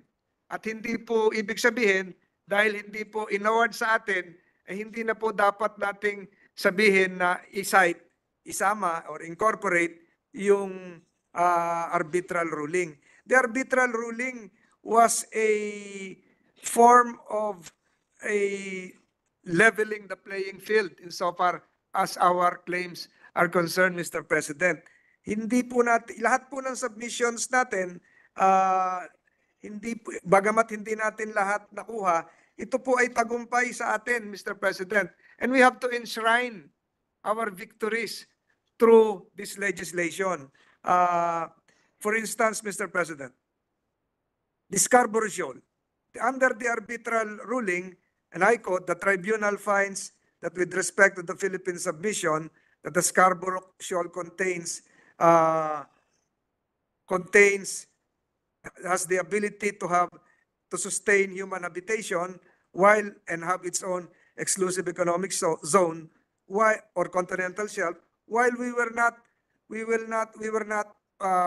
lucky enough to secure a positive ruling on our submission number 3 because the arbitral court considered the Baho de Masinloc as rocks. Hindi naman din po binigay yan sa China. So yung kine-claim ng China, hindi rin nila maipapatupad. So Mr. President, I think the arbitral ruling should be included and be highlighted in our maritime zones law because we are a good member of the international community and we abide by international laws, Mr. President. So it is, again, to reiterate, it is the implementation through domestic law of UNCLOS, Mr. President. Well, Mr. President, I have my grave reservations if we need to mention the arbitral ruling. We should be proud of our victory in the arbitral ruling, Mr. President. But there is no obligation for a winning party to make the arbitral ruling a part of its domestic law, Mr. President. And plus, given the fact that not all of our submissions were granted by the arbitral court, Mr. President. So, meaning to say, if we incorporate the ruling, we are abandoning our original submissions, Mr. President. Dapat hindi. Dapat naninindigan tayo that the original submissions that we made were made in good faith and we really believed in our positions. Although hindi granted, we could try some other day, Mr. President, to have these submissions validated by the international tribunals, Mr. President. You're correct, Mr. President. The arbitral ruling perhaps was not able to recognize all our submissions and claims. But Mr. President, siguro po maliwanag po rito, yung arbitral ruling ay binigay po sa atin yung full 200 nautical miles exclusive economic zone measured from the baselines of Palawan. So makikita po ito, Mr. President, na maliwanag na maliwanag yung mga kinay-claim natin ay bahagi ng ating exclusive economic zone. And Mr. President, I would like to cite a case to be placed on the record. Kanina po, Mr. President, bisita natin yung mga taga Norway bago magsimula po yung session. Mr. President, there is a case involving the Russian Federation and Australia, kung saan natalo po yung Australia, Mr. President. This is the landmark Volga case, Mr. President.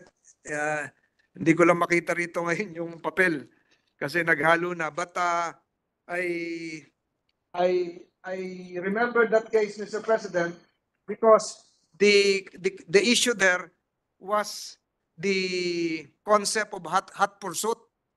Hinabol po ng mga Australian Coast Guard yung mga illegal fishermen from Russia. So nung nahuli sila, beyond the exclusive economic zone na. So sabi ng Russia, ba't nyo kami huliin dito? Lampas na ng 200 nautical miles. So dito po sa atin, because of that, because of our maritime zone law that we are proposing, which would include the arbitral ruling, maliwanag po kung hanggang saan yung ating nautical miles, 200 nautical miles na exclusive economic zone. At kung magkakaroon po ng hot pursuit, kagaya po doon sa Russia versus Australian case, maliwanag na hanggang dito talaga kami. Ito talaga yung dito nangingisda, yung ating mangingisda. Doon po natalo yung doon po natalo yung Australia ng Russia, Mr. President. So it will place clarity, the recognition of our exclusive economic zone, kung hanggang saan, and the arbitral ruling was very clear na sa baseline po ng Palawan, nandun, nagsimula yung papunta ng pag-project ng West Philippine Sea. So thank you for the response, Mr. President. But of course, the arbitral tribunal will come up with the same conclusion, Mr. President, that the EEZ of the Philippines would be 200 nautical miles from the baselines around Palawan, Mr. President, because we are going back to the same document, Mr. President, the UNCLOS. So it is my submission, Mr. President, that this maritime zones law of the Philippines can still be enacted, can still be written, even without mentioning the 2016 arbitral ruling. And my submission is actually it is safer not to mention that arbitral ruling, Mr. President, because if that is the case, we have to examine each and every word in that decision, Mr. President, to find out if there is nothing which can be taken against the Republic of the Philippines in the said ruling, Mr. President. So since this maritime zones law can stand on its own, Mr. President, it is not dependent on the arbitral ruling. I think it is best not to mention that ruling anymore, Mr. President. But we will stand firm and behind that ruling. We will try to enforce that ruling. And actually, the first step is to disseminate what the ruling is all about, inform the people, and then in all of our international relations and international events, we convince our counterparts of the validity of our victory in the 2016 arbitral ruling, Mr. President.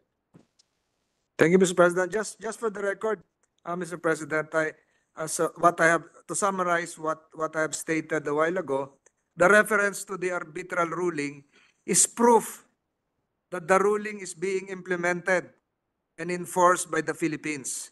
This will disprove the argument made by China and China pro-advocates that the arbitration ruling cannot be or has no enforcement mechanism. So may inganyo rin po yung iba na pag kinilala itong ating batas, nagiging redundant po, Mr. President. Kinilala yung arbitral ruling, tapos kinilala itong ating maritime zones law na nilalaman yung arbitral ruling, magiging internationally redundant. So magiging well accepted na po. But I respect the position of the good minority leader, Mr. President. Because should we decide to mention the arbitral ruling, therefore that means we have to discuss that arbitral ruling, Mr. President, in detail. For example, first question would be, what Philippine submissions connected with maritime zones did we make before the arbitration court and were not recognized or granted by the said court, Mr. President? Yes, you're correct, Mr. President, but we can have that as part of the records of this. But that would not diminish the gains that we were able to secure, Mr. President. So, for instance, Mr. President, Johnson Reef, Quarteron Reef, Fiery Cross Reef. Fiery Cross Reef is very important. Although considered high tide features, they are considered as rocks, therefore cannot have their own exclusive economic zone. The same is true with Mischief Reef. Mahalaga po ito, Mr. President, kasi kahit occupied na ito ng China, ang ibig sabihin, they are not entitled to their own, they do not have maritime entitlements. Wala silang exclusive economic zone because these are artificial islands, Mr. President.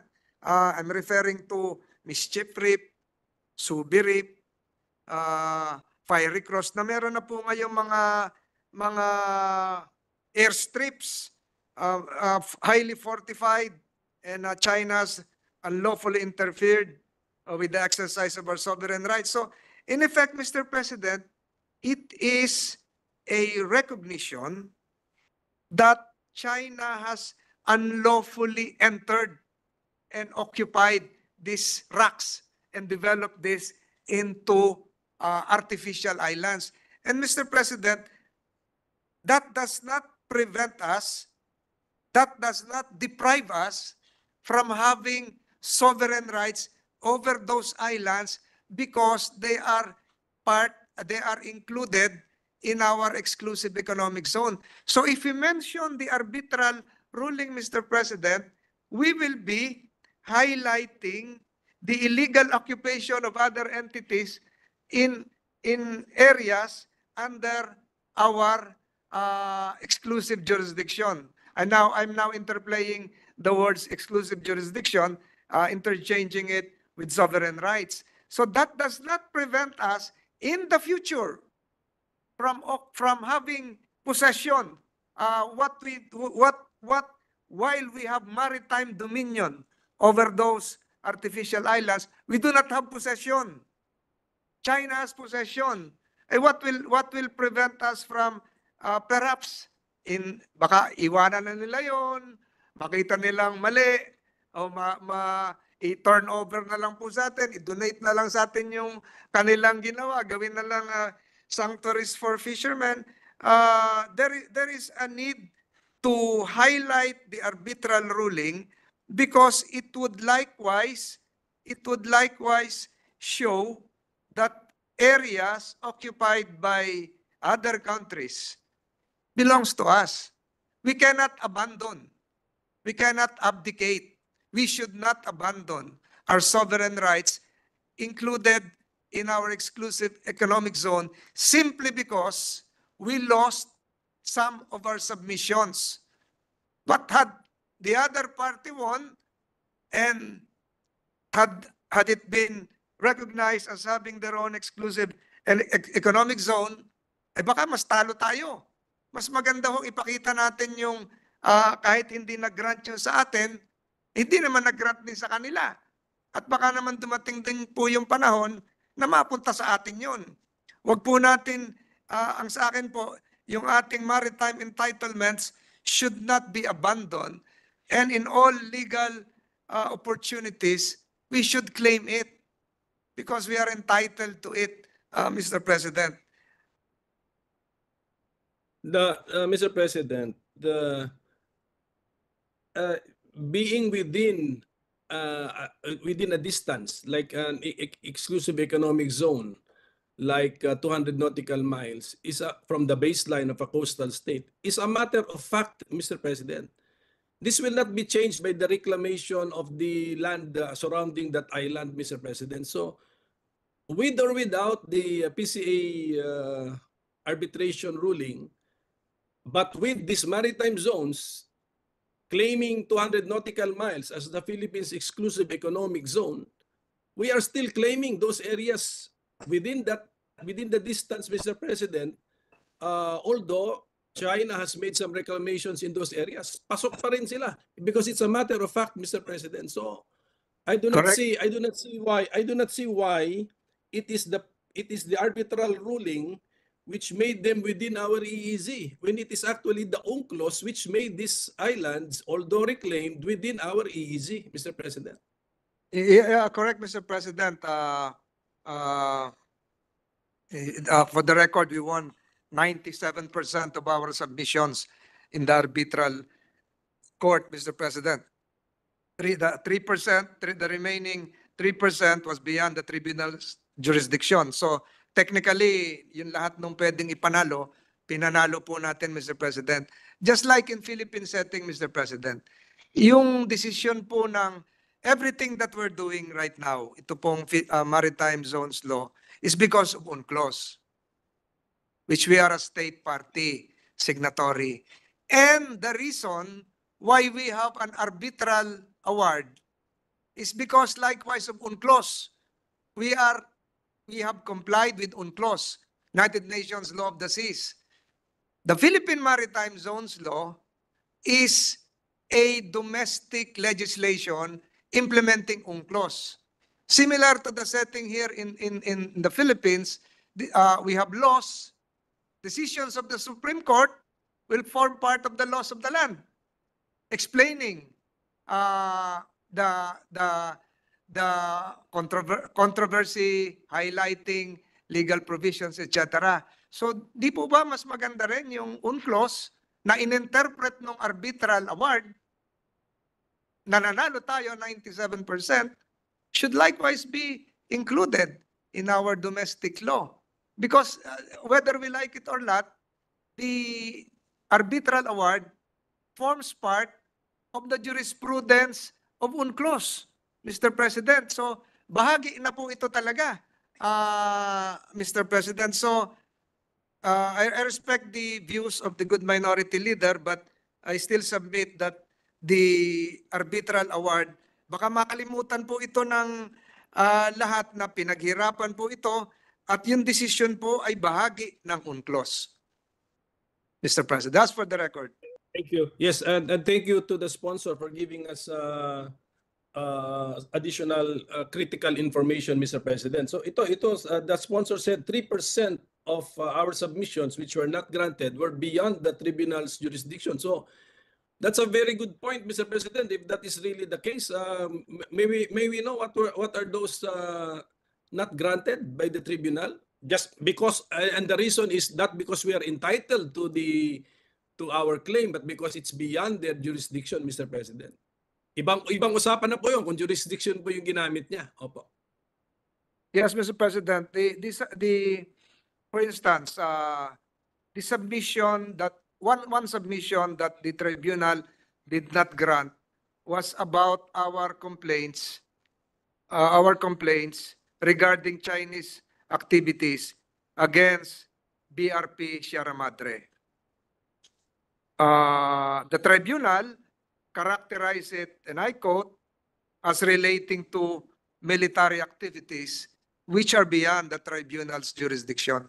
So hindi sila nag-assume ng jurisdiction doon kasi yung BRP Sierra Madre, hindi naman natin na decommission yon, barko de guerra pa ho yun hanggang sa ngayon. So all other rulings concerning EEC and the continental shelf, favorable naman po sa atin. Yung sa Baho de Masinloc, nag-rule sila doon na common fishing ground kasi may mga sinubmit din tayong ebidensya na may mga statements yung ating mangingisda na nakakakita sila since matagal-tagal na ng mga nangingisda rin na foreigners.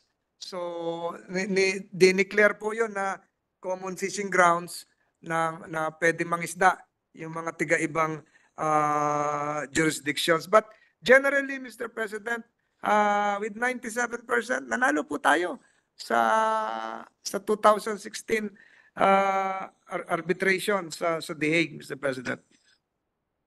So thank you for that information, Mr. President. That's very crucial information, Mr. President. Mr. President,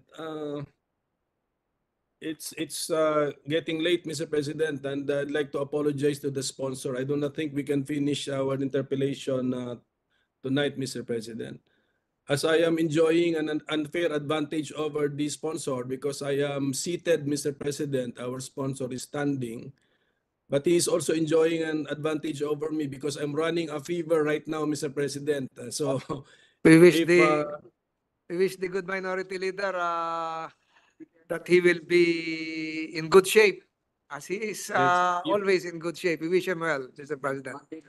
If with the permission of our sponsor, if we can just suspend our interpellation and we can resume at the earliest possible time when he is also ready and available, Mr. President.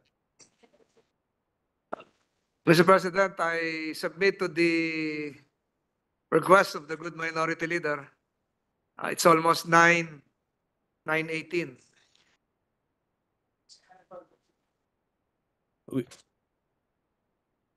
We have the Senate staff to think about also, Mr. President. Thank you, Mr. President. Thank you, good minority leader.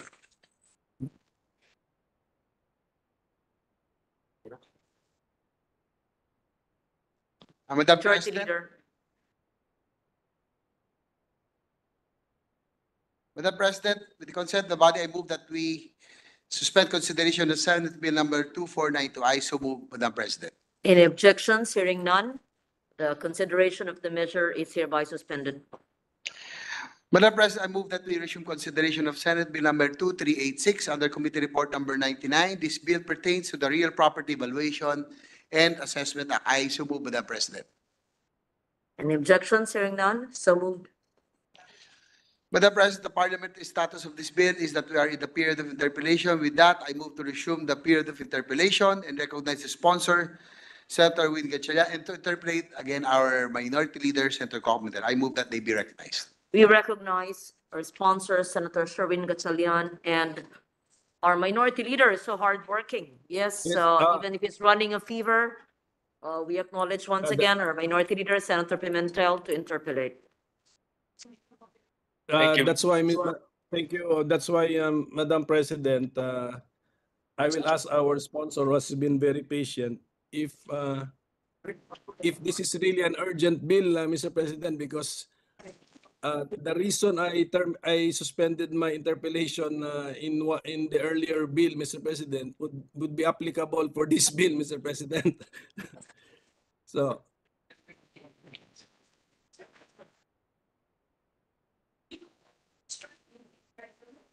Is this how urgent is this bill, Mr. President? Will the functioning of government be affected if we And if we consider, if we interpolate on this measure by next week, Mr. President?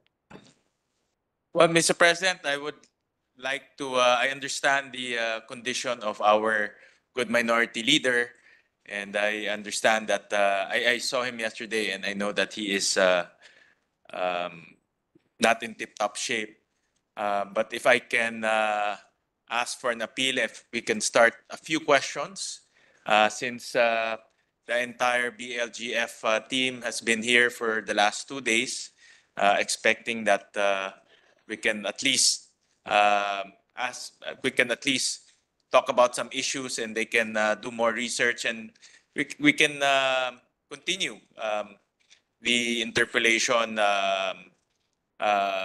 if we cannot finish it today, at least just to start the ball rolling, Yes. Mr. President. Yes, with that understanding, Madam President, I can proceed, especially with the information that the BLGF family is with us, Mr. President. So can I ask the sponsor, what will be the effect of this bill to the BLGF, Mr. President?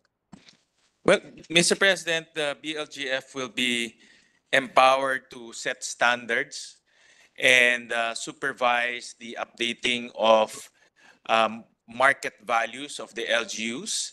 And they will also be in charge of making sure that the updating of market values by the assessor complies with the standards they promulgate, Mr. President. So in the bill, we also expanded the office of the BLGF because they will now be in charge of promulgating standards as well as supervising the LGUs when they conduct their updating of market values. So this bill will give additional responsibilities to the BLGF. But as of the moment, what is the main function of the BLGF, Mr. President?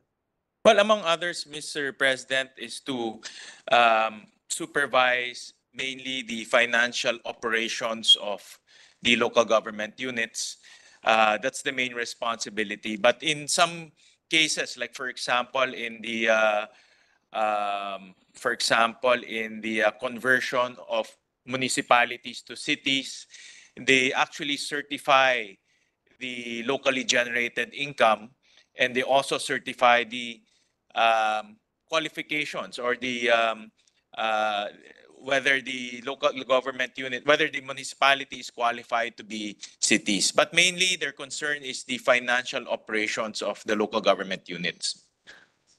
Does the BLGF right now render assistance or give advice to LGUs, Mr. President? Yes, Mr. President. In what sense? Well, based on my experience, Mr. President, when I was a local chief executive, they will give advice, for example, on how to generate more locally generated income, how to set up, let's say, local enterprises so that you can create an income source for the local government units. From my experience, you can ask for advice in all finance-related matters, Mr. President. That's based on my experience, Mr. President. But let me just read into the record some of the written mandates of the BLGF under Executive Order 292 or the Administrative Code of 1987. For example, Mr. President, assist in the formulation and implementation of policies on local government revenue administration and fund management, exercise administrative and technical supervision and coordination over the treasury and assessment operations of local governments, and so on, Mr. President. There are a few more, but basically it all deals with the financial operations of the local government. But the BLGF does not advise the LGU on how to increase their local income, Mr. President. It's on financial handling on the administrative side. Well, Mr. President, how to, in the fourth mandate of the BLGF is to provide consultative services and technical assistance to local governments and general public and the general public on local taxation, real property assessments, and other related matters. Again, Mr. President, it concerns with financial operations as well as revenue generation, Mr. President. Thank you for that, Madam President. If this bill becomes law, what will happen to the BLGF, Mr. President? Will we need to expand the office, Mr. President? Yes, Mr. President, and let me just see the provision. Anong section yun? Yeah, section 4. No? Yes, Mr. President, will expand the powers as well as the office of the BLGF. And one of the powers that we are vesting into the BLGF is to develop, adopt, and maintain the Philippine valuation standards, regulation, and specification for real property appraisal. So that's actually one of the most important function that we'll be vesting into the BLGF under this proposal, Mr. President. Yes, Mr. President, thank you for mentioning the Philippine valuation standards. As of the moment, meron na ba niyan o wala pa? Yes, Mr. President, there's a Philippine valuation standards, and I understand, Mr. President, that the Philippine valuation standards is being used by, well, it's promulgated by the Department of Finance, but it's also being used by Philippine appraisers. And the aim of this Philippine valuation standards is to have standards in terms of appraising assets, so that the value of that asset becomes credible when you go to the banks, when you go for financing, or even for taxation purposes, Mr. President. But as far as real property taxation is concerned, are the Philippine valuation standards somehow in effect or being used, Mr. President?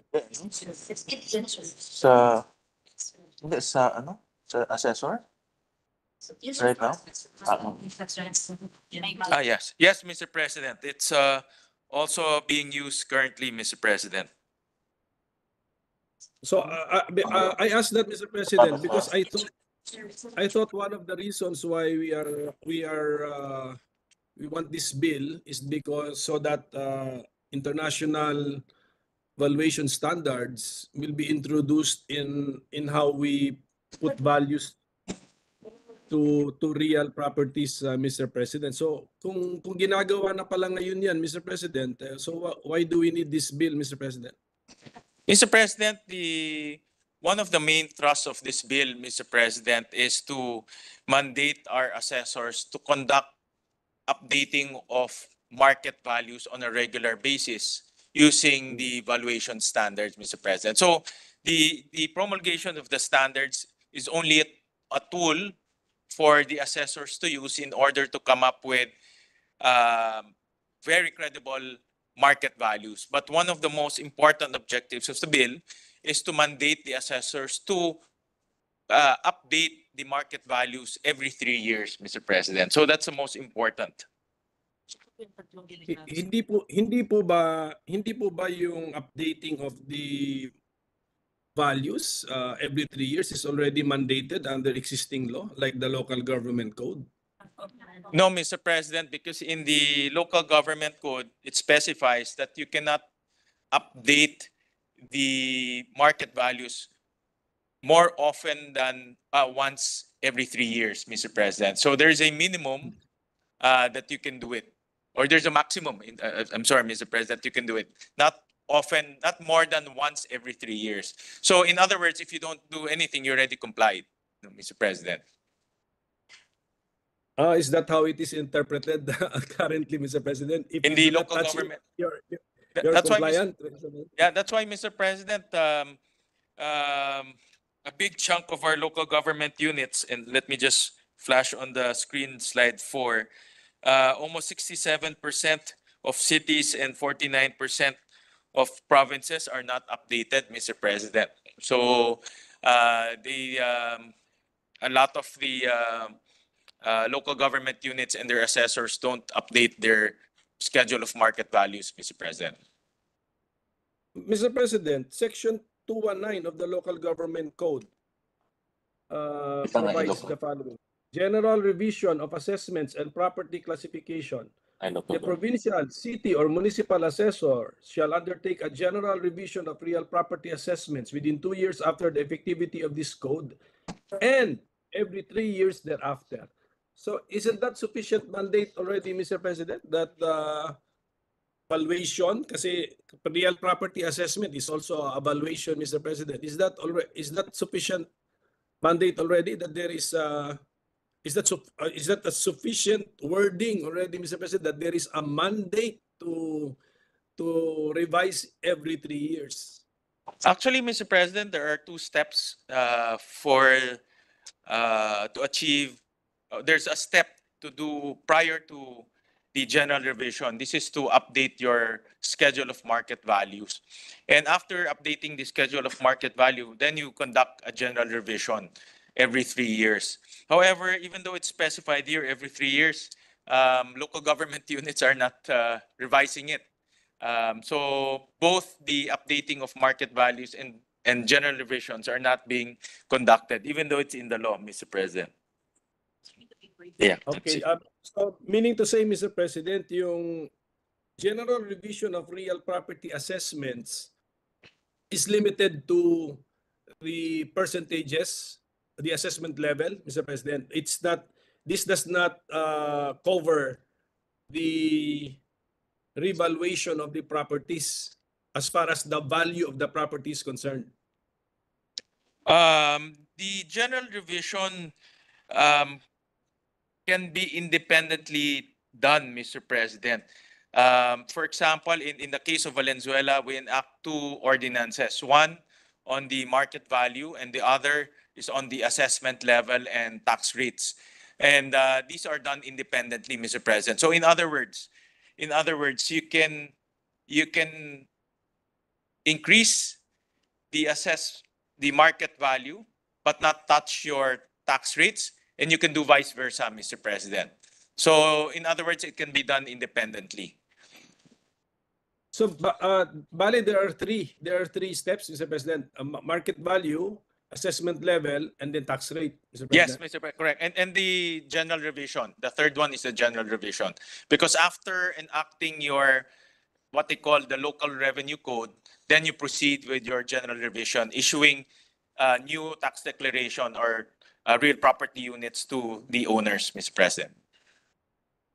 When Section 219 of the Local Government Code mentions the following phrase, a general revision of real property assessments, what of the 3 steps are we referring to, Mr. President?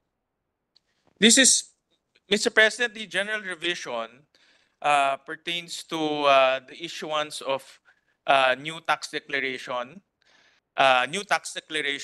If you updated your schedule of market values and also enacted a new revenue code, Mr. President. So that is the process in which the assessor will come up with new tax declaration. Of course, they'll give you a notice, and then they'll issue a new tax declaration. And the new tax declaration will be the basis for your tax due every year, beginning of the year, Mr. President. So, isn't that what the bill envisions, Mr. President? Isn't our bill technically the same as a general revision of real property assessments mentioned in Section 219 of the Local Government Code? Mr. President, our bill is focused on the updating of the schedule of market value. In other words, the most current market value of land and improvements in your locality, Mr. President. So that's the focus of the bill. We don't aim to well, that is the main thrust of the bill, Mr. President. Yes, that may be the main thrust of the bill, but for what purpose, Mr. President? We want an updated schedule of market values, not for that purpose itself, Mr. President. There Yes, must be correct, Mr. a President. bigger purpose, Mr. President. And is the bigger purpose the general revision of real property assessments? You're absolutely correct, Mr. President. That is the end goal, Mr. President. The general revision is the end goal. Yes, but if we are talking about the same general revision mentioned in Section 219 of the Local Government Code, why don't we just amend that section, Mr. President, and make it clearly mandatory and provide for sanctions, Mr. President? But Mr. President, in the general revision, you also have to come up with 2 ordinances. There's also a process to that, and one of which is the ordinance on your updated schedule of market value. And then number 2, an ordinance or what they call the local revenue code. And the local revenue code would contain the assessment level and the tax rates, Mr. President. Yes, Mr. President, at the end, it's the goal, but there are steps also to reach that goal. So in addition, it will not just be used by LGUs, but by 23 DJs.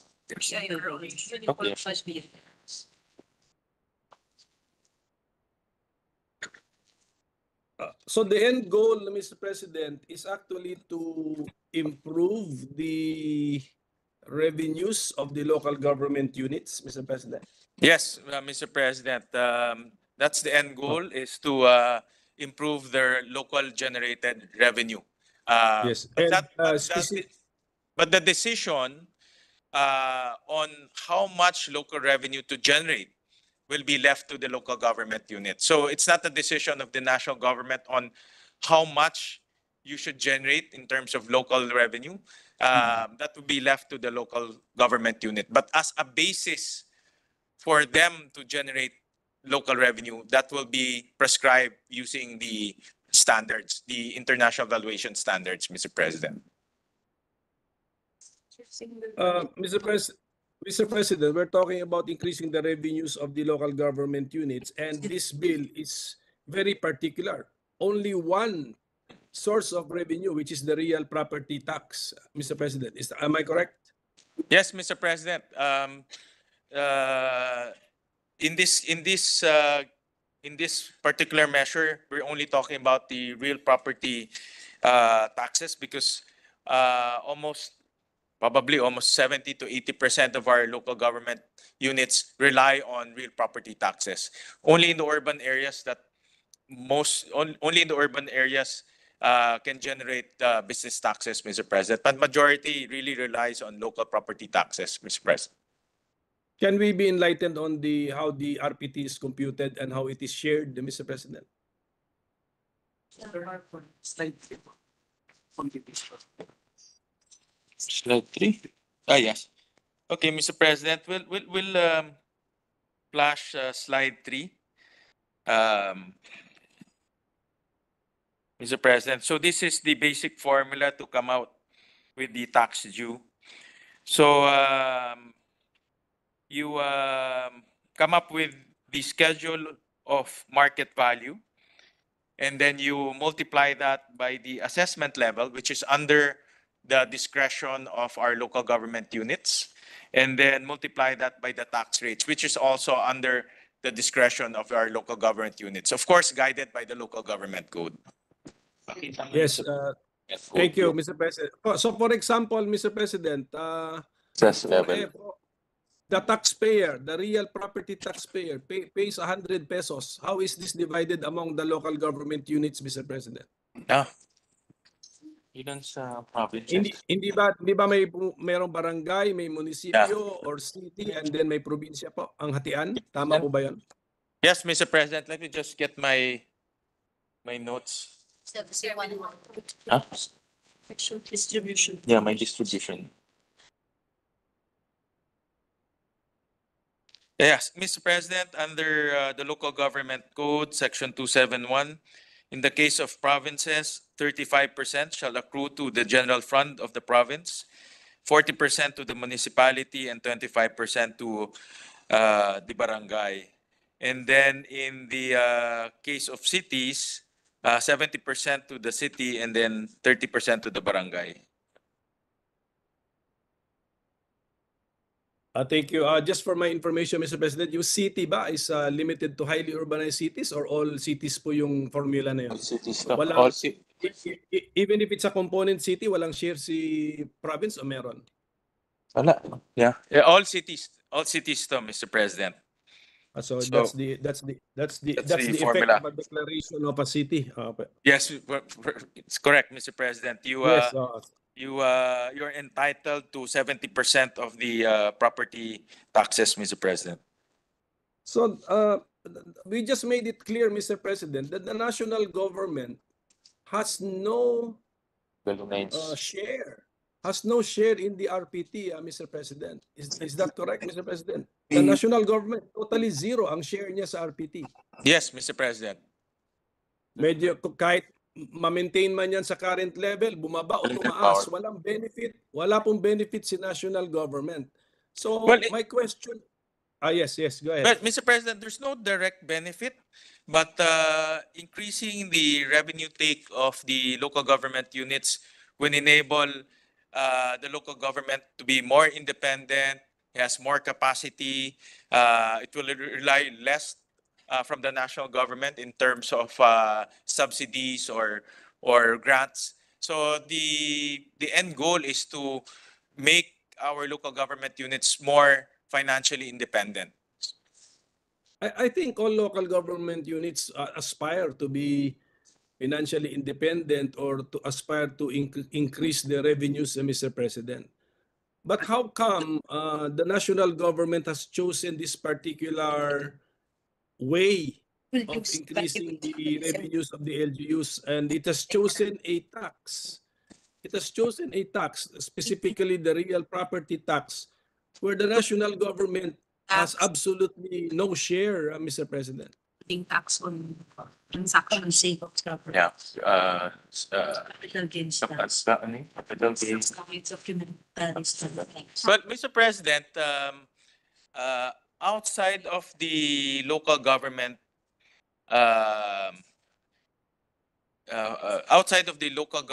revenues, the standardization of market values will have an impact on the national revenues being collected by the BIR, Mr. President, in cases where transactions are made.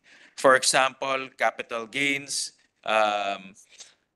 estate taxes, donors taxes, expanded withholding taxes, and documentary stamps, Mr. President, because these are all based on the value of the property, Mr. President. So outside of the local government revenue, national government will also use this updated schedule of market values in the transaction of property sales and property transactions, Mr. President. Are the present laws obstacles, Mr. President, for the national government to already adopt the international standards in property valuation, Mr. President? Yeah.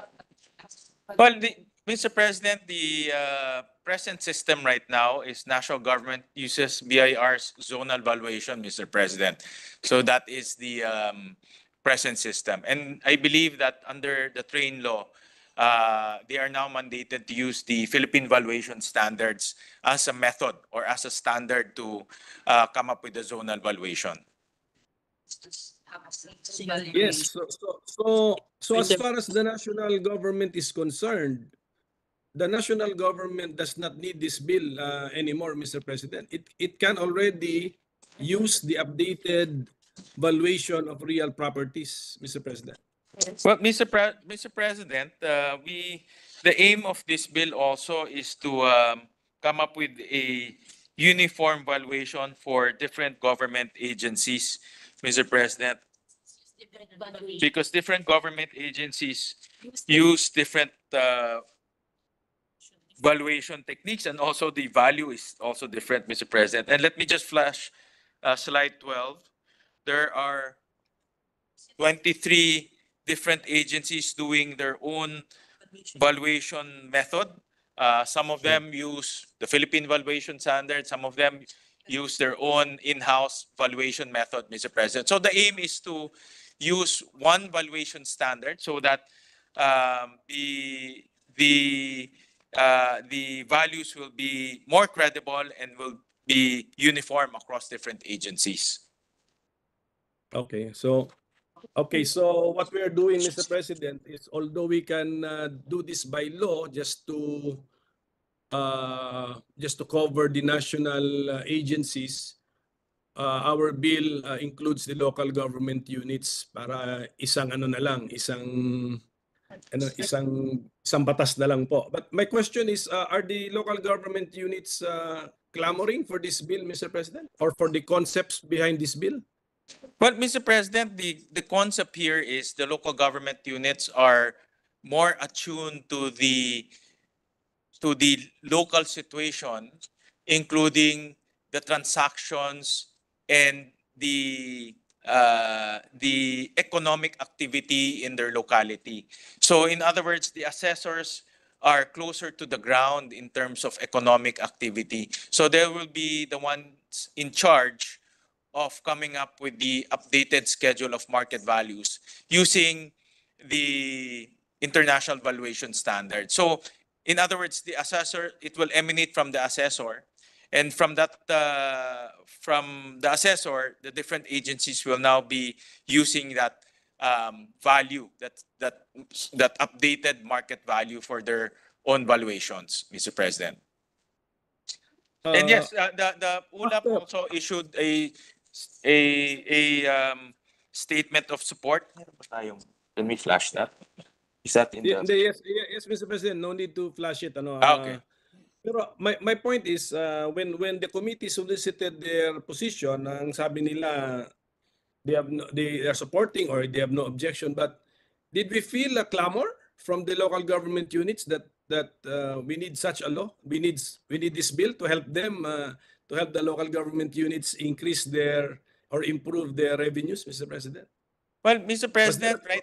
Clamor, an independent clamor, an unsolicited reply, Mr. President.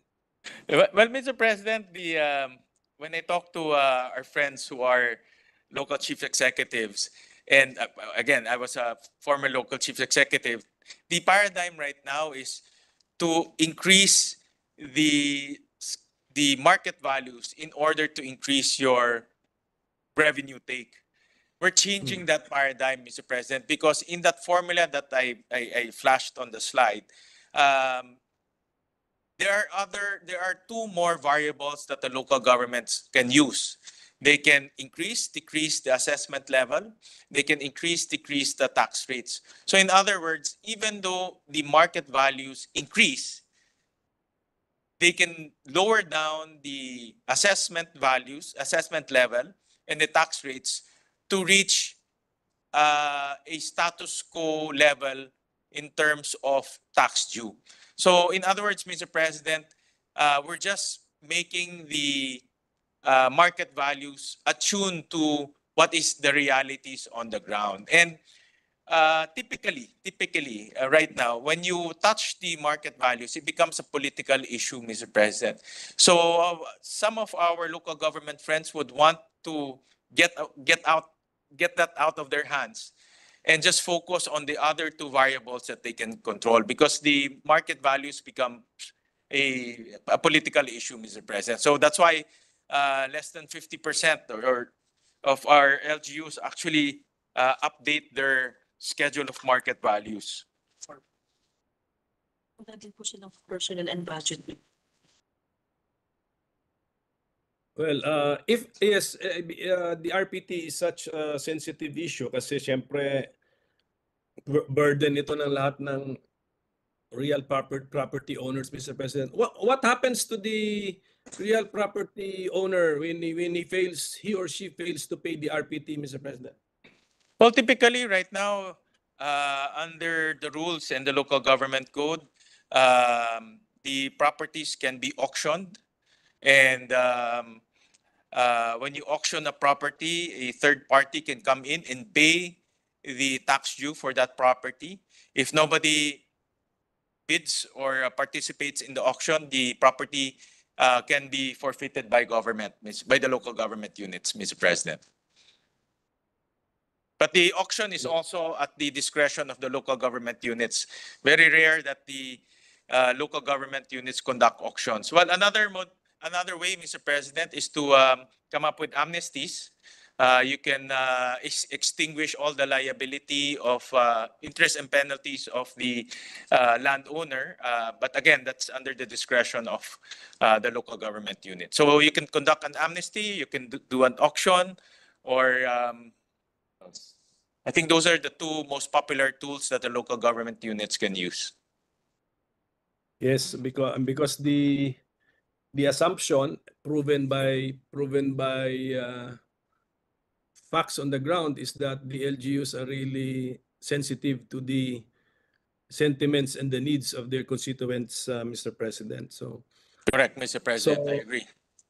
yes, so most likely ang mangyayari rito if the bill becomes law and there's a new schedule of market values, the Sanggunians will have to do the two other steps, Mr. President, if they want not to unduly burden their constituents, Mr. President.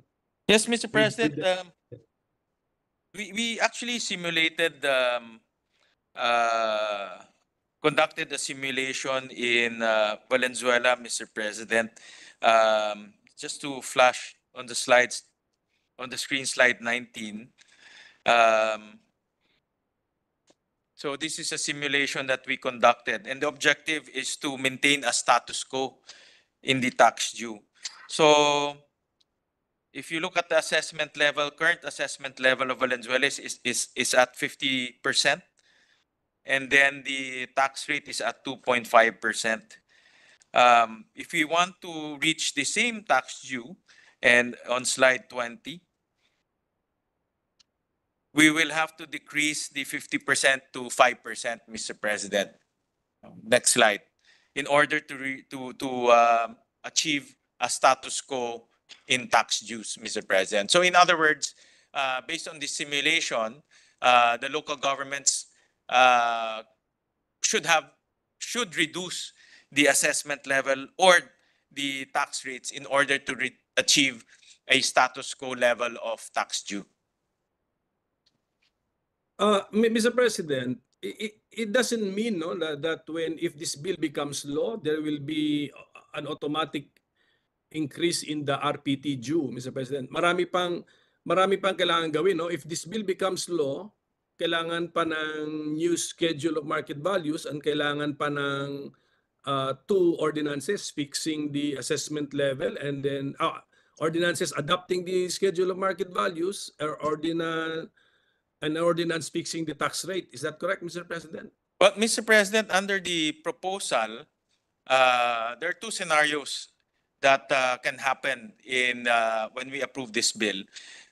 Number one is this bill gets approved, the assessor needs to update the market values, the schedule of market values within 2 years, and we are now taking away from the local government units the enactment of a local ordinance on the schedule of market values.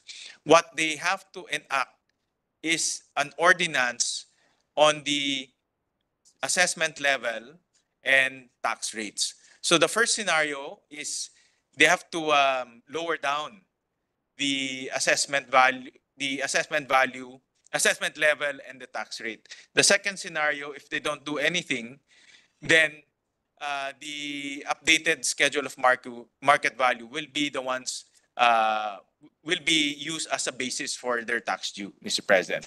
So in other words, the local government units need to decide whether they want to maintain the tax due right now or lower down the tax due. So it's up to them to decide on what to achieve in terms of tax dues, Mr. President. And how far are the current market values being used by LGUs? How far are these from the fair market value, Mr. President? Yeah, Mr. President, based on the information from the BLGF, Mr. President. This is slide 13. So this is just an example from a few local government units, Mr. President. Like for example, in San Fernando City, the zonal valuation in the second column, the zonal valuation is 6,588% higher than the current schedule of market values. So meaning the current schedule of market value has not been updated for a long time. However, the zonal valuation by regulation every 3 years. No? Zonal valuation every 3 years they need to update it. So the zonal valuation keeps on going up, but the schedule of market values remains the same. So it's the zonal valuation is about 6,500% higher than the market value. For the, if we look Can at we the, stick to San Fernando, Mr. President? Yes, We Mr. just use San President. Fernando City as the example, Mr. President. Yes. So for example, the bill becomes law. Does that mean it's times 65? We have to multiply now the market value at present by 65. That becomes the fair market value in the new schedule of market values, Mr. President. yes, theoretically, yes, Mr. President, Yes, because theoretically. Okay, so meaning to say, if the Sanggunian will not do anything, but then the base figure, which is the market value, has been multiplied by 65 times, if the Sanggunian does not do anything, the real property tax due will be also 65 times larger than what they used to pay, Mr. President. that's why, Mr. President, the Sanggunian needs to lower down their assessment level, Mr. President, and rates, Mr. President. They have to do that. Yes, Mr. President. That's why. If they do not act, that is the effect. Now the question is, are the local Sanggunians already involved in this process, of Mr. President? Do they know about this bill? Yes, Mr. President. Are they sold to the idea, Mr. President? In the 2 hearings we conducted, Mr. President, and 4 technical working groups, we invited the League of Councilors, the League of Cities, the League of Municipalities, the Provincial League, and also ULAP, Mr. President. I know that this will be a primary this will be one of the primary responsibilities of the local government unit. So we invited them so that they will know exactly the discussions and also the implications of the bill, Mr. President. Yes, because that was a very good example, Mr. President. Yun ang pinakamalaking 60 Yes, times Mr. 65 President. yun. So, Correct. You're absolutely Yes. correct, Minority Leader. ang iba doon, times 3, times 2. Pero that will still come as a shock, Mr. President, to the taxpayer. I'm sure, Mr. President. Yeah, Mr. So- President. So that's why we're also embedding some safeguards in the bill, Mr. President. So meaning the local government units cannot conduct a general revision right away, Mr. President. We're also thinking of other safeguards, Mr. President, so that our taxpayers and the local government units will be fully informed, Mr. President. So, and we're open to suggestions, Mr. President, on how to put safeguards and safeguards in the bills, Mr. President, in the bill, Mr. President. And then, of course, Mr. President, as the sponsor mentioned, ang first step nito would be for the assessor to come up with an updated schedule of market values within 2 years from the effectivity of the act. So, is that also an optional act, Mr. President, or is that the real serious mandatory act because it is backed up by sanctions, Mr. President? Yes, Mr. President, it's the real mandatory act, Mr. President, because 23 other government agencies will rely on that valuation, Mr. President. Is there a sanction, Mr. President? Yes, Mr. President, we included a sanction for the inaction of the assessor, Mr. President. Alam nyo bakit ko natanong yan, Madam President? I do not know if it's still our President pro tempore who is presiding, but sa kanya ko po narinig ito na ang batas sa Pilipinas optional, Mr. President. Kaya kung maging optional ito, hindi ba, pag maging optional po ito, bagsak lahat po ng framework nitong itong ating panukalang batas, Mr. President. Yes, Mr. President, it cannot be optional because the DPWH will rely on this valuation, the BIR will rely on this valuation, the GFIs, Land Bank, and DBP will rely on this valuation, Mr. President. We also invited the Association of Professional Appraisers and our local assessors, Mr. President, and they all contributed to the crafting of the bill, but generally they support the standardization of the assessment procedures, Mr. President. So thank you, Mr. President. Mr. President, actually ginaganahan pa ako, Mr. President. I am actually Akala ko may sakit ka, Mr. President. I'm actually re-energized. Ang problema, Mr. President, yung staff natin, kung puyatin natin sila, baka sila naman po magkasakit, Mr. President. So if this measure could still wait for another day for me to Yes, finish Mr. the President. interpellation, I can go to the concepts of local autonomy, the nature of the power of the Secretary of Finance, is it control or supervision, and then some of the provisions in detail na, Mr. President, of the bill itself, Mr. President. Yes, Mr. President. Thank you for accommodating our appeal tonight, Mr. President, to start the ball rolling. And the team from BLGF and the local, our in-house team heard your request for information and also topics that you want to discuss. And we can suspend the proceedings today and then continue our discussion on Monday, Mr. President. On Monday, yes, on Monday, Mr. President, we will finish the interpellation on Monday. Thank you, Mr. President. Thank you, Minority Leader. Thank you very much. And get well soon. Thank you. Thank you. Thank you. Thank you to our minority leader, our majority leader. Thank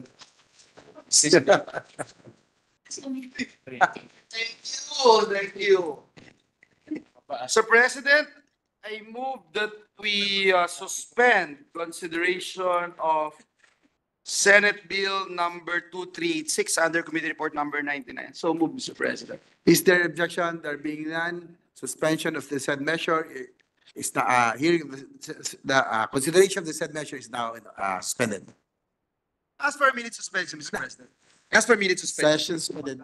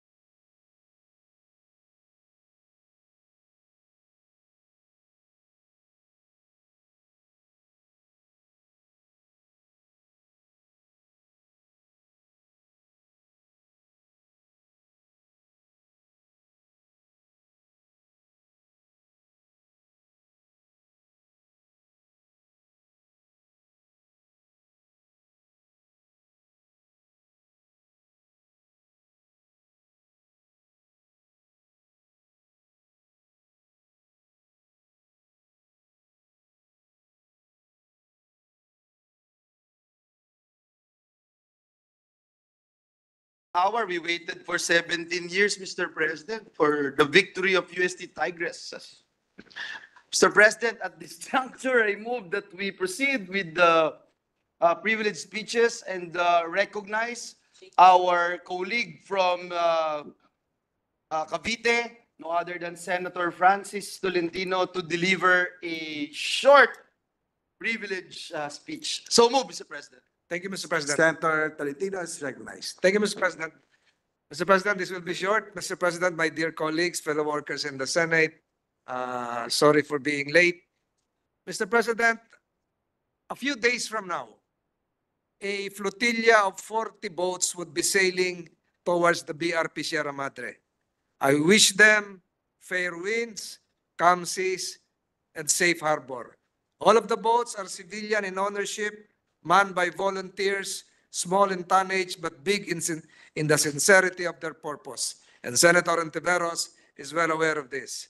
Theirs is not a mission to resupply or reinforce our soldiers in that ship, which, however rusting it may look, remains a symbol of our unsinkable resolve to protect what is rightfully ours.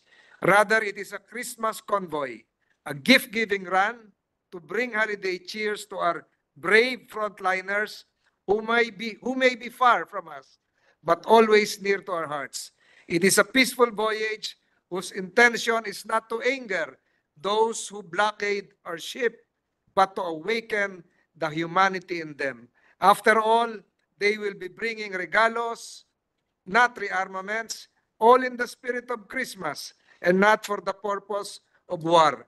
Dala po nila ay hamon, pang Noche Buena, hindi bomba, panggera. To those whose textbook response is to block, ram, harass ships from reaching the BRP Sierra Madre, let me tick off some items in the boat's manifest. Fruit cocktails, books, fresh vegetables, and new clothes. Now let me ask, how can this be considered as lethal cargo?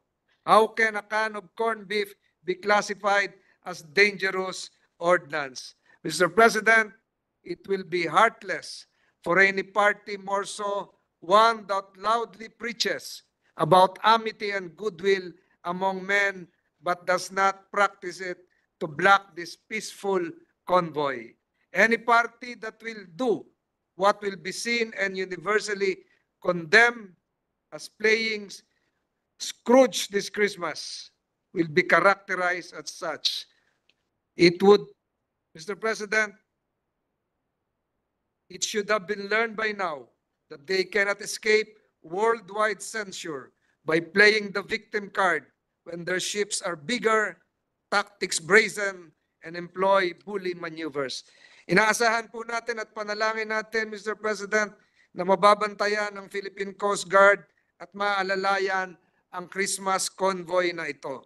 And we wish our frontliners a Merry, Merry Christmas. And we say this to those who will attempt to block the said convoy, do not spoil our Christmas convoy. Maraming salamat po, Mr. President. We thank Senator Francis Tolentino for his brief, privileged speech, but very relevant, of course, and timely. Madam President, may I move that the speech of the gentleman from Cavite, Senator Francis Tolentino, be referred to the Rules Committee. So moved. So referred. Thank you, Madam President. May I ask for a minute suspension? Session suspended.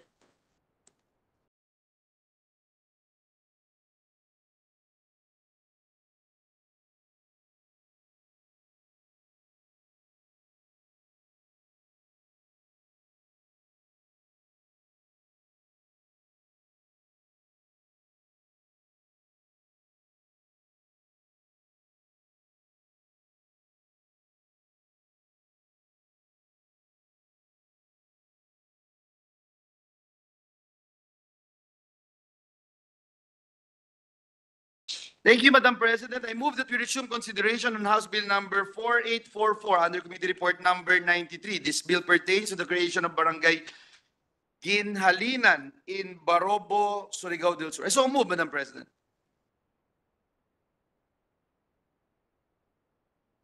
House Bill, is this, House Bill 4844? Yes. Okay, no objection. There being none, resumption of consideration of House Bill 4844 under Committee Report 93 is in order. Thank you, Madam President. The parliamentary status of the bill is that we have sponsored the measure, and with the consent of the body, I move to open the period of interpellation. So move, Madam No President. objection, period of interpellation is open. Move that we recognize the sponsor of the measure, Senator J.V. Ejercito. Senator J.V. Ejercito, sponsor, is recognized. Yes, thank you, Madam President. There being no other member of the Senate who registered to interpolate. Yes, Madam President, with that, I move that we close the period of interpellation. I so move, Madam President. Period of interpellation is hereby closed. The consent of the body, I move to open the period of amendments. Period of amendments is open. Madam President, with no committee or individual amendments. With no committee amendments, I move to open the individual amendments. So move, Madam President. Just to clarify with the sponsor, there are no committee amendments. No committee amendments. So no committee amendments. We're And now in the period of open individual Individual amendments. amendments. Move that we recognize the sponsor, Senator J.B. Ercito. Yes, thank you, Majority Leader. Madam President, there's just two amendments on this particular measure. It's flashed on the screen on page 1 and 2. Delete the entire section 2 and replace it with a new section 2, which shall read as follows. Section 2, territorial boundaries. Territorial boundaries of Barangay Ginhalinan shall be described as follows.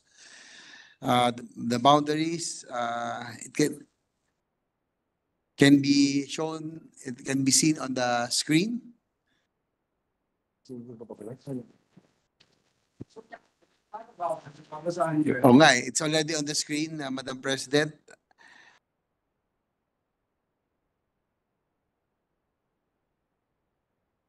Let me clarify, these are individual amendments of the good sponsor Yes, Madam President. on the original, on the committee report. Yes, Madam President. Yes. So it's Please on the proceed. screen. Let it be inserted in the records. And then page 2, lines 4 to 9, delete the entire section 3 and replace it with the new section 3, which shall read as follows. Section 3, conduct and supervision of plebiscite. The commission elections, COMELEC shall conduct and supervise the plebiscite to be held in Barangay Ginhalinan, Barobo, Surigao del Sur within 90 days from the effectivity of this act. The municipality of Barobo shall shoulder the expenses for such plebiscite. And last amendment, number 3, lastly, on page 2, lines 10 to 12, delete the entire section 4 and replace it with the new section 4, which shall read as follows. Section 4, appointment of interim barangay officials. There shall be a burong barangay, 7 Sangguniang barangay members, a Sangguniang Kabataang chairman, and 7 Sangguniang Kabataang members in the newly created barangay, which shall be appointed by the mayor. Such barangay officials shall serve until their successor shall have been duly elected and qualified. That's all, Madam President, for the individual. Yes. Individual amendment. Thank you, Senator J.V. Ejercito. We take note of your individual amendments, and these are all deemed carried. Can we ask a question, Madam President? We recognize the minority leader, Senator Pimentel. The first amendment was about the boundaries, Mr. President. Yes, that's correct, Your Honor, Madam President. So how come, Territorial boundaries. yes, how come the senator is more informed about the territorial boundary than the congressman from the area, Mr. President?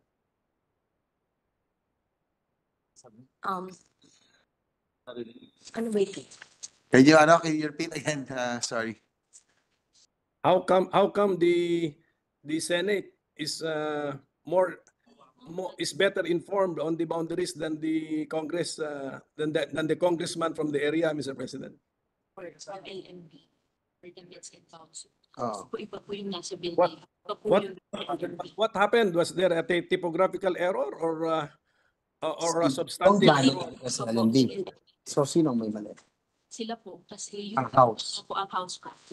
Your Honor, Minority Leader, Madam President, it was Congressman Johnny Pimentel who requested the Land Management Bureau for the meets and bounds.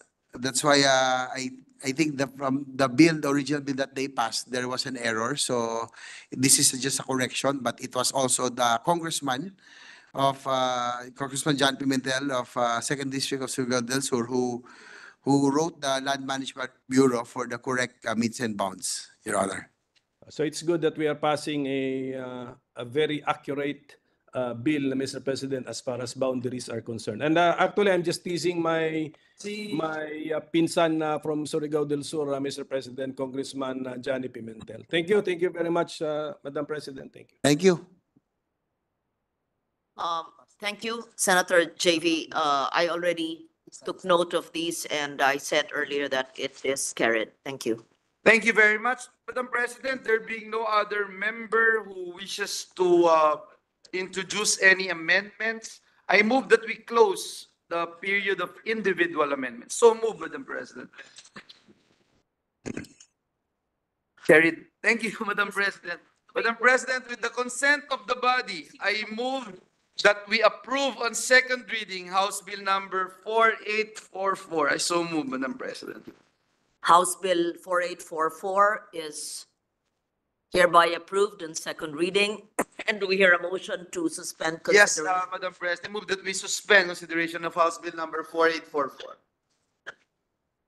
Consideration is hereby suspended. Thank you, Madam President. Madam President, last but not the least, I move that we resume consideration of House Bill number 5819 under Committee Report number 117. This is the bill dividing Barangay 176, also known as Barangay Bagong Silang in the city of Caloocan.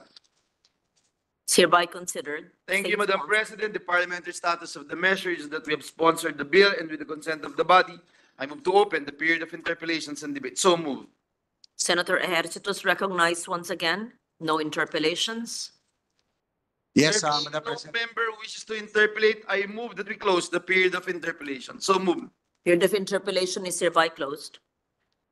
Madam President, I move that we open the period of amendments. No amendment, Madam No President. committee amendments. Therefore, I move that we close the period of committee and individual amendments. Meron ba?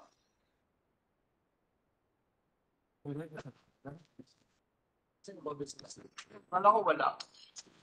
We Madam we President, withdraw. I move Yes, you I you withdraw the motion. the previous motion and instead move that we open the period of committee amendments. So move. Period of committee amendments is open. Move that we recognize the sponsor of the measure, Senator J.B. Ayers. Please proceed.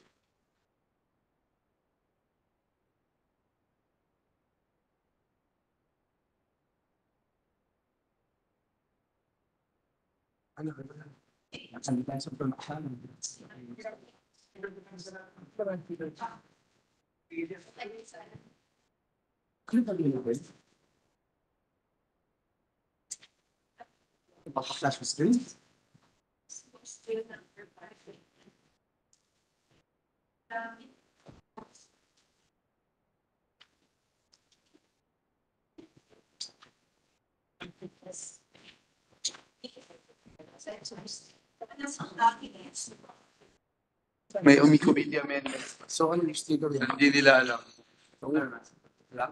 Session, meeting suspension. Session, Madam President. Session suspended.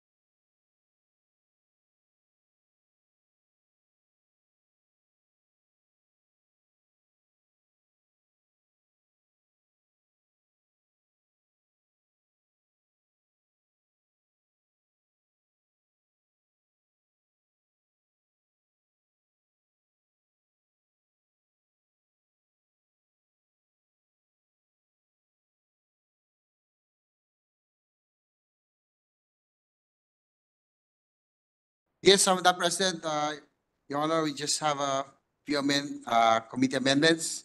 On page 1, section 2, delete lines 7 to 12, insert the following boundaries and technical descriptions, which are found from page 2 up to page 24. And of the committee report, Your Honor, so that we don't have to read it. And on page 1, section 3, line 13, after the phrase commission elections, insert the acronym. Sorry, Madam. Yes, Madam President, I move for the, I move to approve the first amendment, Your Honor. no objection. The amendment is carried. On page 1, section 3, line 13, after the phrase commission elections, insert the acronym COMELEC. I so move, Madam President. No objection. Here, it's carried. Also on page 1, section 3, line 15, delete the phrase 30 and replace it with the phrase 90. I so move, Madam President. No objection. Hearing none. Motion is carried. Still on page 1, line 16, insert a period after the word Caloocan. I so move, Madam President. No objection. Motion is carried. Still on page 1, after line 16, insert a new provision to read as follows. Section 4, appointment of interim barangay officials. There shall be a punong barangay, 7 sangguniang barangay members, a sangguniang kabataan chairman, and 7 sangguniang kabataan members in each of the newly created barangays, which shall be appointed by the mayor. Such barangay officials shall serve until their successors shall have been duly elected and qualified. I so move, Madam President. No objection. Motion is carried. On page 2, line 1, delete the number 4 and replace it with number 5. I so move, Madam President. Motion is carried. Also on page 2, line 3, delete the phrase elected, qualified, and replace it with appointed. I so move, Madam President. Motion is carried. And finally, renumber the sections accordingly. I so move, Madam President. All numbers are done accordingly. Motion is carried. That's all for the Thank you, amendments. Senator J.V. Hercito. Thank you, Madam President. Thank you, Senator JV. With no other committee or individual amendments, I move to close the period of amendments. Period of amendments is hereby closed. Thank you very much, Madam President. With the consent of the body, I move that we approve on second reading House Bill number 5819. I so move, Mr. President. Consideration of the bill is suspended. Is approved. Approved. Thank you, Madam President. Move that we suspend consideration of House Bill number 5819. So moved and it's carried. Thank you, Madam President. Madam President, I would just like to put on record that today we were able to ratify 4 bills, adopted a resolution, passed 4 bills on second reading, sponsored several bills, interpolated 4 bills, and heard a privilege speech, Madam President, plus in addition to the 4 bills that we passed on second reading, we were able to pass 2 local bills, Madam President, just to put on record. And we thank our employees still here with us for working and giving their best to serve the best interests of our country and Yes. people. With that, Madam President, I move that we adjourn the session until 3 o'clock in the afternoon of Monday, December 11, 2023. It's been a very productive day. Thank you very much to a hardworking Senate and special gratitude to the hardworking Secretariat, the women and men and officers, including the security and everyone else. It's a collective effort. Thank you very much. God bless us all. Session is adjourned until Monday at 3 p.m.